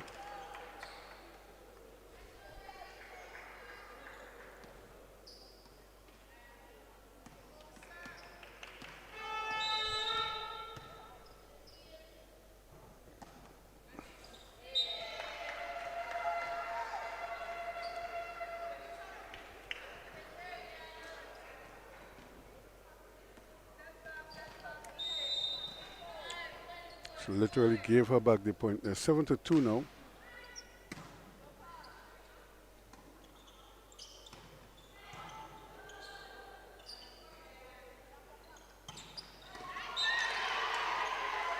And again, another good bomb. So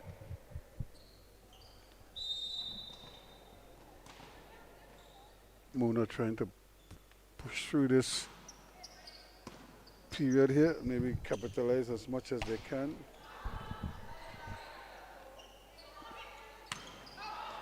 And again, wide. You can see her trying to go across court, but when you play the cross court shot, you want to make sure you get it down and in.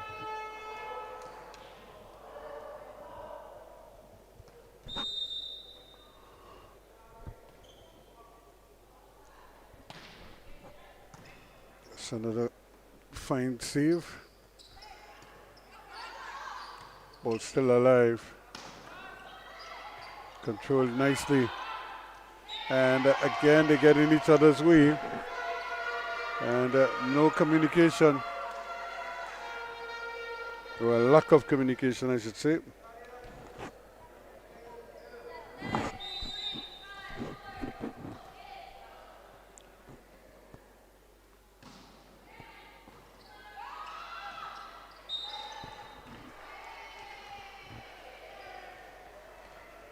Can just almost as if they're trading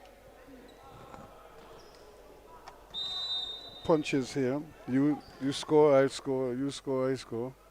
Nobody wants to take absolute control of the game.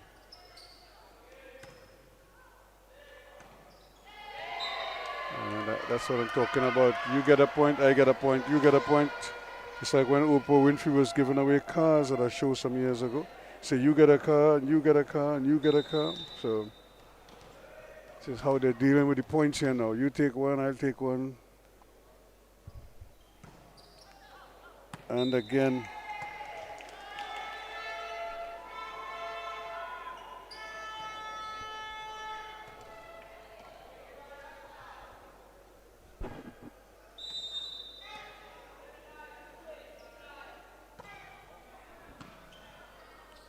another good serve. This is a great opportunity there, and again, exquisitely done by Cumberbatch.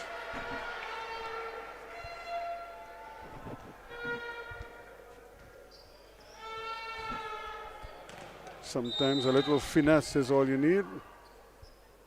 She certainly finessed that one over. And then there's also time to turn up the volume. And you saw that there from that serve from Burrell.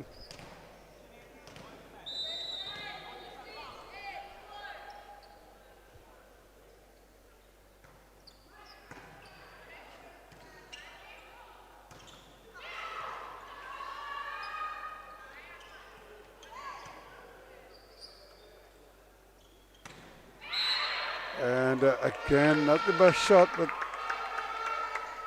effective all the same. So it's now 12-5. Muna trying to draw level in sets.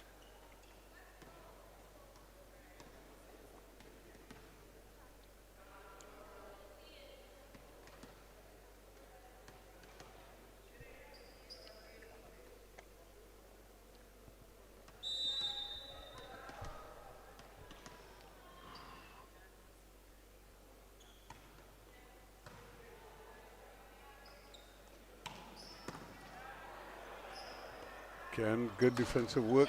Excellent block at the net.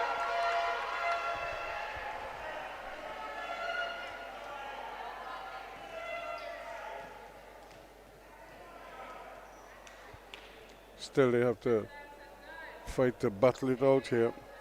They're not giving them anything easily. 13-5. Mona just trying to grind here.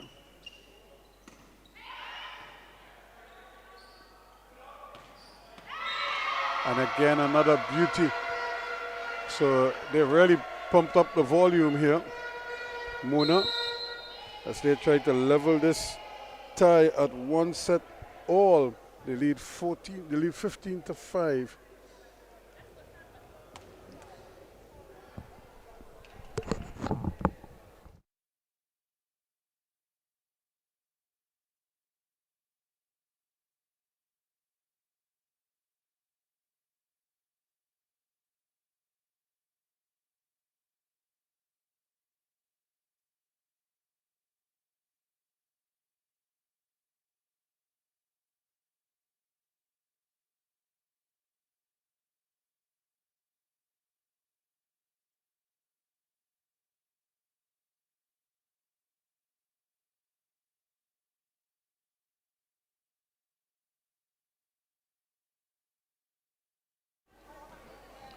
As we get ready for the resumption of play here after that little timeout, coaches taking the opportunity to communicate with their players directly of their observations. Mr. O'Neill Ebanks for Muna and O'Shane Orlando Grant for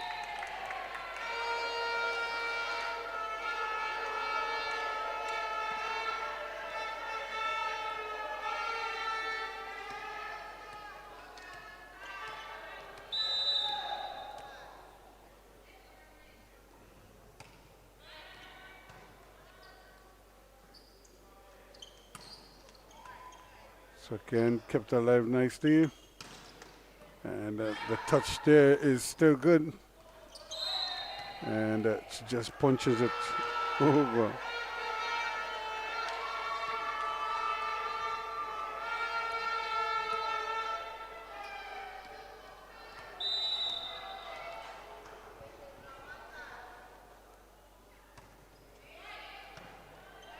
Harry keeps it alive.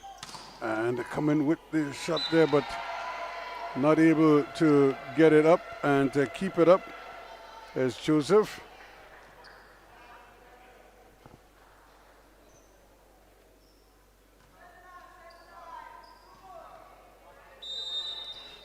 So now 5 Islands have stalled a little bit. Mona are the ones turning it up.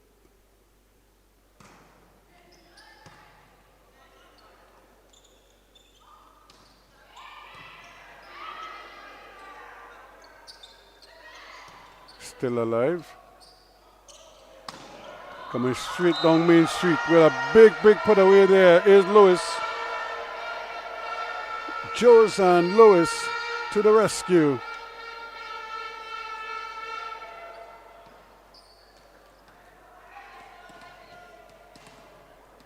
And really, when you see a play like that, it's what sticks in your mind. That was a vicious play.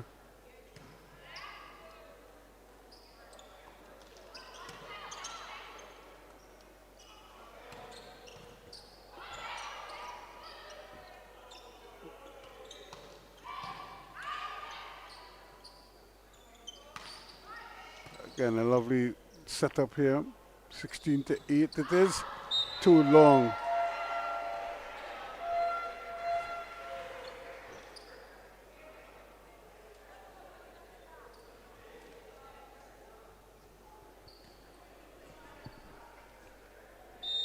So make that 17-8 now.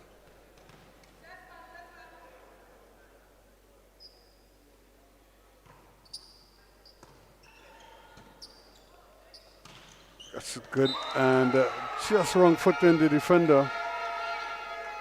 He seemed to have it covered, and then all of a sudden, it started to deviate away from her.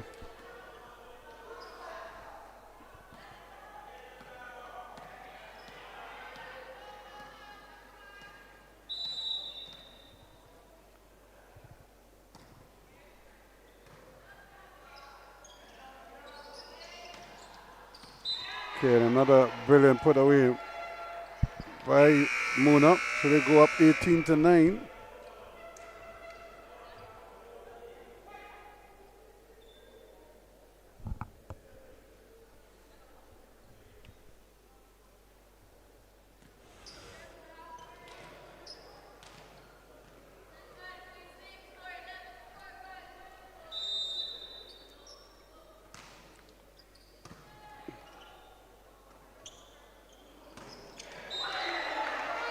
And again, Lewis, very adept at the net, making it 18-10 now.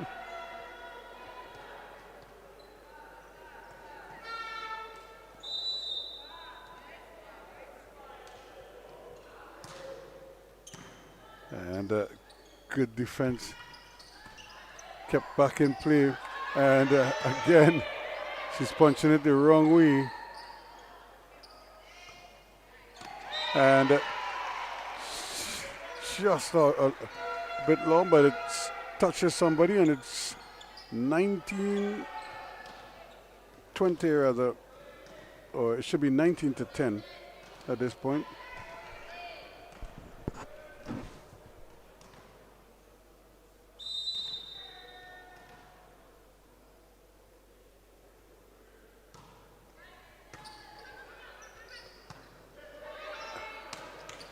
And just as it came, it's back to you.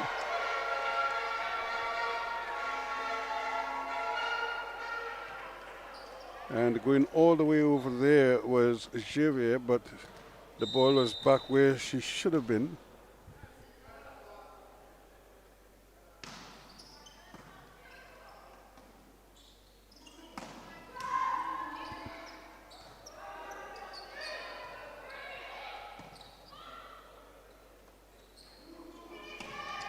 So again, not able to maintain it. 20-11 now.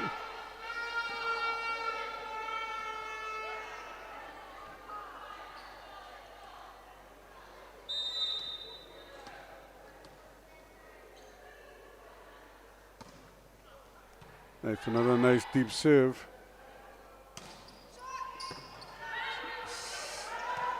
Kept alive. Probably could have let it stay wide.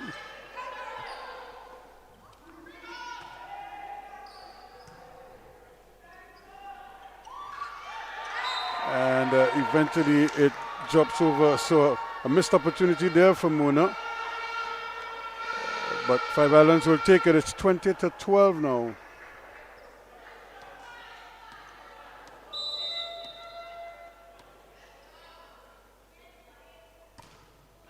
And that's way, way off. So pressure relieved there now, 21-12.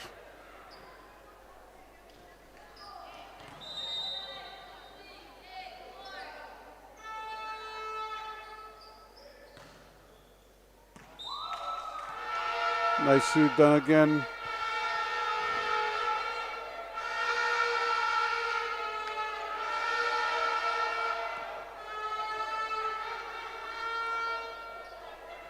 Pushes the score up to 22-12. Mona on the verge here of leveling this tie at one apiece.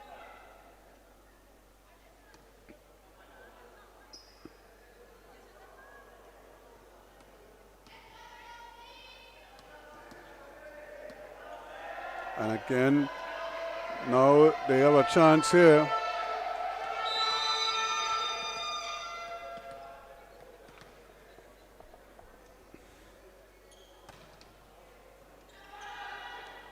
Not handled very well, but they still keep keeping it alive. Just badly misplayed there.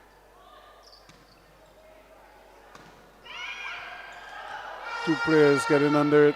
Still comes back over now. Again, the attack. Just three players getting in each other's way there. Everybody wants to play it. Neither one did. So that pushes it up now to, should be 22-13 now.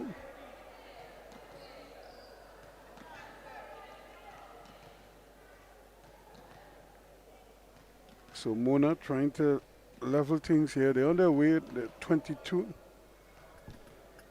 to 13.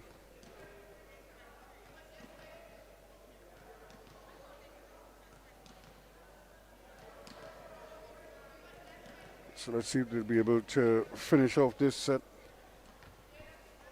and draw level.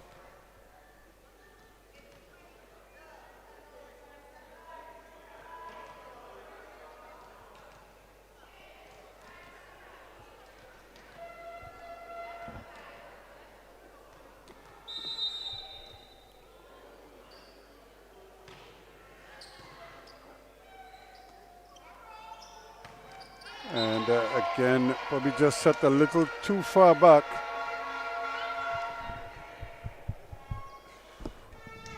So that should make it 23 now to 13.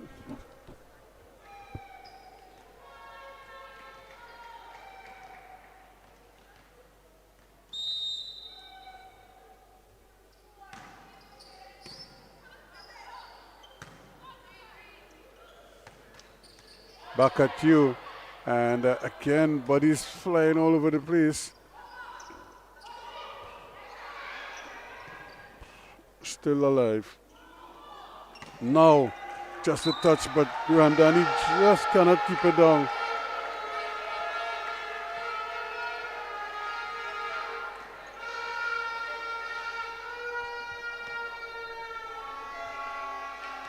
So 23 to 14.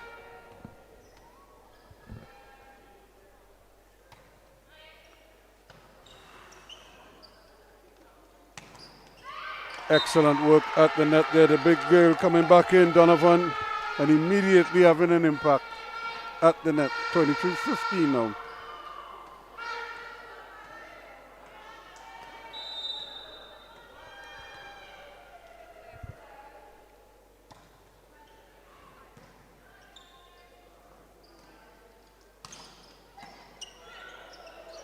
Kept alive. And still again, and again.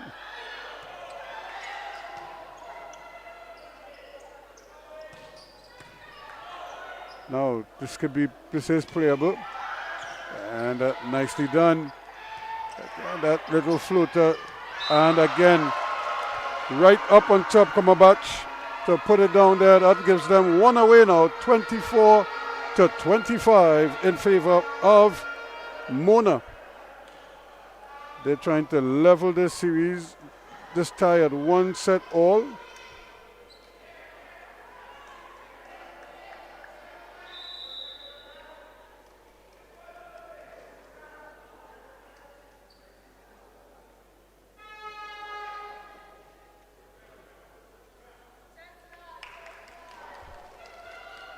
So coming into the game here now is Henry, Kalia Henry.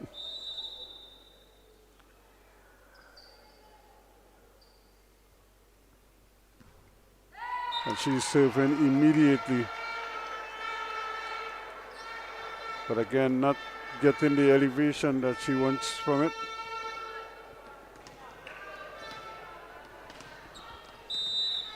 So 24 to 16 now. Can Five Islands come back here in this one? Stranger things have happened already. And that helps. And still there. So there it is, 25 to 16. The end of the second set, 25-16 it is in favor of Mona. So series, this match is all tied at 1 apiece, 1 set all.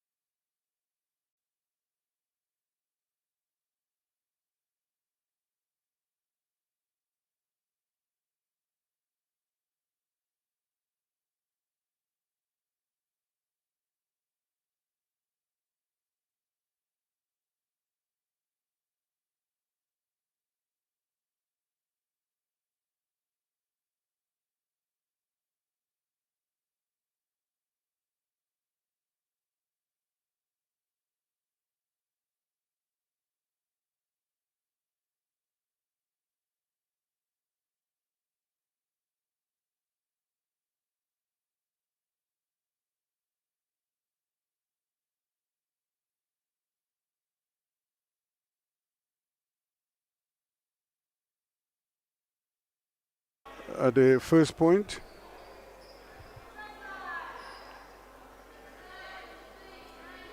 And it's going to be Luaz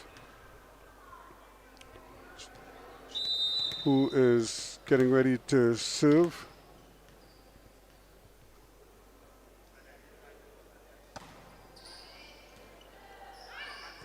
And again, not in the general direction, but it's still alive. And brilliant work again.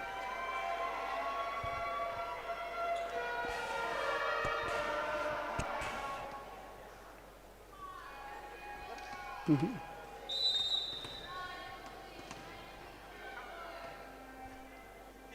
Two to nothing now.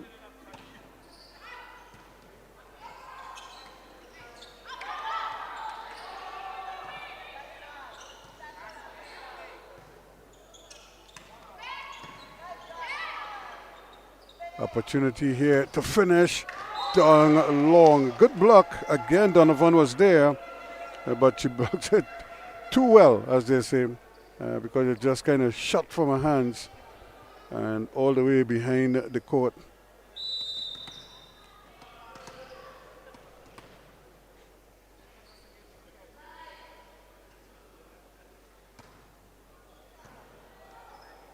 And again, another good serve. Just dies on the after passing the net and forcing the defender to have to dig it out.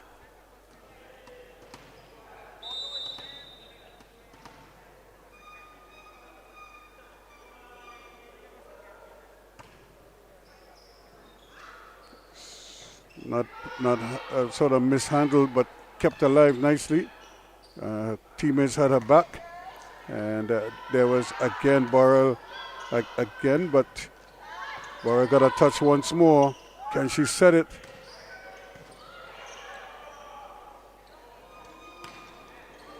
And did she get a touch? Yes, there was a touch at the net.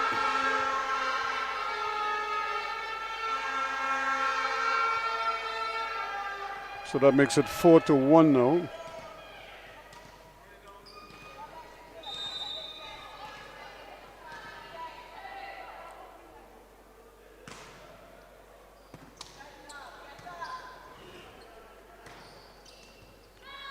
And again, big conversion just dropping out. So a good decision in the end there to allow it to go its merry way. And Small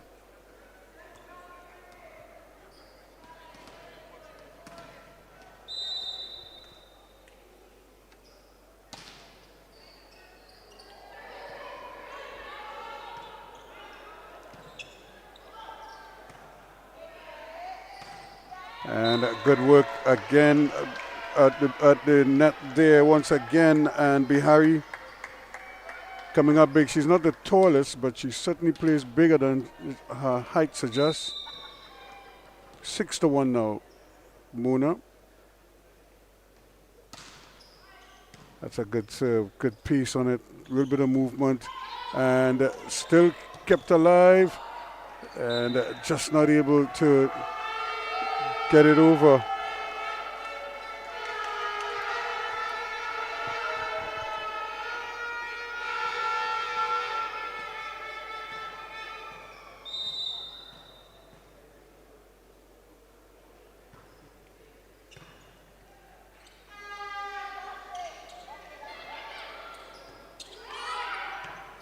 Opportunity here to get it over. They do. And it's still alive. Bihari again, and a nice block at the net. It was almost straddling the net. And again, but the follow through is onto the net, the hands. And point to Mona. 7-2 now.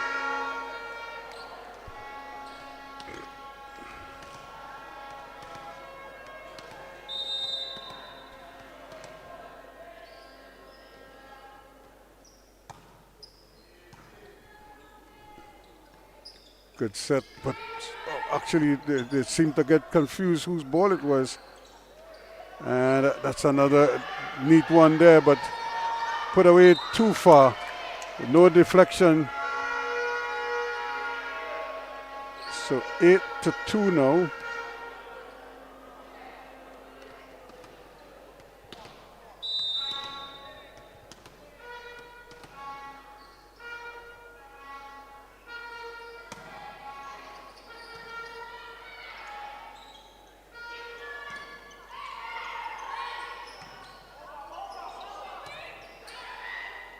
And players still scrambling for it, trying to make sure.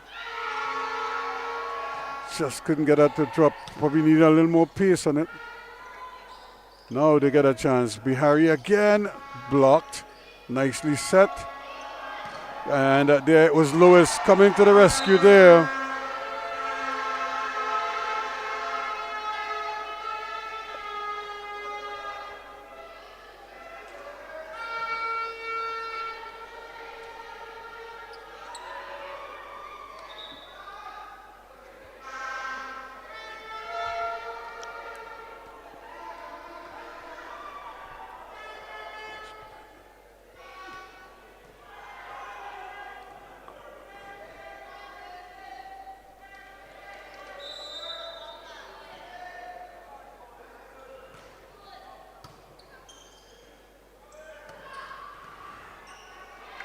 And just not good enough to hold it back. She got a hand to it, but not strong enough to keep it in play. 9-3. Mona tied at 1 set each.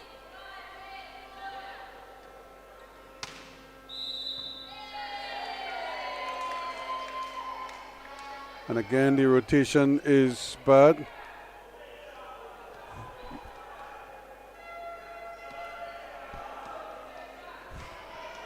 So the alignment was bad there.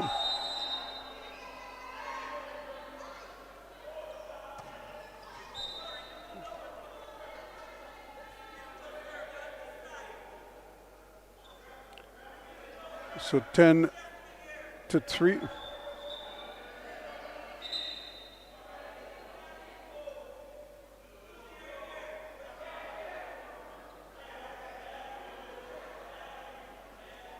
So a little confusion as to that alignment call.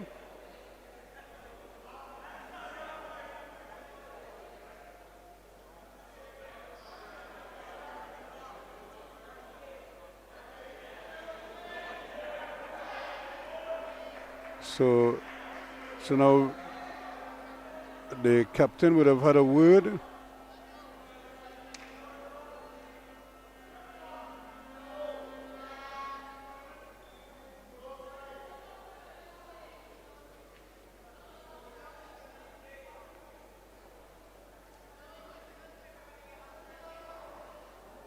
So what is the decision? 10-4 on the board. So it is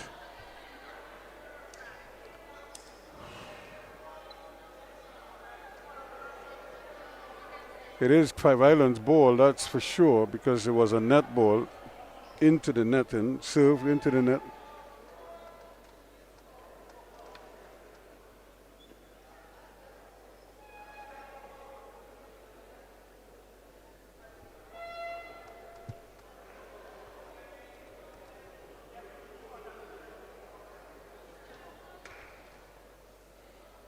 And so the two referees are having a little tete-a-tete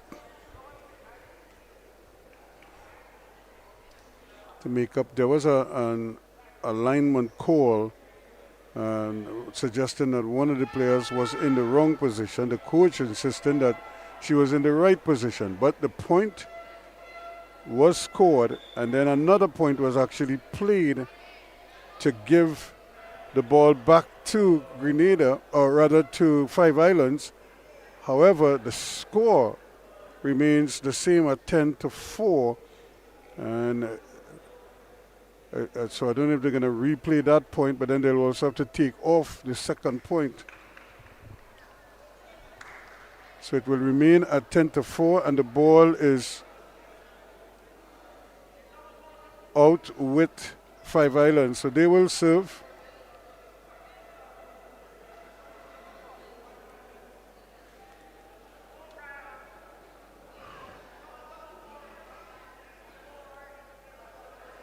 So are they going to deduct a point from...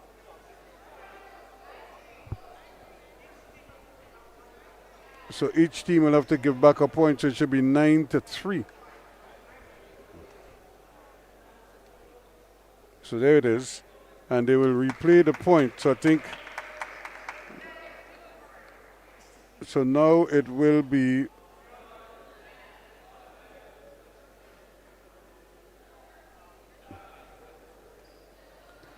Mona serving. So now Burrell gets a chance to redeem herself.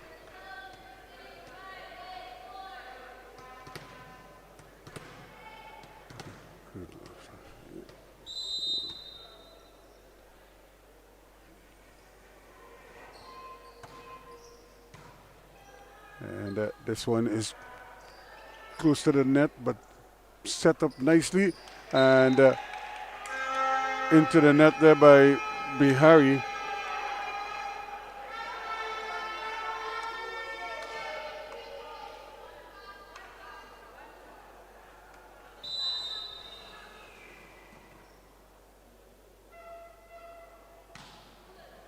That's a great serve. Just down there, nice backhander, just trying to get it in, and it is down. So again, a great point there, 9-5 now.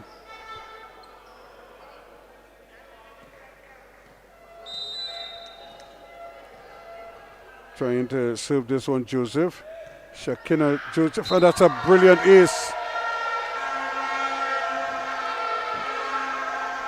9-6. You don't see them too often. We saw Shakina in another discipline. I think she played table tennis as well. So a number of these athletes are multitasking. That's another great serve. Kept alive, but just not able to get it over. Lewis did her part, as did Peters.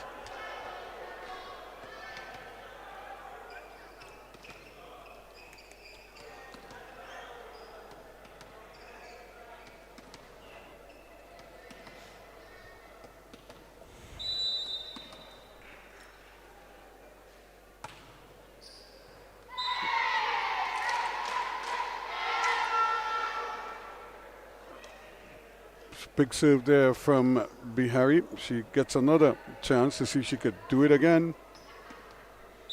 11-6. And again, but this time it is handled much better by Peters.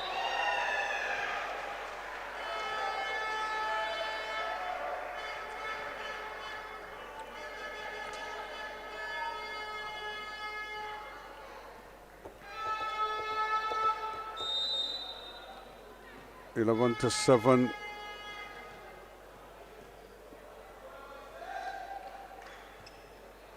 And that's another great serve once more from Peters.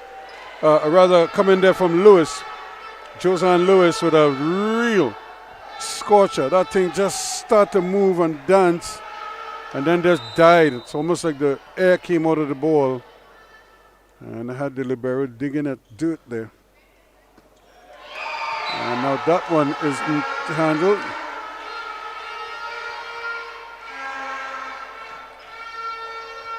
Eleven to 9, so they're within 2 now. Five Islands not giving up. They won the first set. And now we have a timeout here. So Mona just wants to talk it over.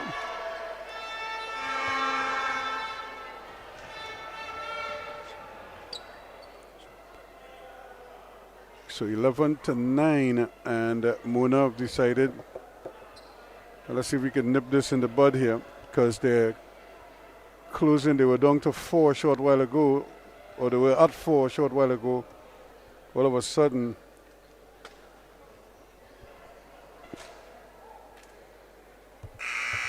they're within 2.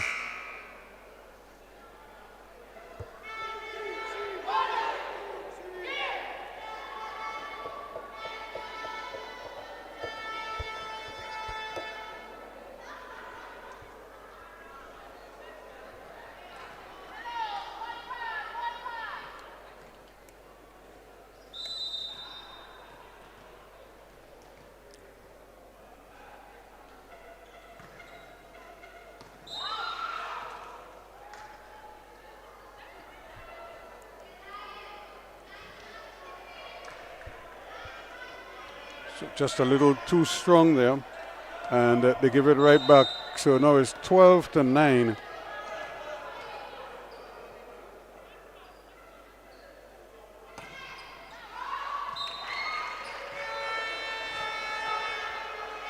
More of the same. So back over to you now, Five Islands.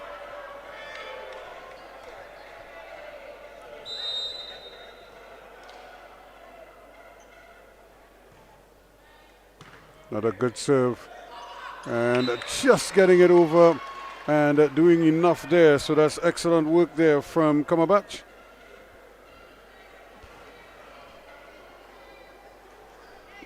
Actually, it was Lewis Kaylee Lewis.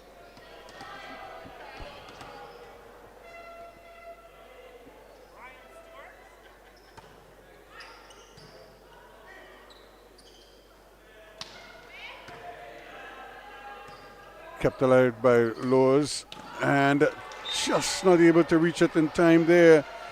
There's Joseph, and that goes out for a 14-10 lead now to Mona. Remember, they won the second set, so they're trying to win back-to-back sets here to take a 2-1 lead. They're up by 4.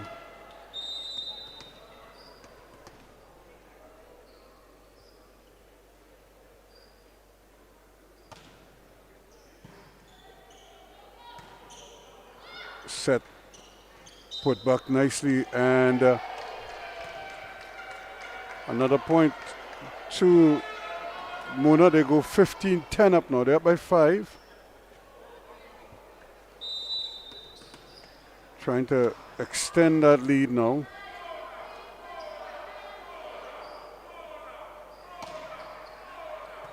That's a great serve. Just barely kept up. And Ramdani does well. She gets it over though. And they're still there at the net. Communication at the net is good. And once more. So 16-10 it is now. And that timeout seemed to work wonders for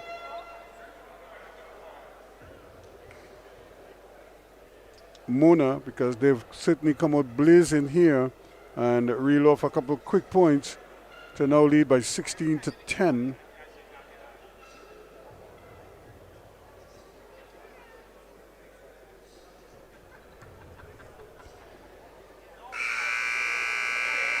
Remember, this is third set action here. Five Islands won the first set 25-20. Mona responded with a 25-16 victory of their own. And now they're eyeing a 2-1 lead. They're up by 6, 16-10. Still a long way to go though in this set.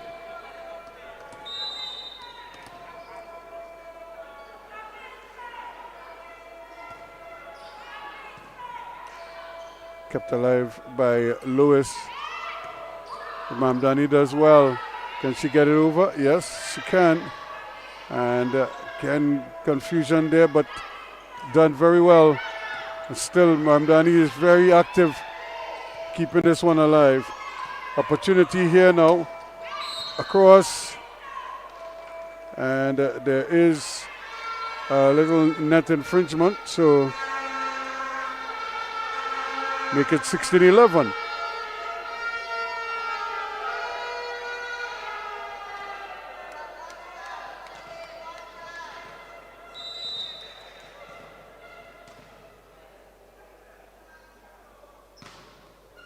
It's a great serve once more, and trying to keep it alive now, trying to get back, but much too close to the net.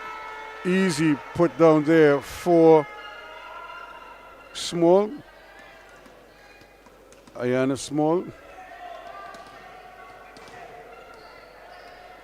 Ayanu Small.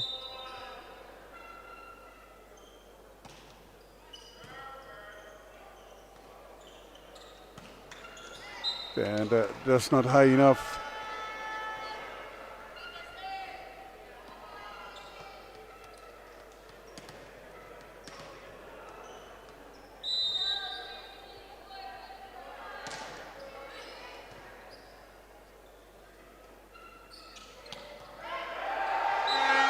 And great work there now, 17 to 12.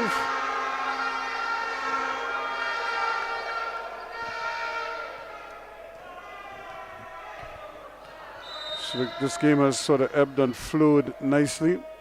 And now that's too long. So again, they have those moments where they just give it away.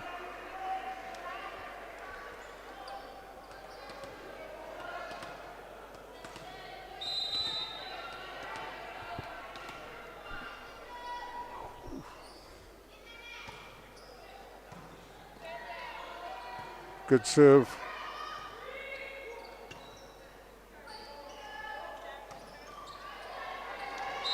And again, it wasn't the smoothest of connections, but they'll take it and smile. 19 to 12 now. The lead is 7.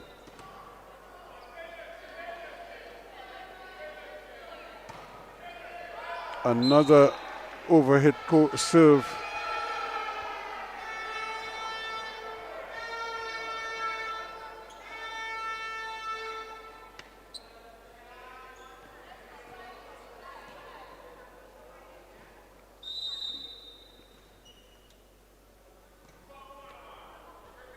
(20 to 13), another great serve, causing all kind of problems on the Mona side. But their defense is solid. One block. Can they get a second one? And it just dropped. And the thing about that was, you could see Kamabach was thinking of trying to go up and catch it. She might have been able to just slam it back, but she felt certain there was cover behind her. Only to look around and found that there was none.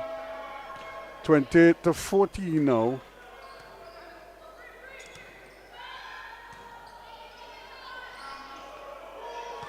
And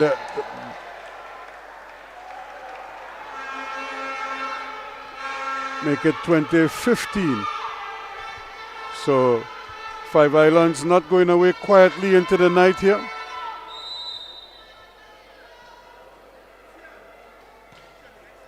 That's another bullet serve. Excellent. I'm talking about excellent. Kamabach always in the right place. And whenever they need her, she's able to deliver.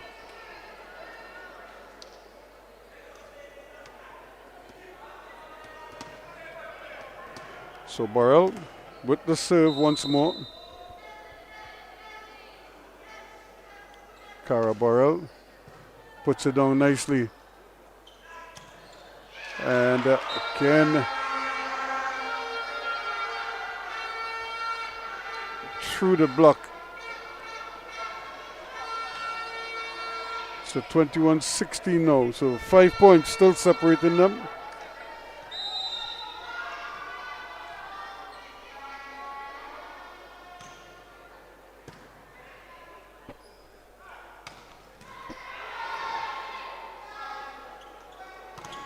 And again, coming flying through the air there, Josan Lewis. Taking no prisoners. 21-17 or 17-21. Five Islands serving. And Shakina Joseph keeps it in play.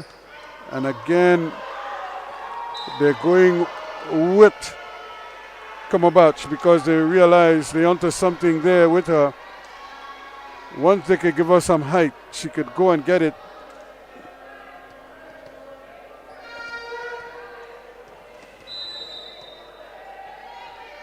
Bihari to serve. And serve long again. She's aiming for that far corner there, but the ball is moving, so it moves all the way off.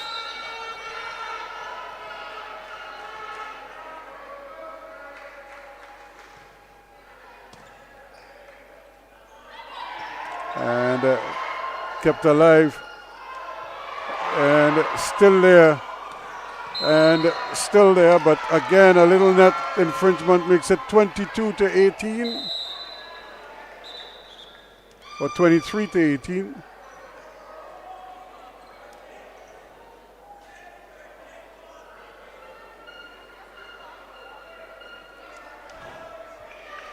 So coming on now and getting a chance to serve. The last time she served into the net, Kalia Henry.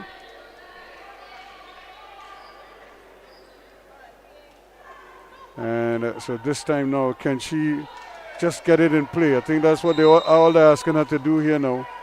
Just get this one in play. And that's a great serve. Excellent serve indeed. Makes it 24-18. They're one away now from taking the third set.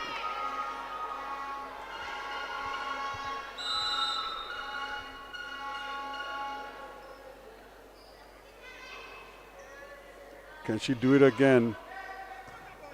That's a good serve and just as impressive. Kept away too long. So that'll make it 24-19.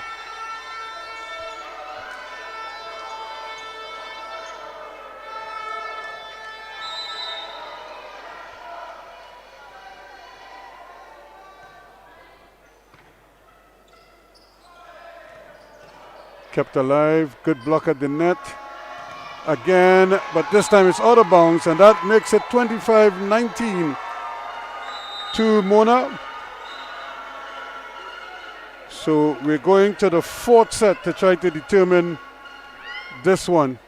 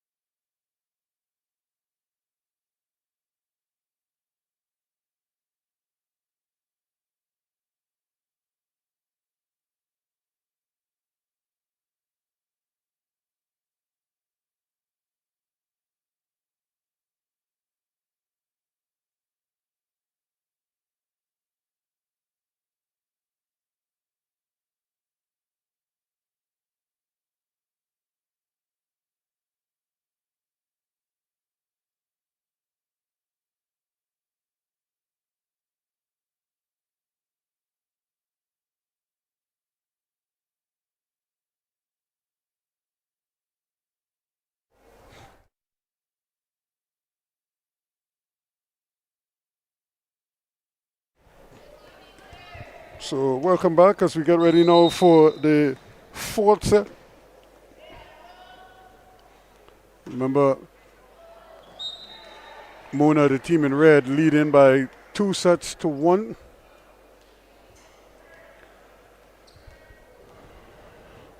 And trying to close out here without having to go to a fifth set. They will serve. And just trying to put it over their barrel and couldn't get it to come down. It was a good serve from Liwaz, but Barrel just couldn't finish off the attempt at the net.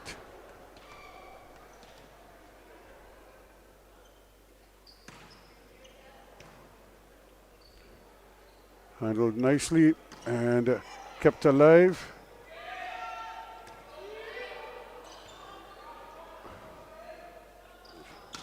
And much too long this time. A little bit wayward. She was not properly balanced. You could see her leaning and trying to hit across her body.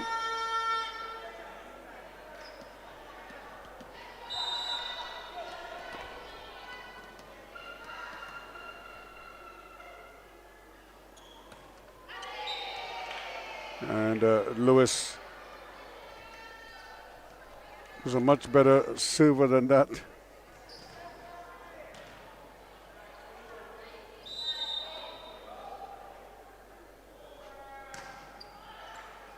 And back for more. So they're both trading serves here, or missed serves. And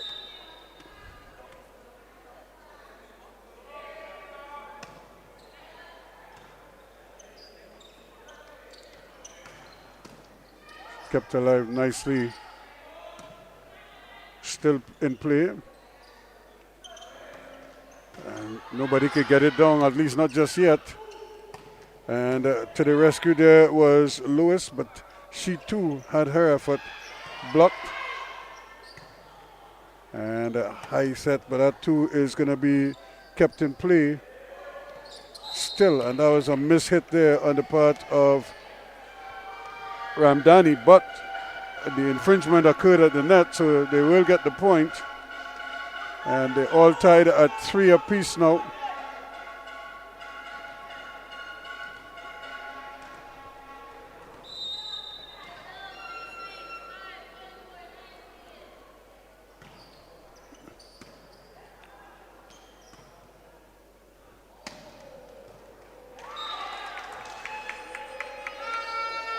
Big smash from Lewis again.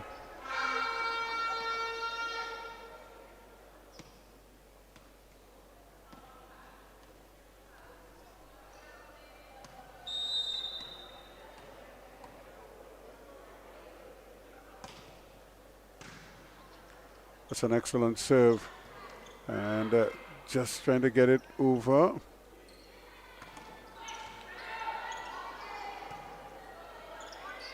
Good defense. Now, can they reset it now? 5 islands. Just a little bit off the set.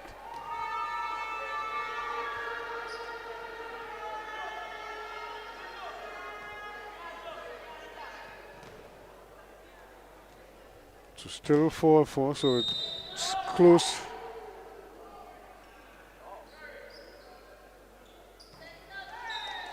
And not for the first time we see Barrel served into the net.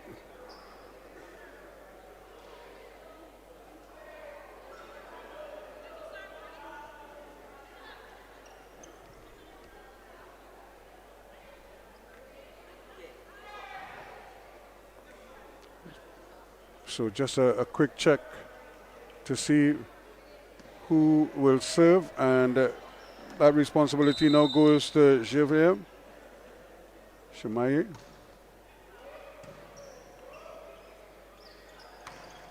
And that's excellent. Javier not able to dig it out.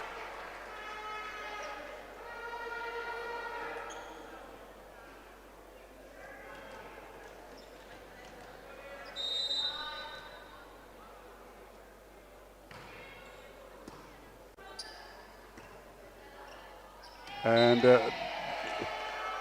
again, nobody's there. They probably would have been better off just letting one of the players at the back line just play because it was facing them, and they would have easily been able to just set it. Nicely done again. Kept alive. And very well again at the net there. Cumberbatch to the rescue. She's done it time and time again. She is rangy at the net.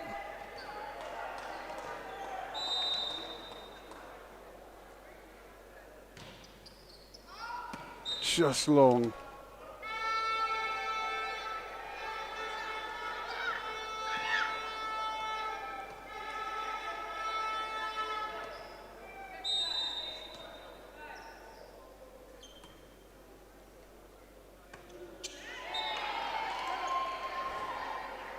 A bad miss there from Donovan.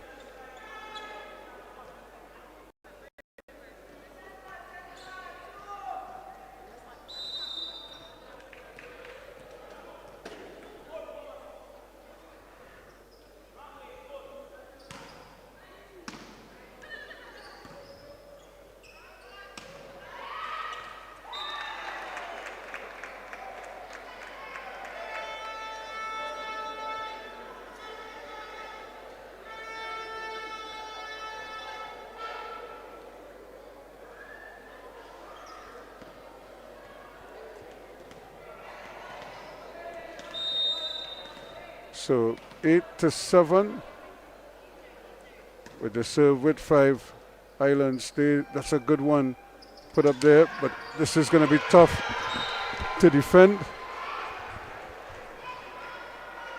And it's a monster put away.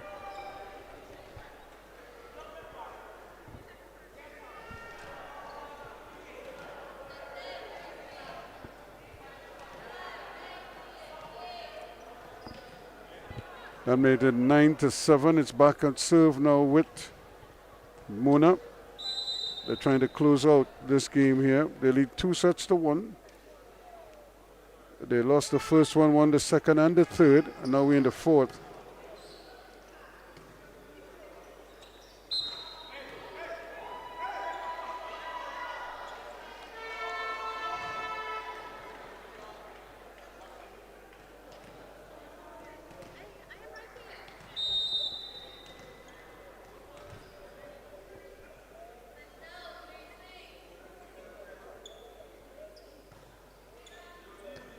It's a good serve. Now Lewis again. Nobody there to kick up the garbage.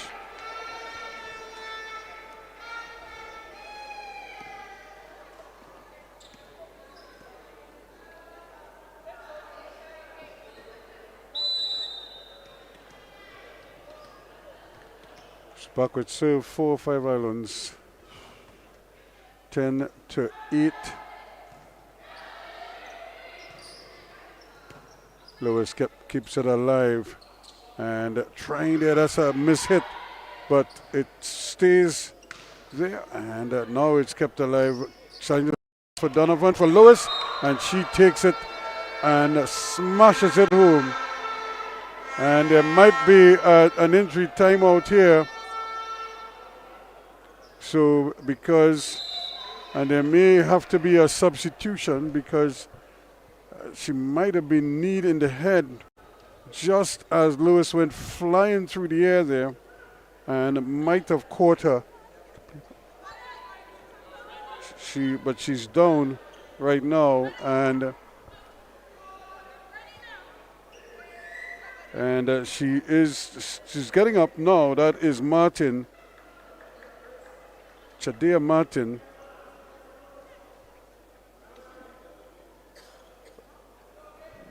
But you look at it here, and I'm trying to remember why she went down. She went down almost under her own steam, unless she got clunked in the head or something. And but if we could show it again, because it's just because I was focusing on the actual play. I thought Lewis had hit her, but I don't think it was Lewis. It might actually happen before Now here she is. Actually, no, here she is. So she just, not quite sure, she just stumbled backwards. And nobody touched her. So she just kind of went down under her own steam. However, she's back up and back in the game. So that's a good sign. It's 10-9.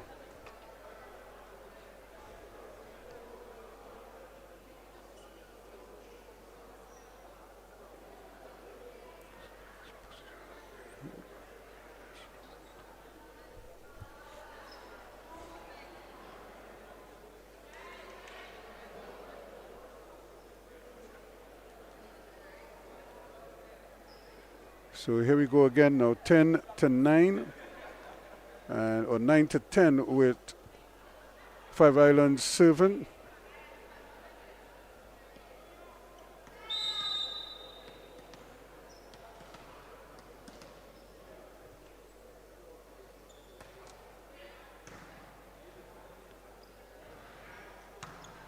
And again, just a little too long to level things at 10 apiece.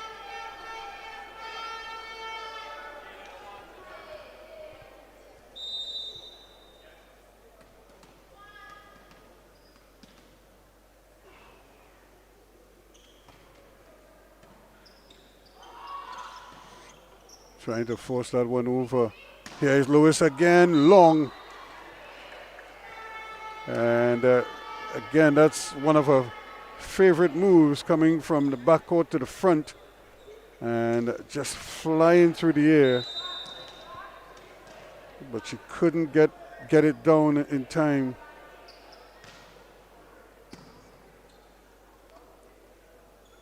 Again, Lewis, this time she got it down, but she got it down too soon. So 2 points on her plays goes to Mona. So they're up to 12-10 now.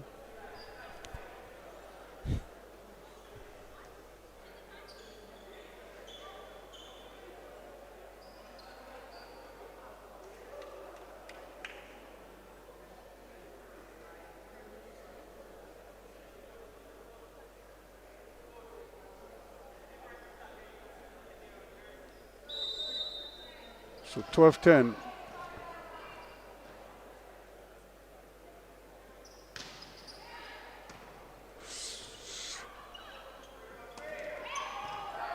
Still alive. And again, probably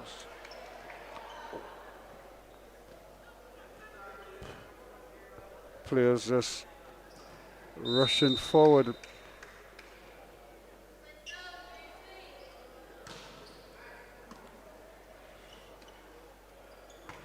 And here again is Lewis trying to get it down there, and that is Martin, who was just down and looked like she was in all sorts of pain, but she's back up and helping her team here.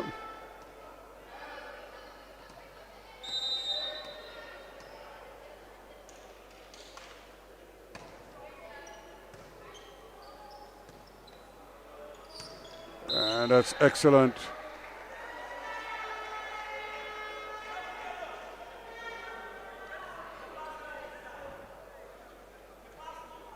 So 14-11.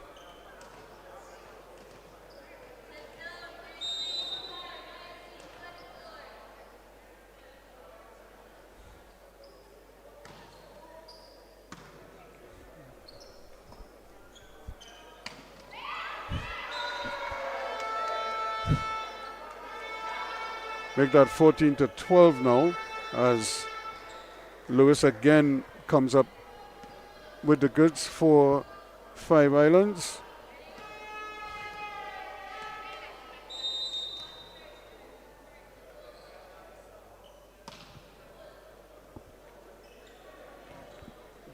Joseph's service, a good one. And it's kept alive now. A chance here for Donovan, blocked but into the net.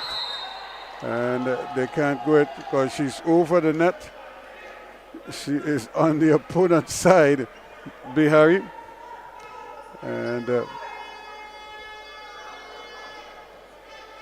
14-13 now, so they're right there within striking distance.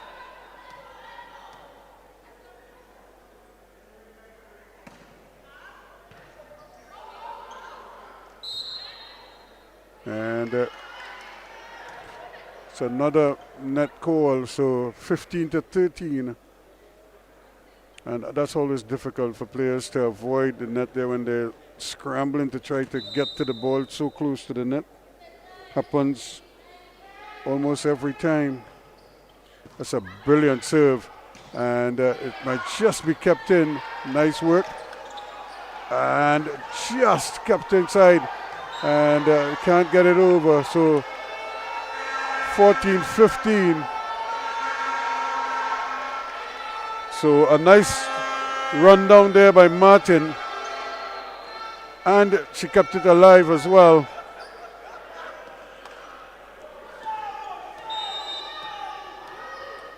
She couldn't believe it herself that they still managed to save that point when it looked all dead and buried.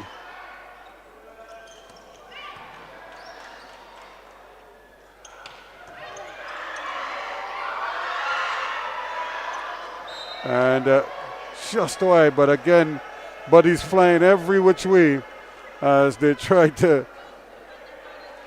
steal every point. 16-14.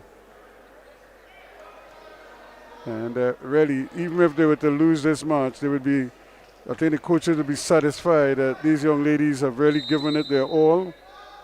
But they're not done yet. 16-14, they're still in this one. Can they find the points here now?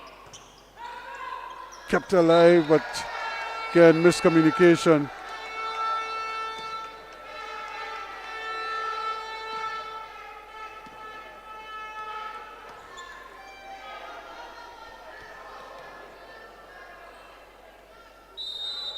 So 16-15 or 15-16. Five Islands serving Donovan. And it just catches the end. So 16 apiece.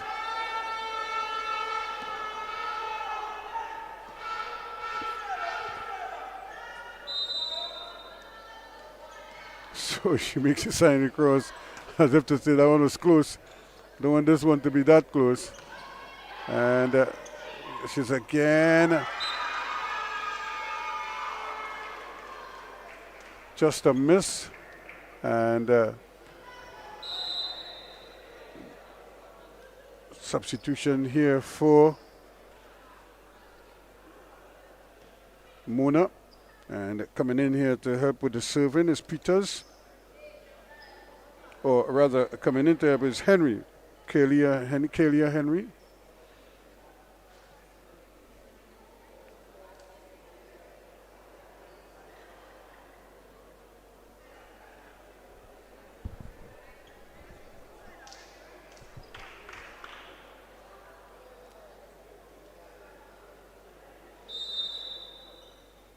So here we go. Henry to serve straight from the bench. That's another good serve. And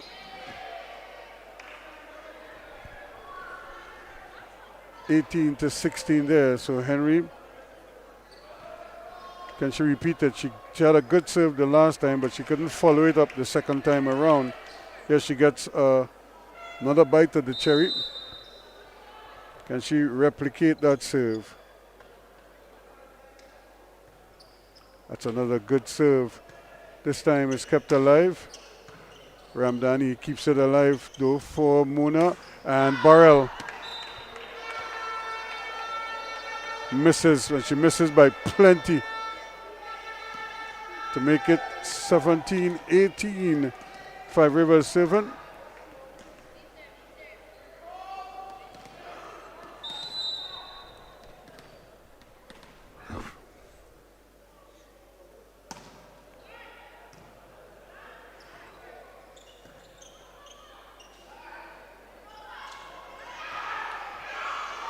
Kept alive nicely with a little football.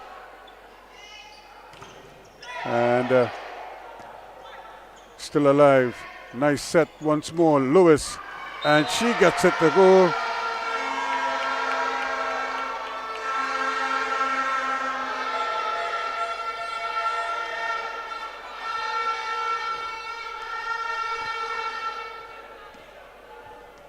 So we all knotted at 18 apiece now.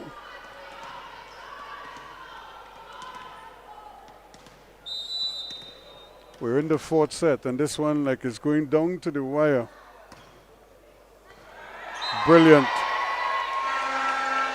Brilliant serve once again from the captain, Terrian Barnes.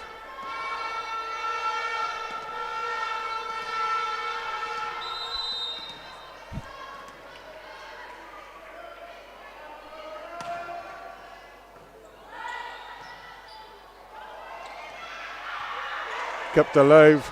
Barnes now. Can they set this one? Pushed away, but still alive.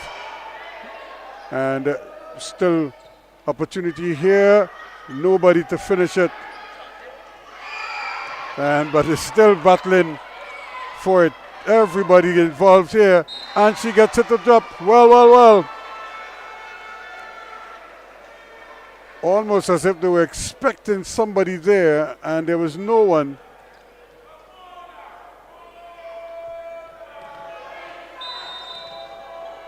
So it's 19 each now.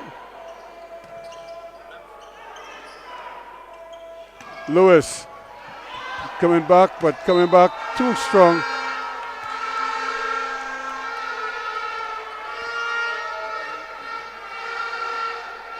So make that 20-19 now, 5 Island serving.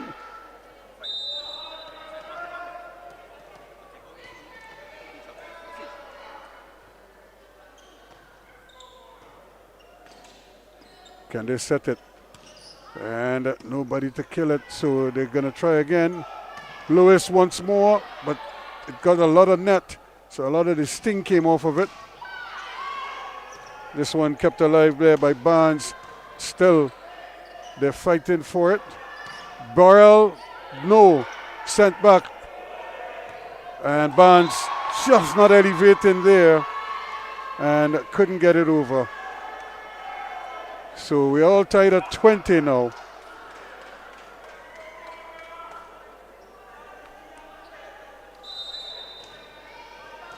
So who will hold their nerve the longest here now?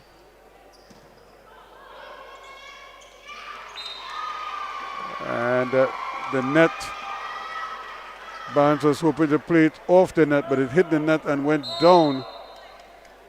And that was it, 21-20. Now, Mona, can they hold on to this lead? It has not been easy for any of the teams here to hold on to their respective leads. We are at this point now, 21-20, just 1 point separating the two teams.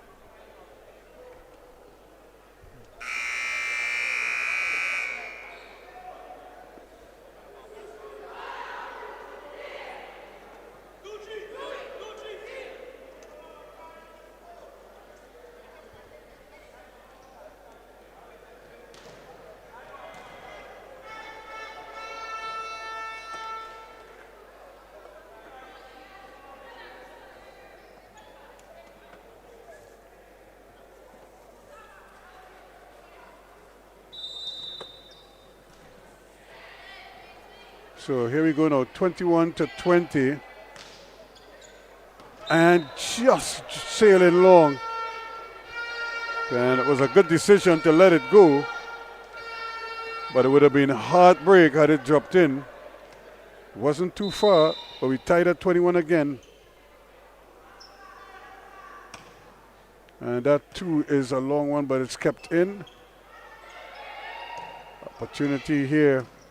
Lewis keeps it alive. Barnes trying to get it to Donovan, but it's kept up. And Burrell now can't get the shot off.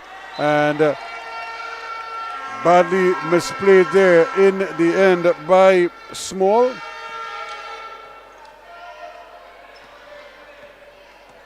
So that gives Five Islands the lead now, 22-21 serving. They are by 1. And that's not going to get over. So Martin gives it right back to Muna. It's all level at 22 apiece.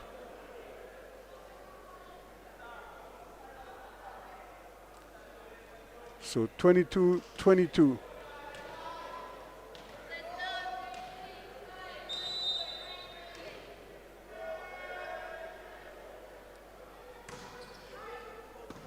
Lewis keeps it alive. Barnes. Donovan. Nice slap, but can't hold on to it. Small tried her best there. But if nothing doing, 23-22 now.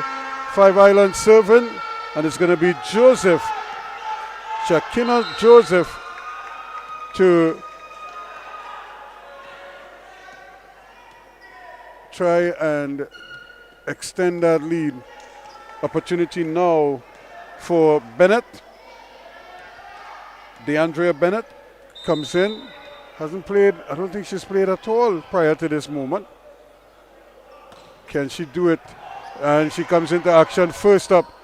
And the ball hits the net. So 24-22. Ramdani was there, but she couldn't get under it. And now it's a timeout for Mona.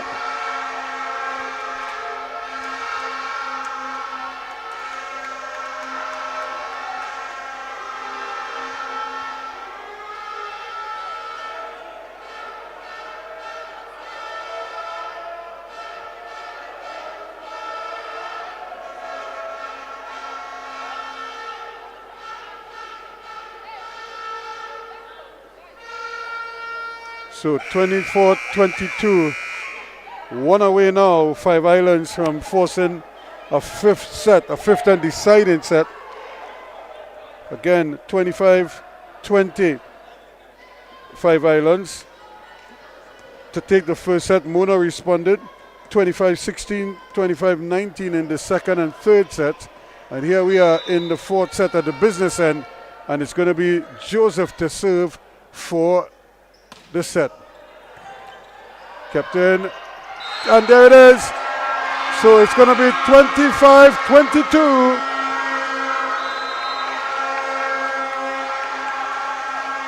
So we go into a fifth and deciding set.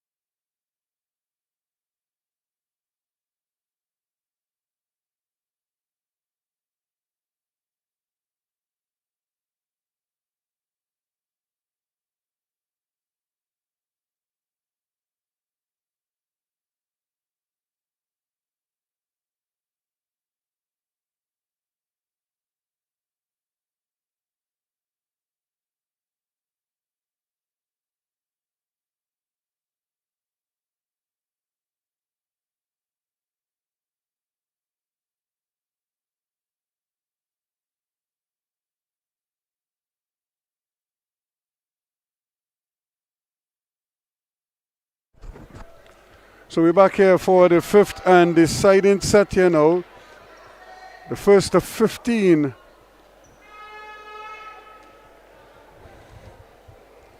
So let's see who can hold their nerve here now, because these are tense moments in this match. With the match on the line, everybody's making the sign of the cross here now.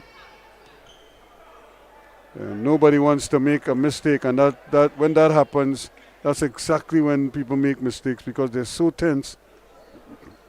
And experience is what is required now. That's a good serve from Donovan. But that's even better from Small. So Mona draws first blood. And they get the serve. Can they dictate here?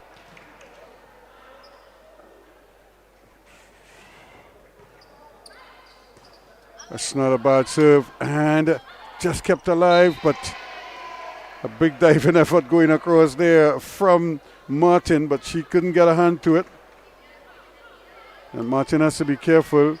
She went down what looked like something with her hair or with her head, and she gave everybody a scare, but it's good to see her up and about. That's nicely played. Opportunity here now. Get it in, not the best of shots, but they all count. Javier.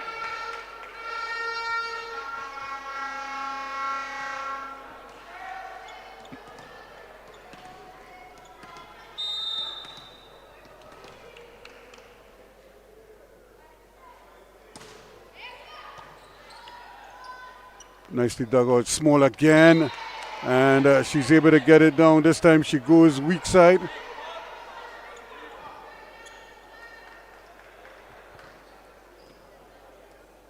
So make that 3-1 now.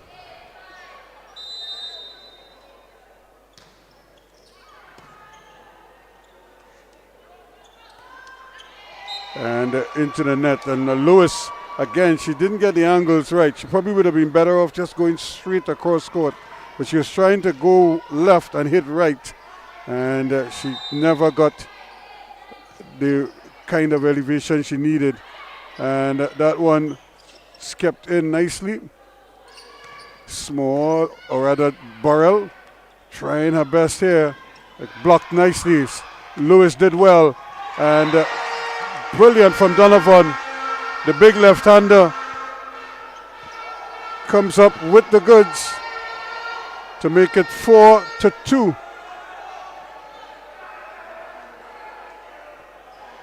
Or is there an infringement?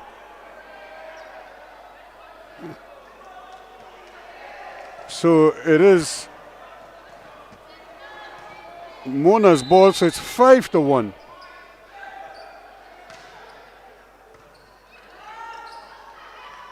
Still alive there. Mona now trying to tighten the screws here.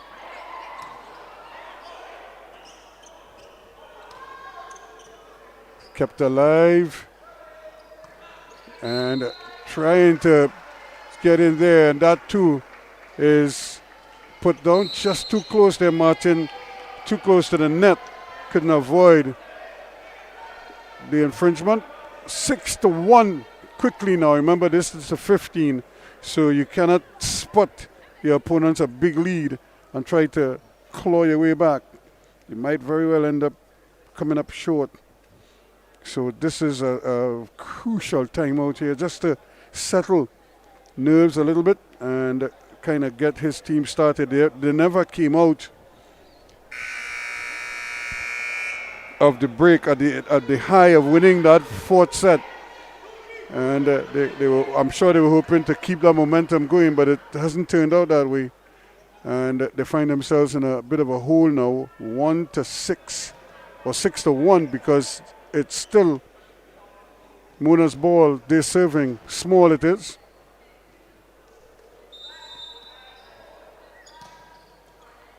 Puts a nice floater in there. This is playable. Lewis, and it's blocked. Brilliant at the net there, and turning it back nicely. Once again, Bihari and Glaves combining for that big, beautiful block. 7-1 now.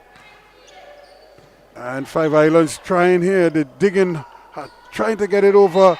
And again, miscommunication. Donovan with her weaker hand, the right hand. And it's straight into the net. So yet another timeout. Or they will switch hands rather. And so 8-1.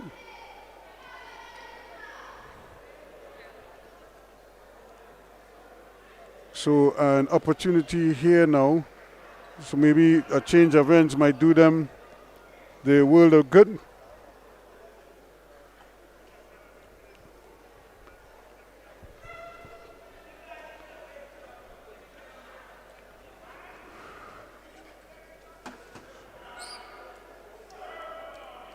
So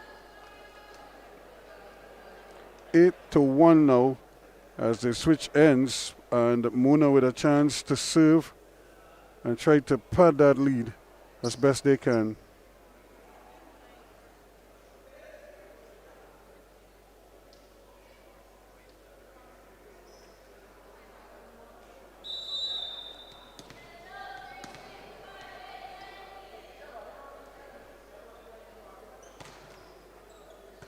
That's a good serve, just dying and not able to keep it in. And that was Lewis there trying her best to come up with the goods there, but she missed it completely. But not for a lack of effort to make it 9-1 now. They're 6 away from 15. Small, another good serve. This one is playable, but they can't get it where they want to. Burrell, brilliant. Going across court. Boom. Nice big put away there. And 10 now. 10-1. So they're 5 away. Mona from another victory. That's a good serve. Can they get it away? And they get it out.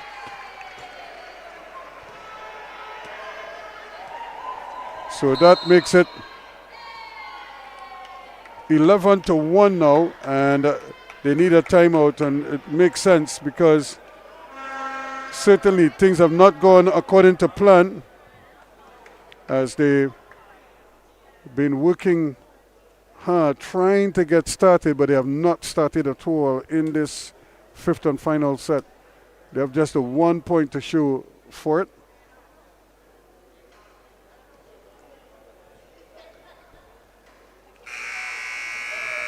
So 11-1,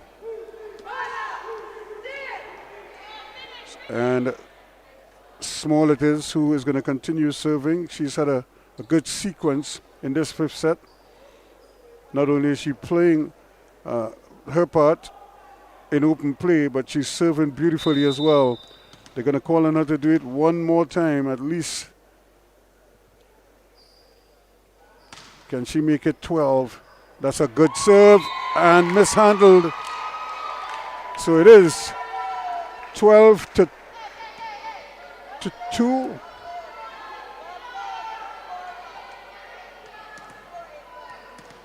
It should be 12-1, I would imagine. Oh, yes, it is. That's another excellent serve. A chance here now to get this one back. Bihari does well. Coming through the middle, Small, but too long.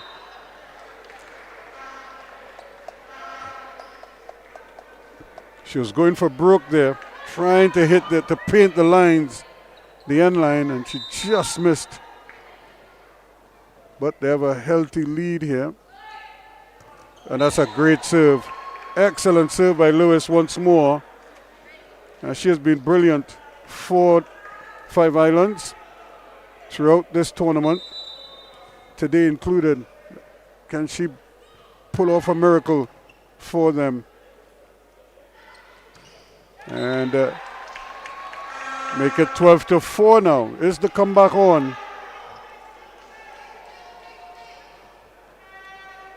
Just saying, volleyball, no lead is safe. You still have to win the points to get over the line. Another brilliant serve once more. So that's 12-5 now. And pressure, because that serve is dying all the time. Now see Lewis. Can she go deep with this one now? She's probably going to go down the middle again. And again, this time it's played and kept alive. Lewis, once again, is able to come up with the goods there, despite Loire's best effort. 12-6 now. So now Jamaica, Mona wants a timeout. Coach not happy. Coach O'Neill Ebanks wants to talk about it, just to settle his troops down. Just like Five Islands came out of the blocks cold in the first half, all of a sudden, Mona find themselves a little bit frigid as they try to close off this set. They're 3 away from the win, but they've conceded 5 straight here. And the coach just wanted to relax them a little bit and remind them or advise them of how to overcome this little setback, this little hiccup here, and push on from here now and finish the job. I would imagine that would have been his comments to them. Just out. So that will help. That made it 13 now to 6, so they're 2 away. And it is going to be Glaves. Jamelia Glaves. Can she keep the momentum going? That's a long one, but it's kept in. Still alive. And Burrell cannot handle it at the net. So it makes it 13-7.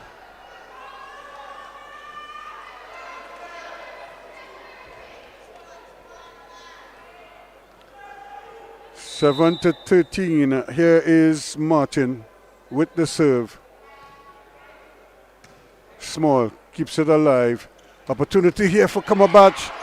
Can she put it down? She went with a two-handed tap, but that one is kept alive by Small once more. Another opportunity for Cumberbatch. Still she can't put it away. And this time it's kept alive, and tripping over herself there. Desperation time, and no luck for Small.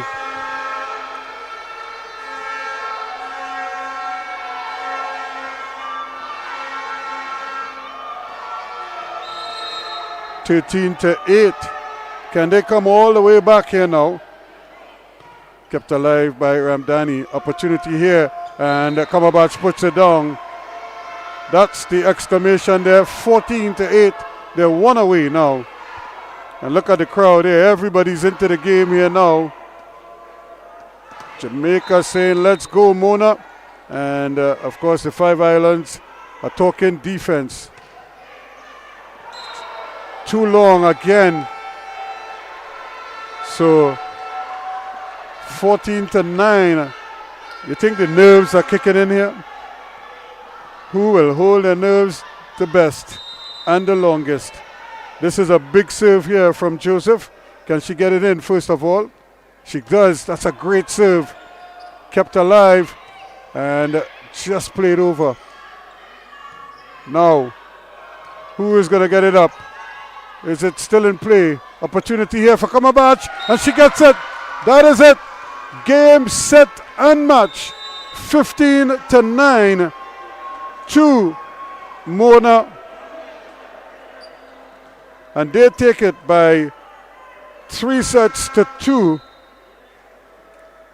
But what a fantastic battle this has been. And both teams can hold their heads high as they leave the court here. Certainly disappointed yet happy with the display that they put on there. But at the end of it, 15-9 is the scoreline there. in the fifth and deciding set. So Mona prevails 20-25, 25-16, 25-19, 22-25, and 15-19 to take it by 3 sets to 2 to level their play now at 2-2. And Five Islands, of course, they have work to do. So that is the situation there. Fine game, but still there's more volleyball to come as we have the men's game coming up between St. Augustine and Five Islands. That's on the men's side. So that is coming up next.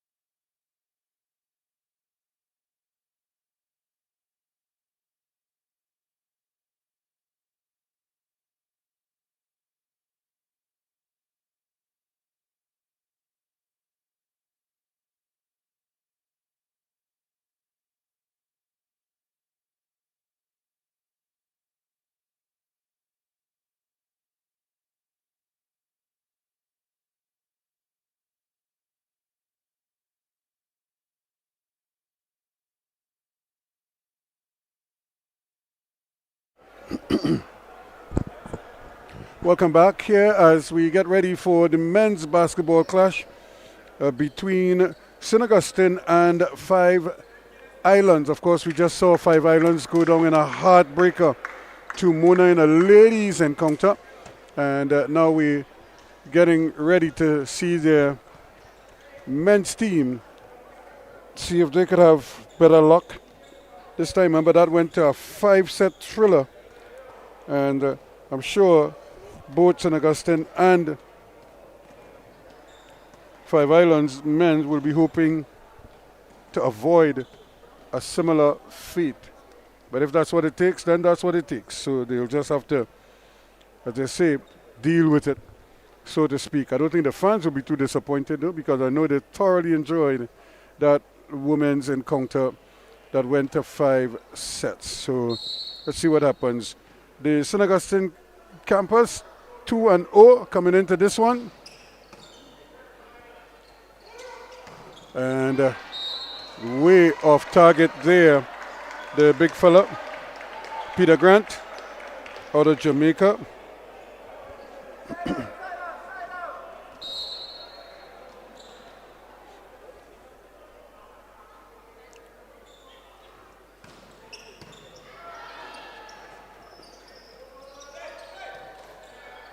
Kept alive, chance to set it again, and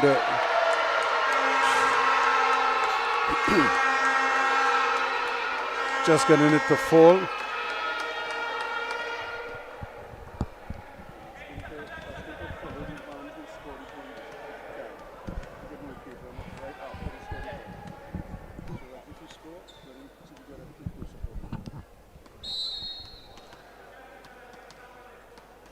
So here we go now, Jackie Martin for St. Augustine.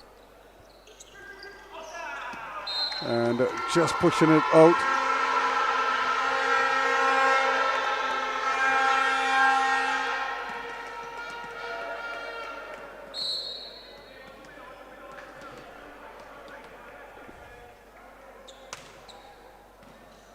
It's a good serve, but handled well in the end.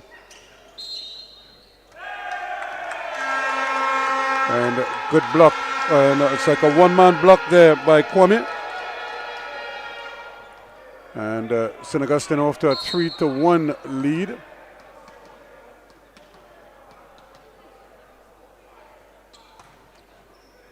Another good serve. Mishandled a little bit there by the libero.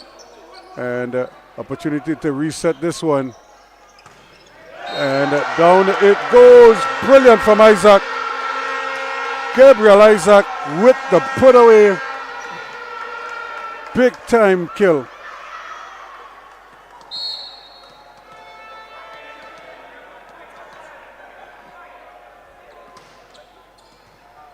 And again, this has been a good sequence. Nice block. Do it once, can they do it again? And just getting it down there, missing everything. 5-1. Now St. Augustine off and running.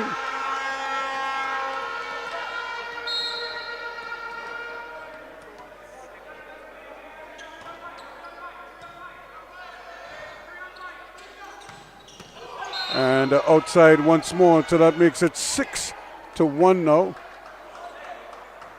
Or make that 5-2 rather. That did catch the inside of the line. So 5-2.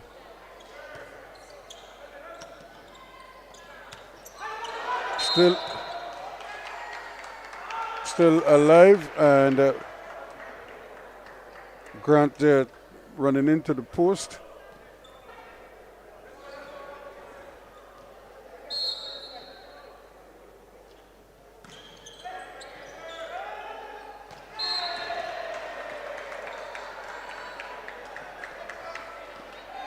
Five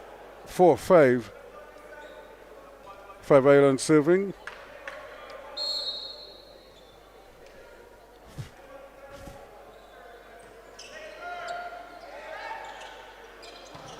And that's almost impossible to defend that.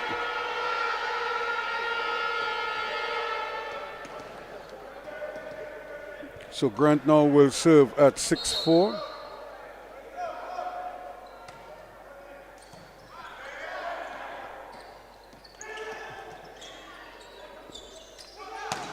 And really real power there again coming from Isaac. He went, of course, on the strong side.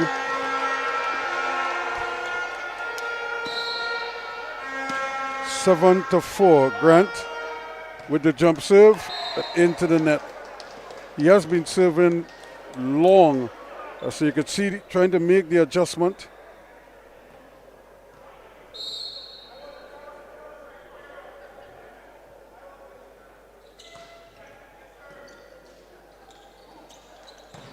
And again, nicely put away there by the captain Butcher.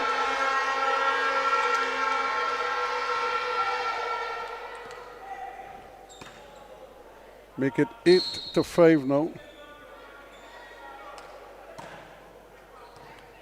And mishandled badly there by D'Souza.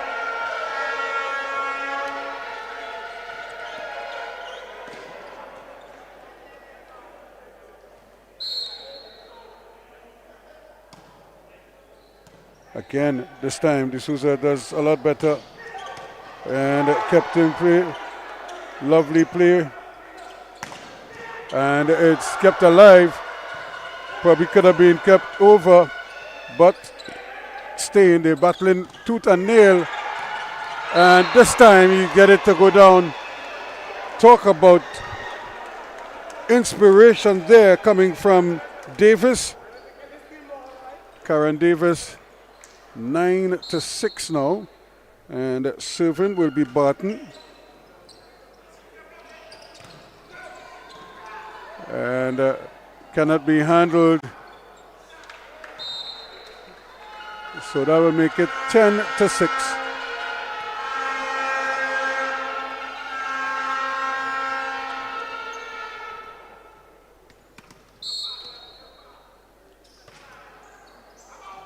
And just sailing out.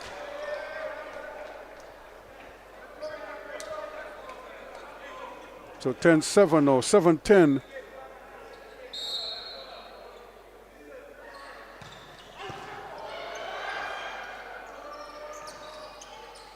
And he just got it to drop there once again, Butcher. Or did he? No, it just slipped wide. So that makes it 8 to 10.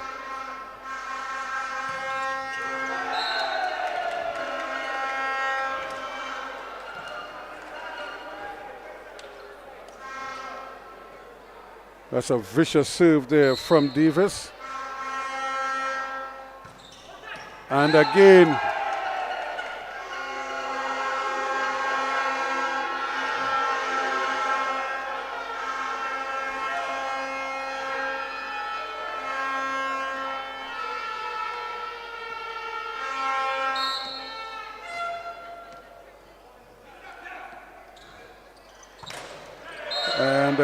Davis just misses there. 12 to 9.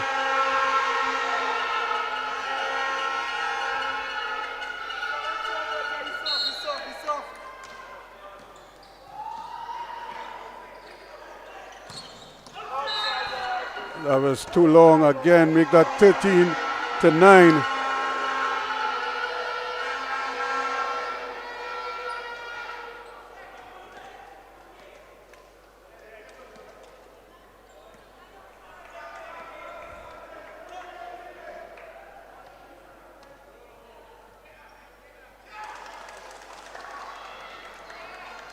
So make it 12-10. There might have been a touch at the net.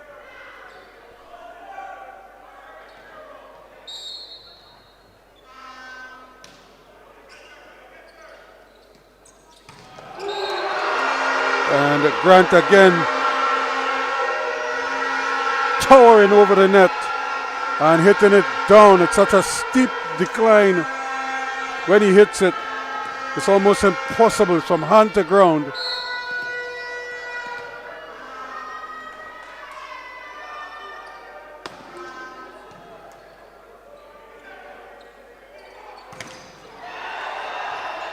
still alive, and just losing his foot in there was Kimani Joseph.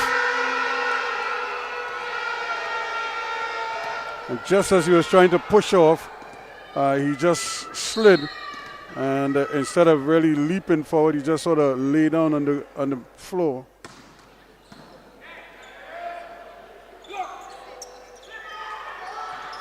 Kept alive, still alive. Can they set it? And dropping out of bounds.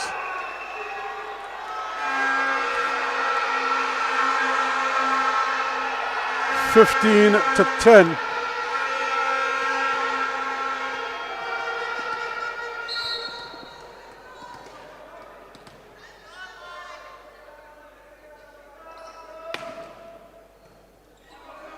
Kept in nicely.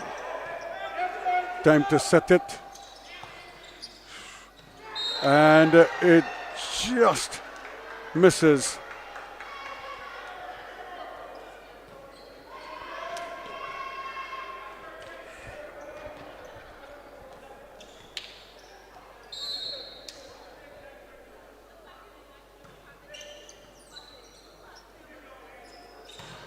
And again, the man is on fire right now, Peter Grant.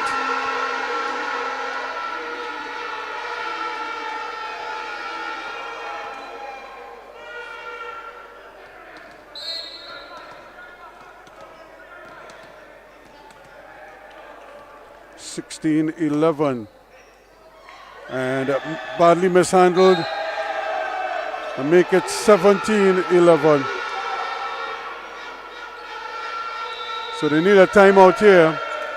St. Augustine is threatening to run away with this one and get a jump on proceedings here. 17-11 it is, and Grant has come out smoking, and when he is doing well,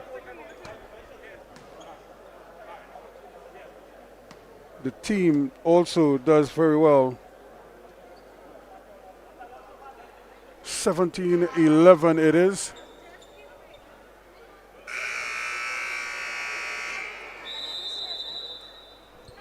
Yeah.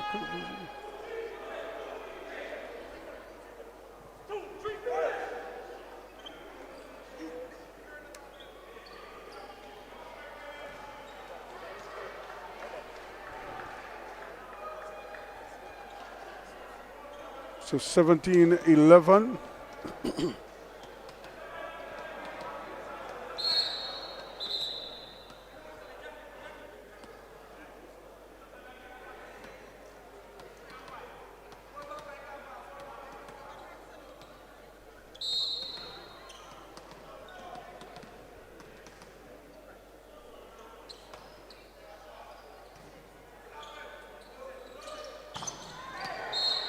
Just tip in there, take a deflection, make it 17-12 now.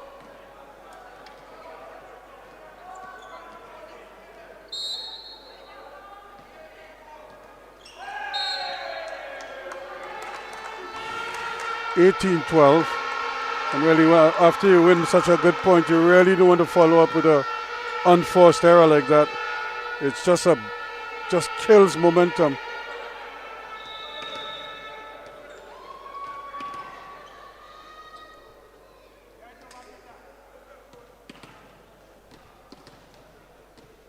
So quick substitution being made there. Out goes Barton, in comes Chastanet. But it's Grant who's going to serve. Can he get one of those big booming serves to fall? Captain, you could see taking something off of it, going for accuracy there, and misses. On that occasion, Davis was trying for the corner.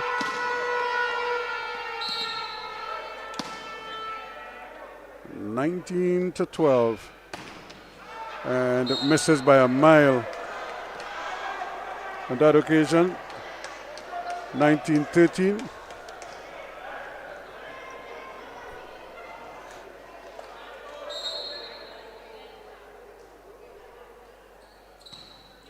And that one is outside as well. So make it 20-13.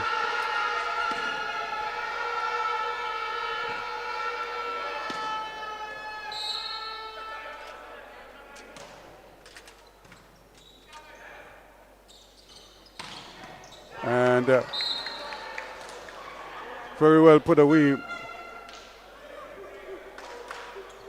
And an excellent spike there from Chastanet. Just came on as the sub. And follows up one brilliant play with a not so good one.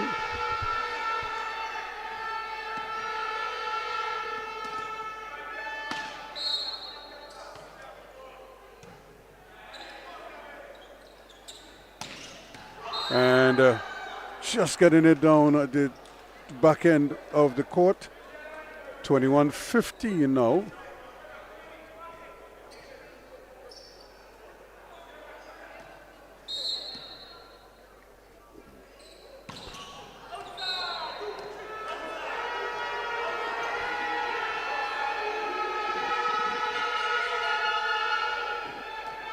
(22-15), 3 away now.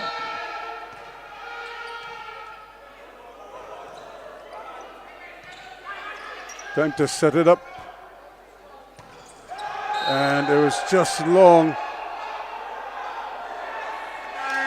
He did get a touch, so make it 23-15.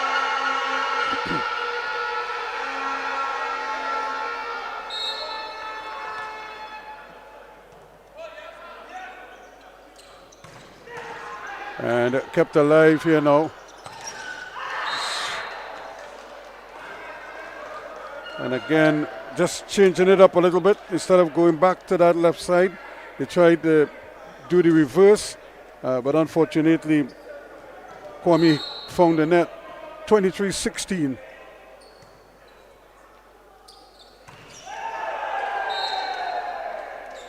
So make that 24-16 now.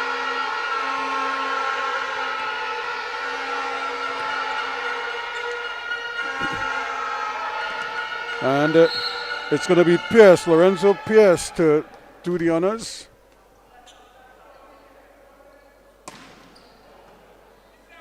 Serve is up, set, good.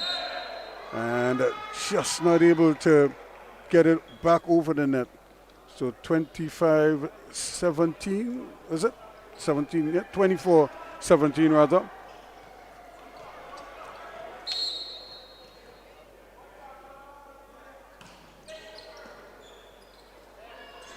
And there it is, 25-17. St. Augustine takes the first set.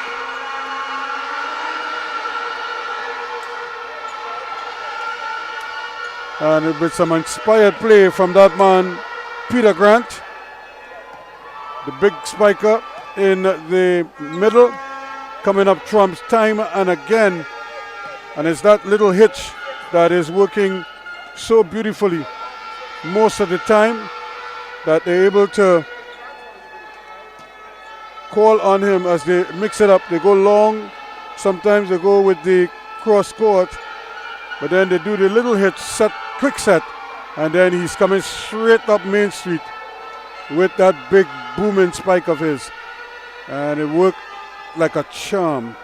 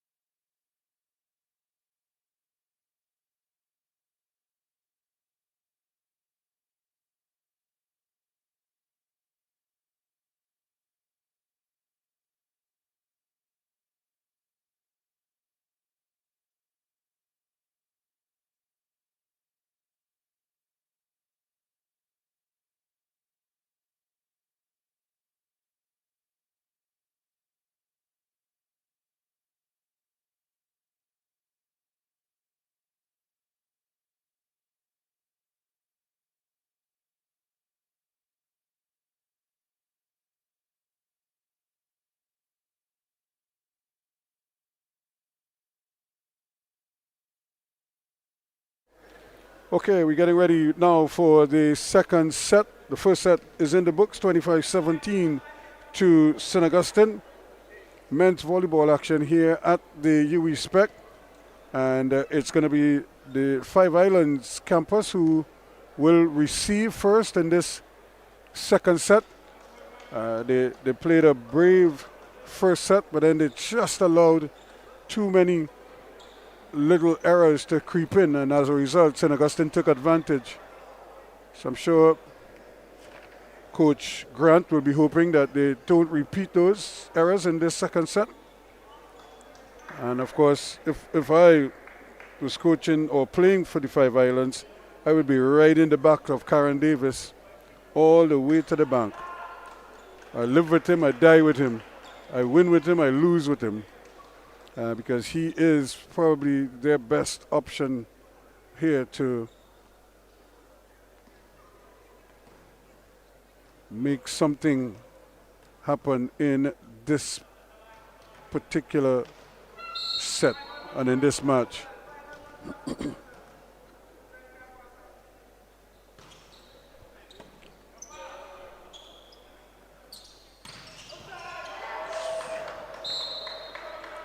And he probably could have left it.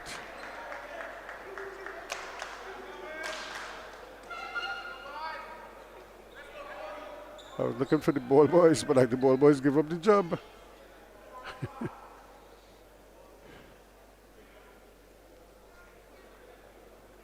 They were just there. I don't know if they felt the match was over when they saw the players leaving the court.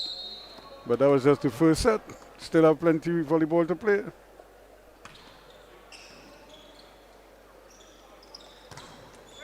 And again, tied at one apiece.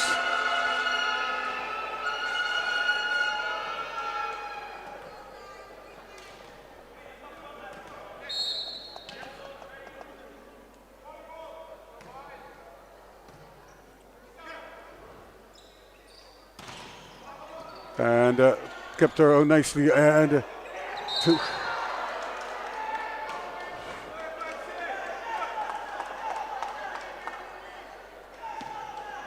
so again, almost a near collision there. Well, there was a collision. It could have been worse.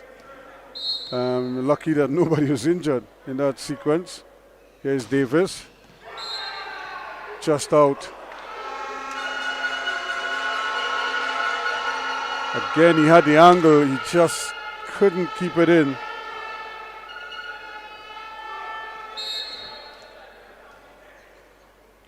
Two apiece.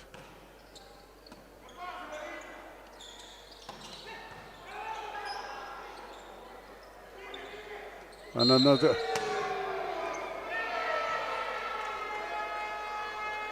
And again, Lifton.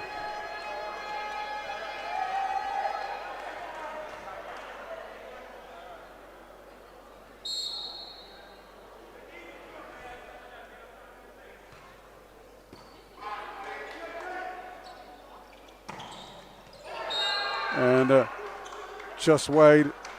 Actually, it might have been a deflection to 3 apiece.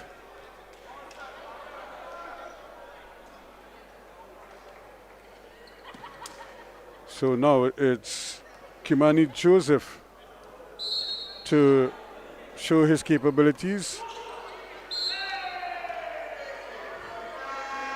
And without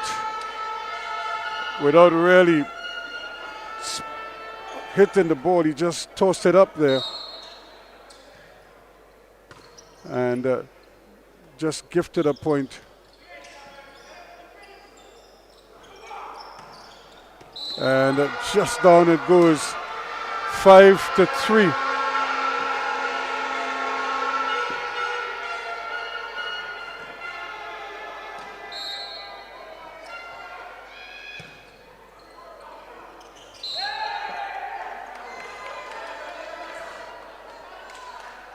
So 5-4.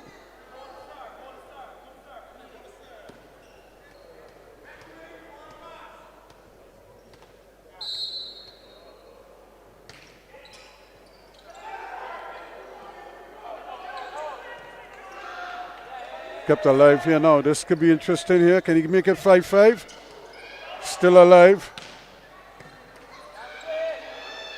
Still playing. And way off. 6-4 now. St. Augustine serving.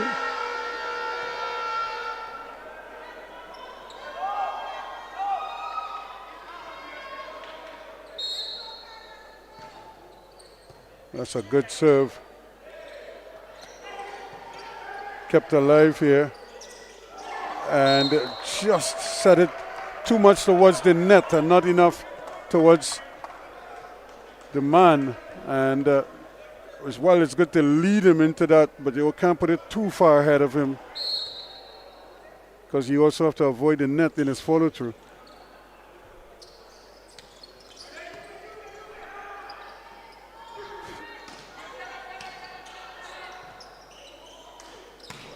And almost took D'Souza with him.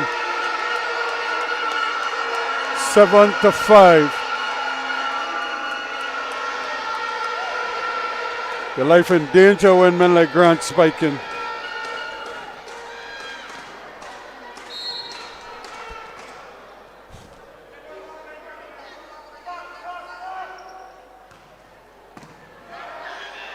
Just digging it out there and put it there, so that makes it 8-5 now.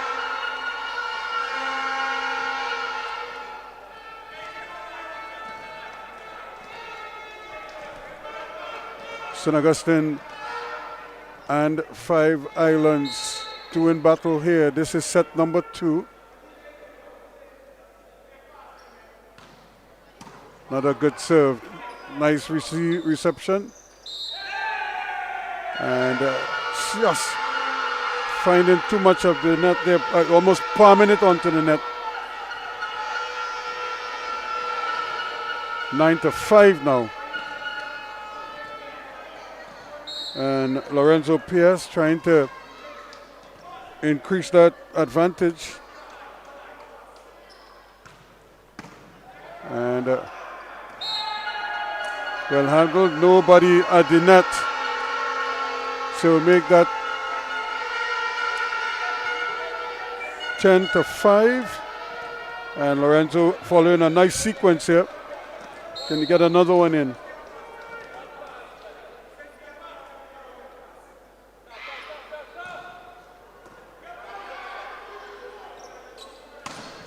And again, just trying to get it down, but Lorenzo not able to get, Pierce not able to handle it, tried to get his hands to it, but it hit his hand and it just kept going. 10-6.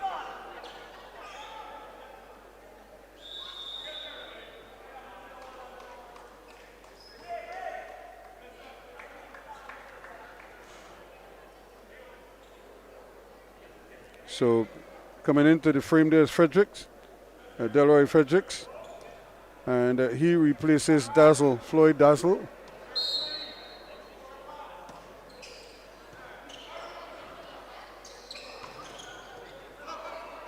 And just not able to get a hold of it. 11-6.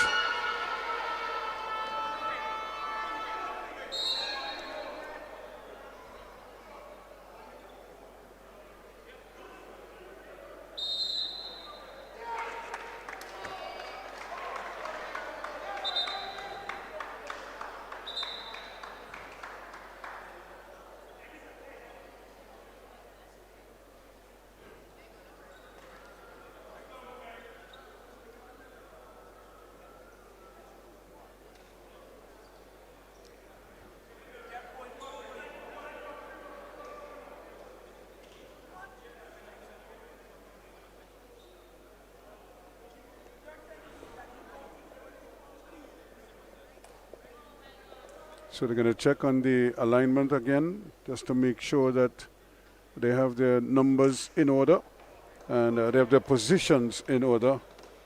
Because in the heat of battle, you could pretty much change positions and just fall out of alignment.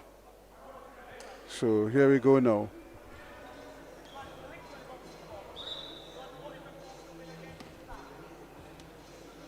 So 11-7 or 7-11 with 5 Islands serving.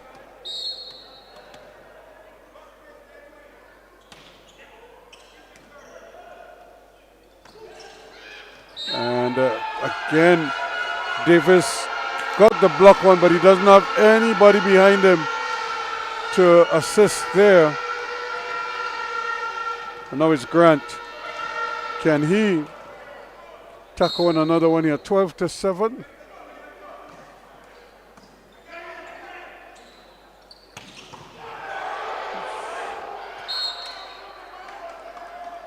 Davis is so powerful when he spikes.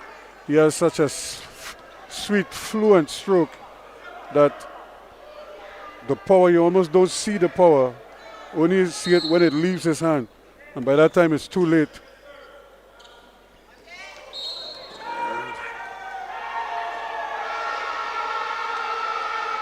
So again, 13-8.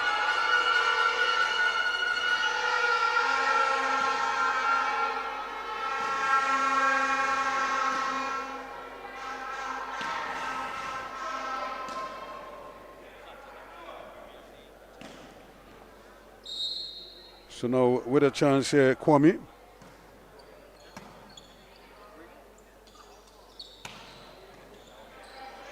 Kept in. Now the chance here. Can they set it for Davis? And he is able to get it down.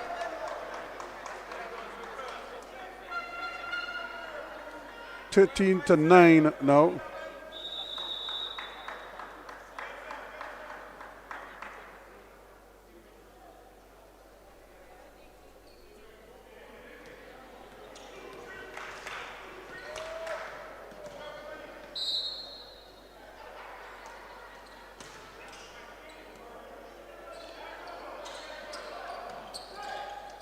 And just not able to handle it there, Joseph.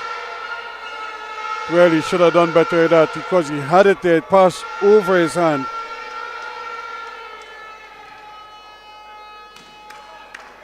(14-9) now. And again. And Grant just trying to get it down. But it was falling down. When they set in for Grant, they have to set it high so you could go and get it. And that steep decline, when he spikes it, it goes straight into the ground.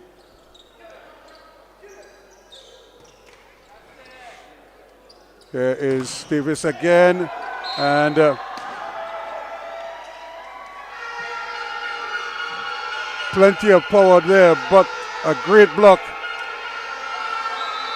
15-10 now. And Chassane is off. And he's being replaced by Barton. So they're trying to get the right combinations to counter what is happening. Butcher is going to serve, the captain of the St. Augustine team.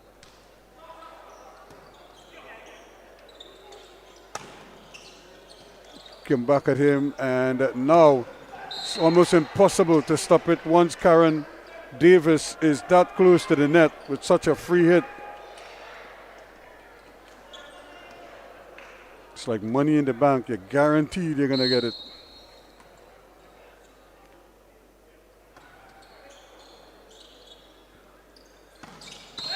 And again,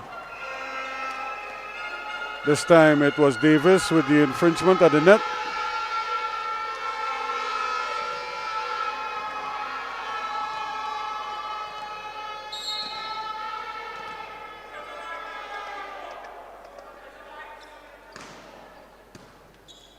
Up in the air it goes, 16-11 now.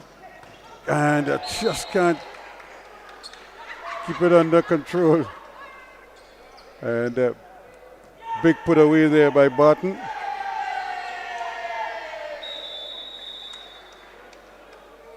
And again, Dazzle is going to be replaced, but they were going to make the substitution, and Fredericks couldn't get on Delroy Fredericks.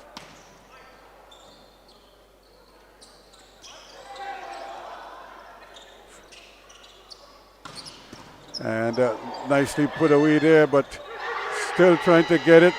Now they get it over. And a brilliant work again by Butcher.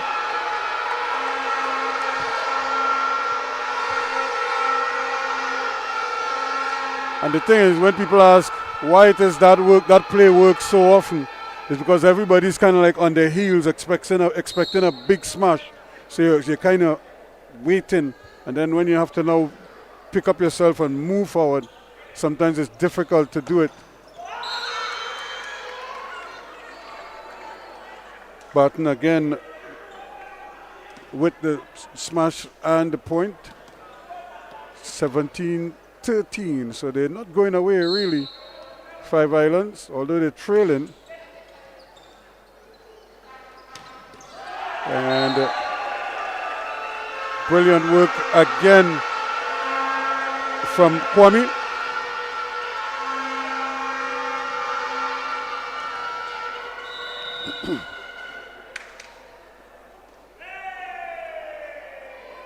So a timeout, 18-13, and the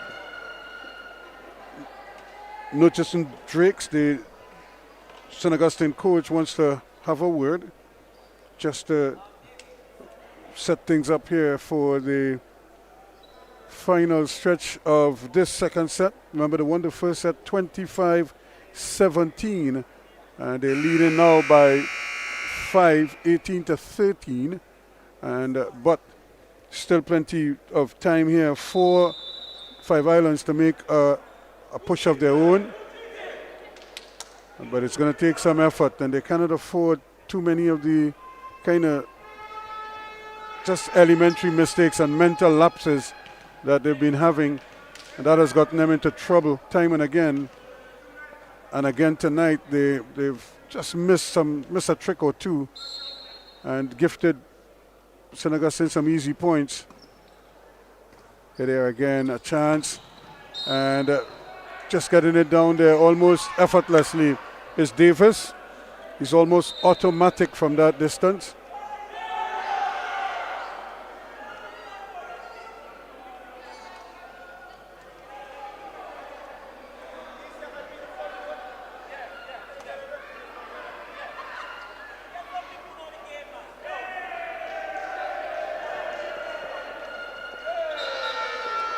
We'll make it 19-13, or actually it should be 18-13. Is it?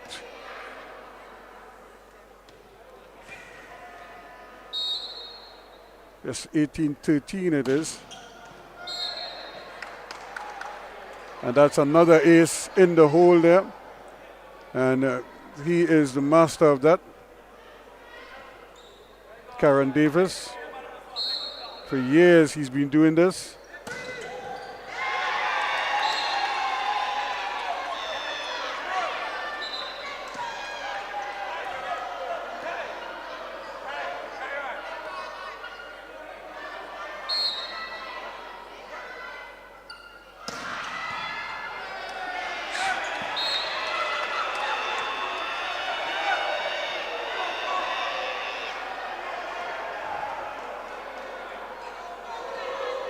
So again, make it 18-16 now.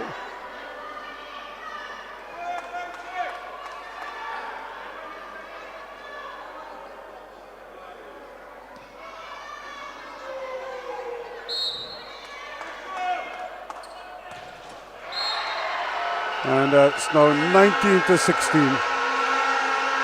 So into the net it goes.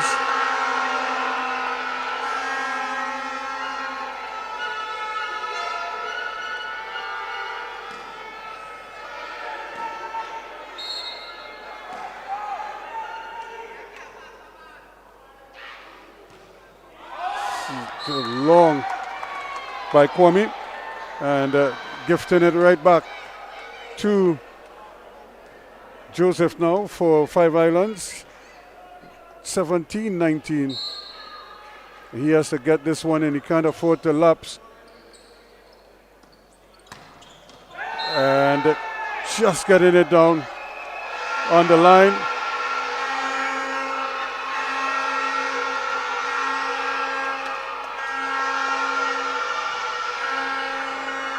(2017).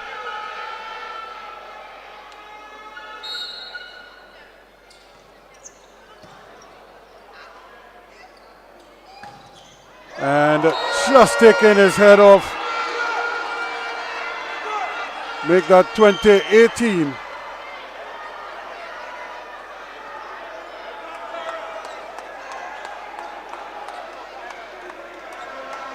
So again, once Davis is firing, no lead is safe. And again, 21-18 now.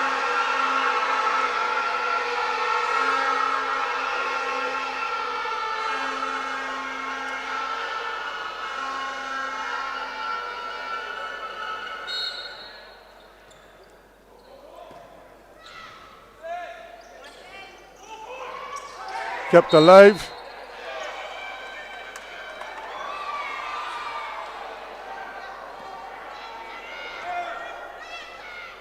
So it's almost like they're palming the ball.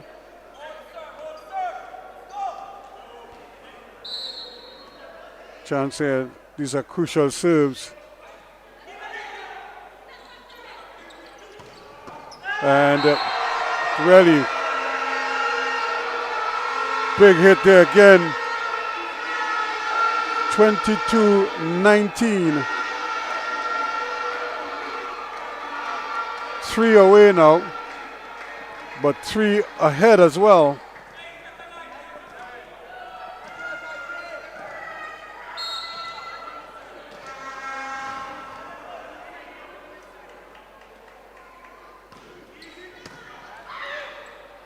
Set again. Into the net it goes. That's 23-19 now. But not able to get this one over. And a timeout by Five Islands. They want to talk it over. Things not going according to plan. They're 4 behind, but St. Augustine are 2 away from clinching the second set. So just to give them a sense of urgency, coach called a timeout, and there you see a lot of discussion in the crowd as to what has been happening. Five Island ladies in the foreground there, they had a real scorcher a short while ago against Mona. Came up just short in the 5th set. Tied at 2 apiece until they kind of lost their way in that 5th set. 23-19, and Pierce it is with the serve. And that's a good serve. Trying to set it up, and they can't. Bad set. Davis never had a chance. So they're 1 away now. 24-19. St. Augustine serving with a chance to win the second set on the serve by Pierce. Lorenzo Pierce. Davis handles it well, and that's not a particularly good set. And kept alive nicely, but it's not the best. And just like that, the deflection took it away from Butcher, who seemed to have it covered, and then when it hit the net, it just kind of redirected.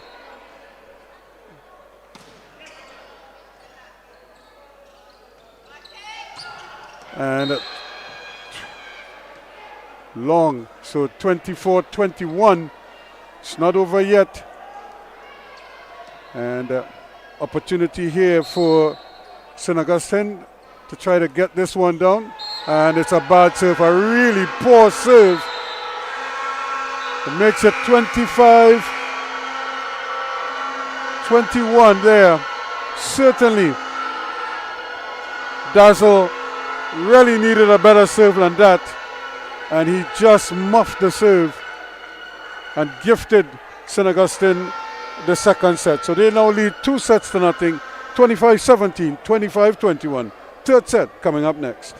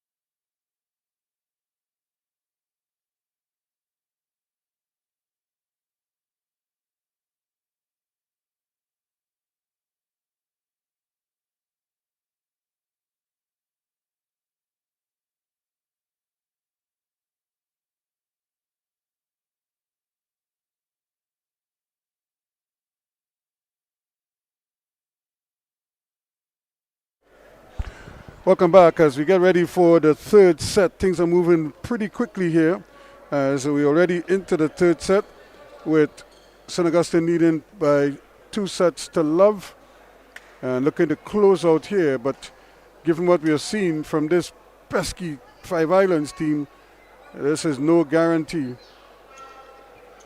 here, and don't rule out the possibility of a long game. This could be another tricky third set. And I would imagine Five Islands must be thinking they're right there. They just need to get over the line. Maybe if they get one set, then they might get two. You never know. But here we go as we get ready for the third set.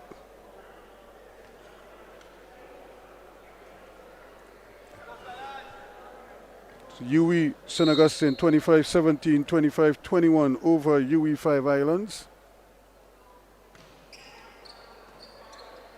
Here we go, third set. And easy does it. Good initiative there, just recognizing where the defense is and just putting it down there easily, Gabriel Isaac.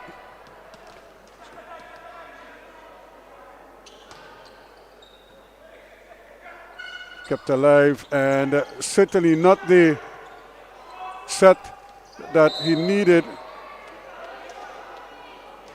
And you could see Grant there probably trying to hit it so hard that if his timing is off, everything is off. Because with him it's just about precision like clockwork.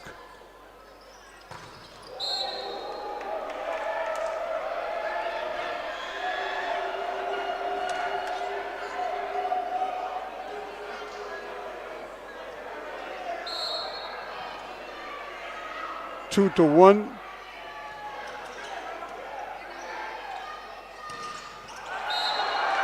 Make it two apiece there with a lovely kill from Martin.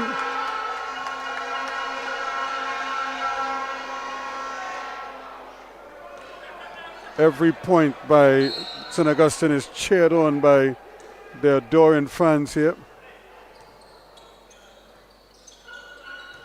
And that one is long. And Joseph really hasn't been able to get into the groove just yet. He's had his moments, but those have been really sporadic, to say the least.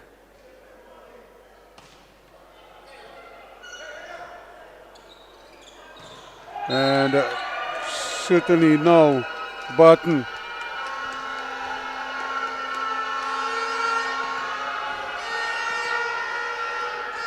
Four to two.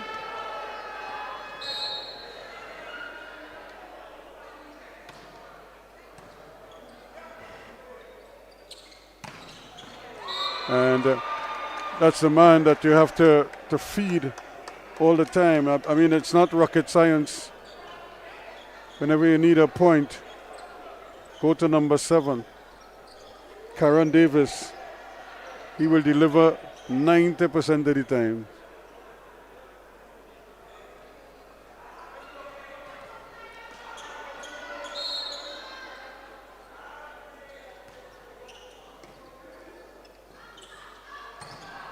And again, bullet-like from Butcher.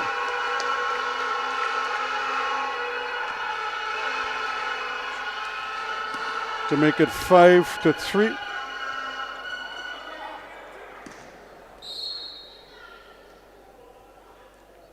Kwamino. They go to Davis again, and the little deflection takes it.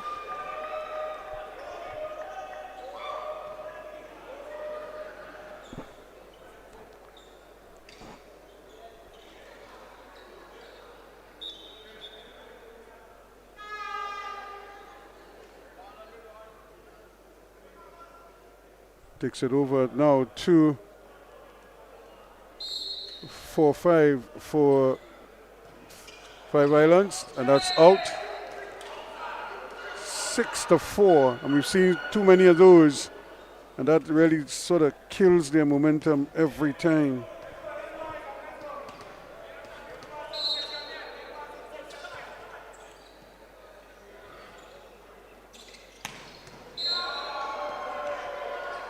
Mr. Clutch. Davis once again.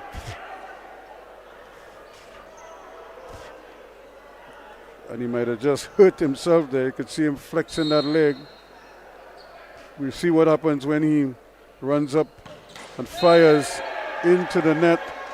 Once again, we've seen that a couple times now from him.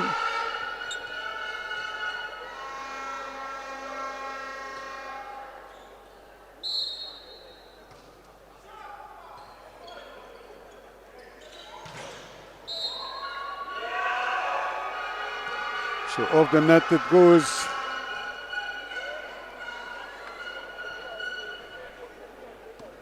To make it 8-5.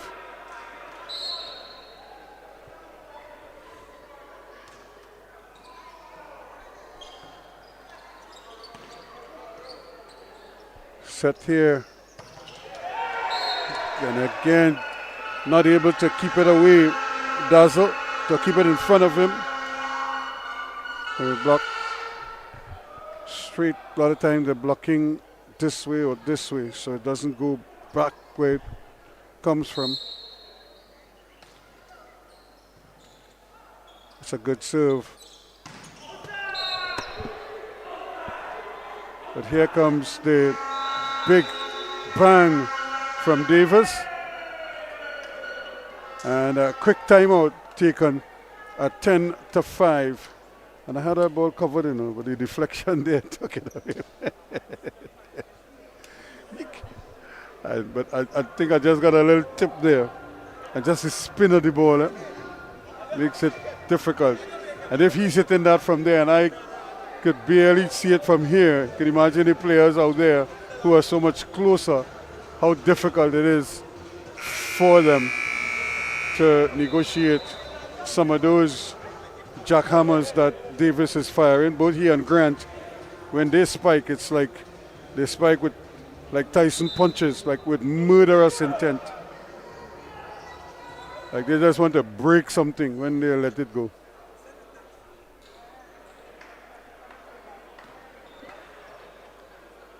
So 10-5. Five Islands must try to stay close. They can't allow this to get out of hand. And again off the antenna. So 11-5.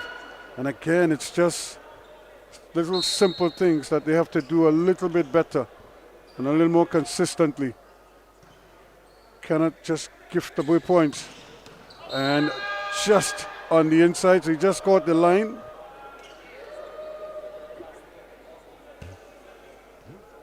11-6 now. Third set. Five Islands serving.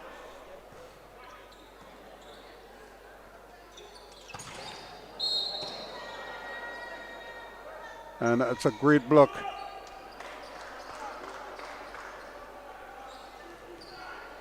Once again, 11-7, no, or 7-11.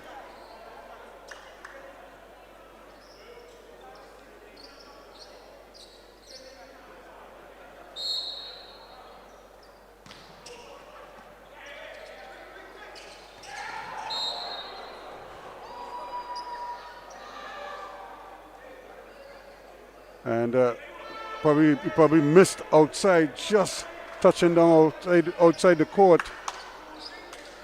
So that was a big miss there because he had the opening. 8-11.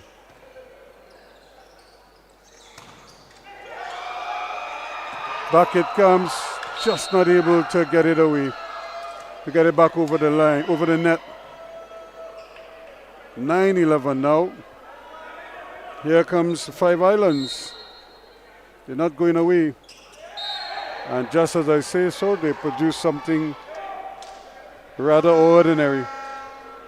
And not for the first time. We've seen him with that serve. Remember, it was his serve, Dazzle, that gifted them the 25th point to win the second set. And here he is again after a couple good serves into the net. That's a good serve. And nice block at the net. Can they set it up here now? And the big fella gets it down, but it's still alive. And an infringement at the net to make it 12-10.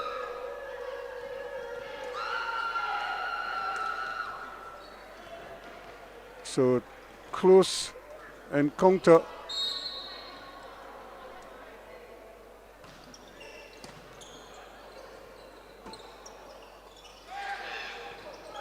Still alive here now.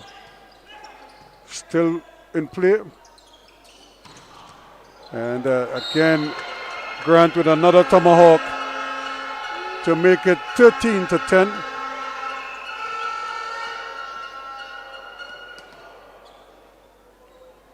Sometimes the game can be very simple, you know. Right, the hot hands. In St. Augustine case, it's Grant, and in Five Islands case, it is Davis. There you go. Just wide on that occasion, but this time he was trying to go the weak side and instead of coming across to the strong side, but that's where the defense was set. So he was trying to go against the green, missed.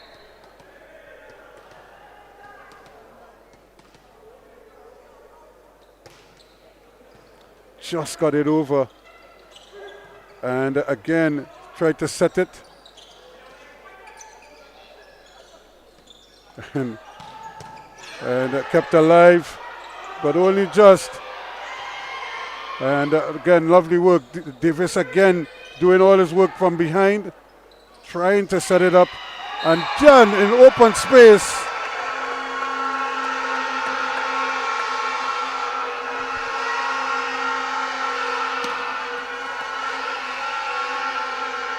(15-10) now. Third set. St. Augustine leading, trying to close out here, and then into the net it goes from Martin. Really a poor serve on his part. But that brings it down to 4 now. 11-15. And Money in the Bank there again, climbing, almost as if he's on stilts, Isaac. And then buries it. 16-11.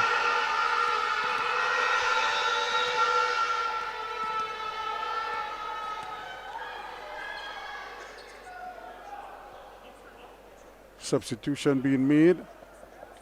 And in comes Chastanet. And they're going to need him to play some inspired ball here now.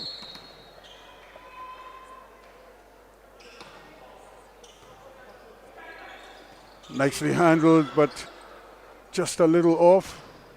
And kept in nicely.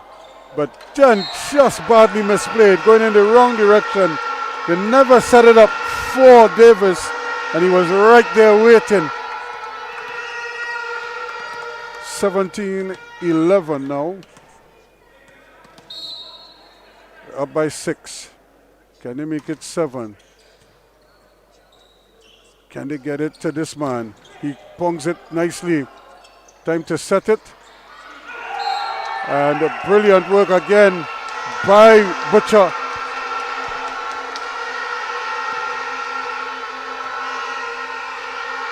(18-11). And the Vuvuzelas are singing in the background.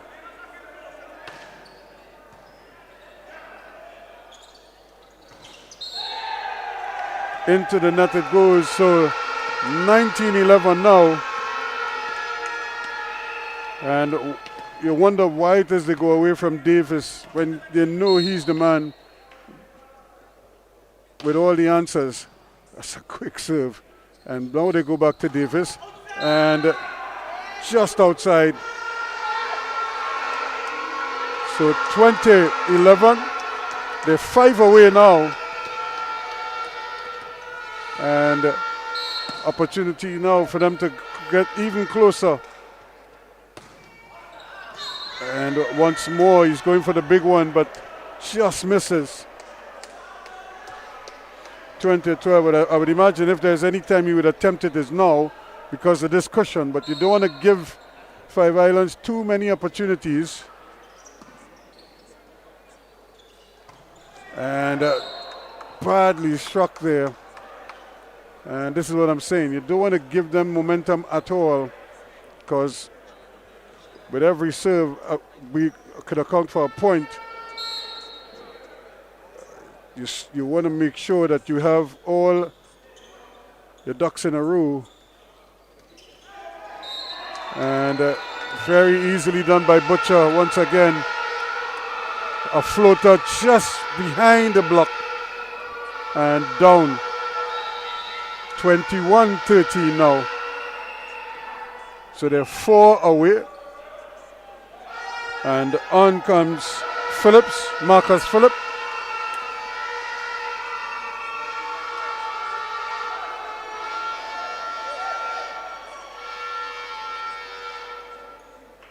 So Philip will serve.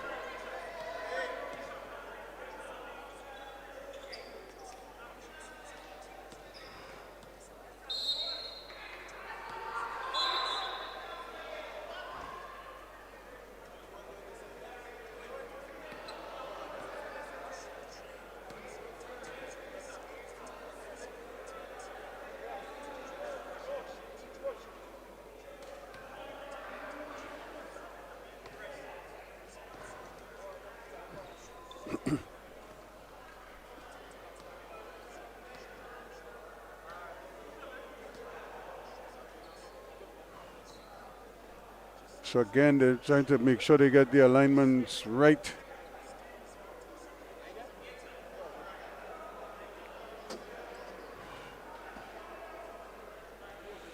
(21-13) as they sort it out here. Dewey St. Augustine won the first set 25-17, the second 25-21, and now they're trying to close out the third. They're up 21-13, and it's going to be Jason Kwame to serve. See if he can make it 22.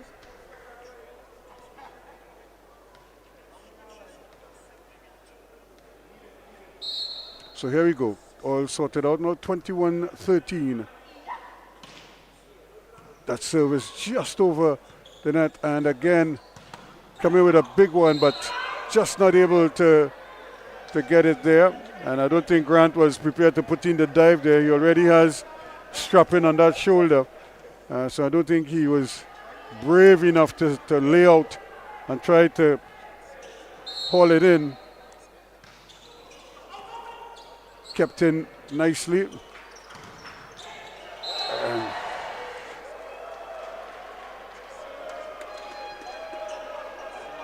could just see Gonzalez having the angle on it. He just couldn't corral it and keep it in play.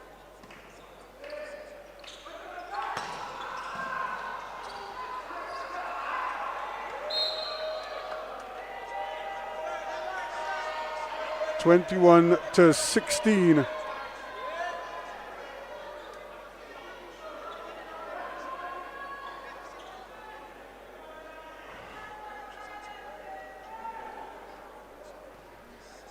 So now a chance for Chastanet to redeem himself.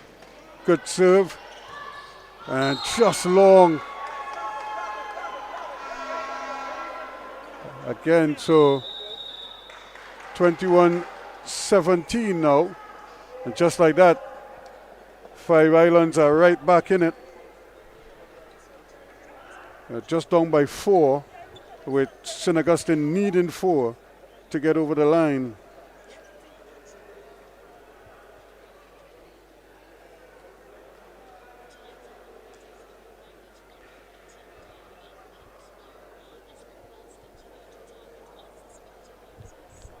So 21-17.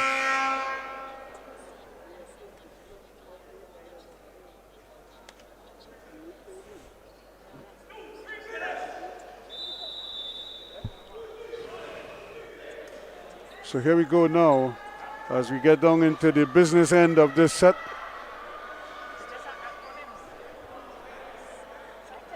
(21-17), Five Islands serving. Chastanet with the ball. And really a gift of a serve there. And 21-18 now. St. Augustine has to be careful. Can't afford too many misses. And again, Butcher does it one more time. 22-18.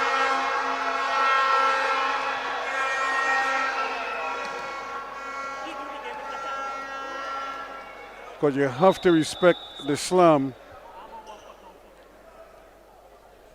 So you cannot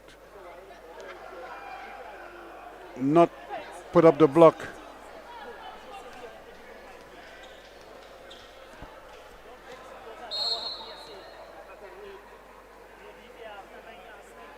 (22-18) and into the net it goes. Really, Marcus Phillip just gifting it back to Five Islands. 22-19 now.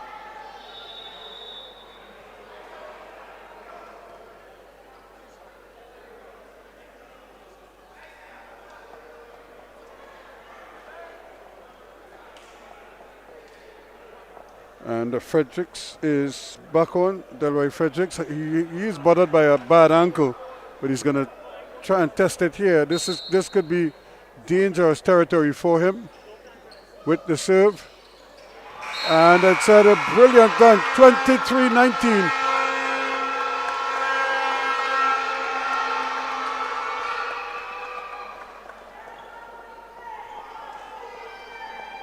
So 2 away now.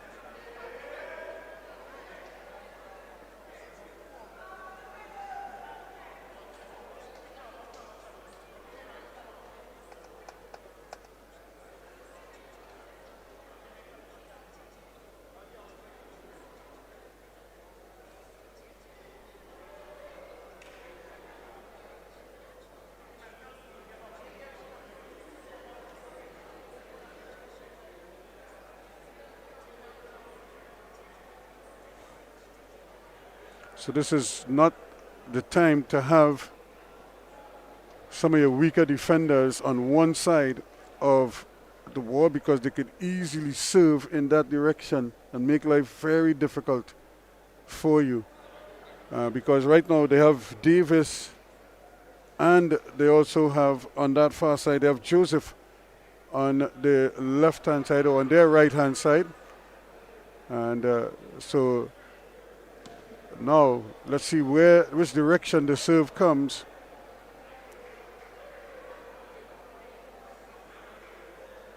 And the coach still trying to sort out with the referee exactly what it is, what alignment they're looking for. I think they have agreed now, and that's what they're going with. So they have three on that far side, and I want to believe he's going to avoid serving in that direction. And just get it down now, trying to come across, and brilliant block indeed. And it's the big man at the net. Coming up there, big Pierce with a monster block to bring them to within one now. 24-19. This could be game, set, and match here. If this could fall for St. Augustine. Lovely serve, still alive. Can they set it up now? And somehow it's kept in brilliantly by Fredericks. He might be on one ankle, but he's still finding a way. 24-20.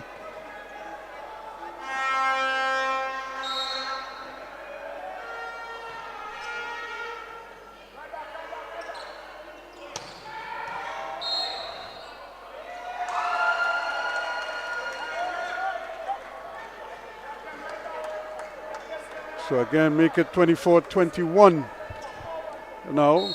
So they're not going away.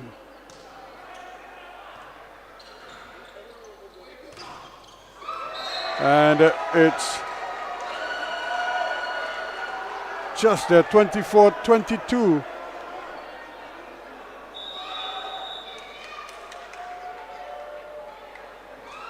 So another timeout. So they're just trying to make sure that they get all their ducks in a row here.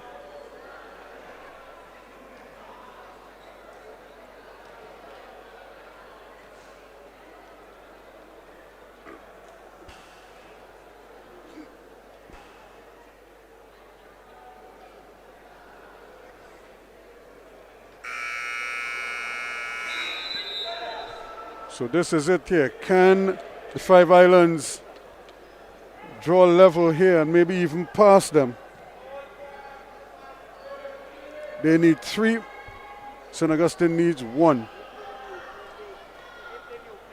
Or Five Islands needs 2 to tie it up, so they'll have to win by 2 clear and prolong this set. Set nicely, and again And this is 25-22.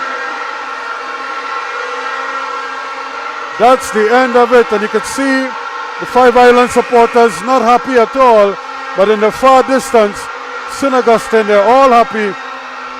Flags waving and vuvuzelas ringing out here at UWI-SPEC. 25-17, 25-21, and 25-22. The final score, 3 sets to love here. St. Augustine, they continue their winning ways against Five Islands, and not a good day for Five Islands. Their ladies lost earlier, and now the men also took it on the chin as well. So that's the situation here as the men have completed their assignment. Now it's up to the ladies to come forward. St. Augustine against Cave Hill ladies. That's coming up next.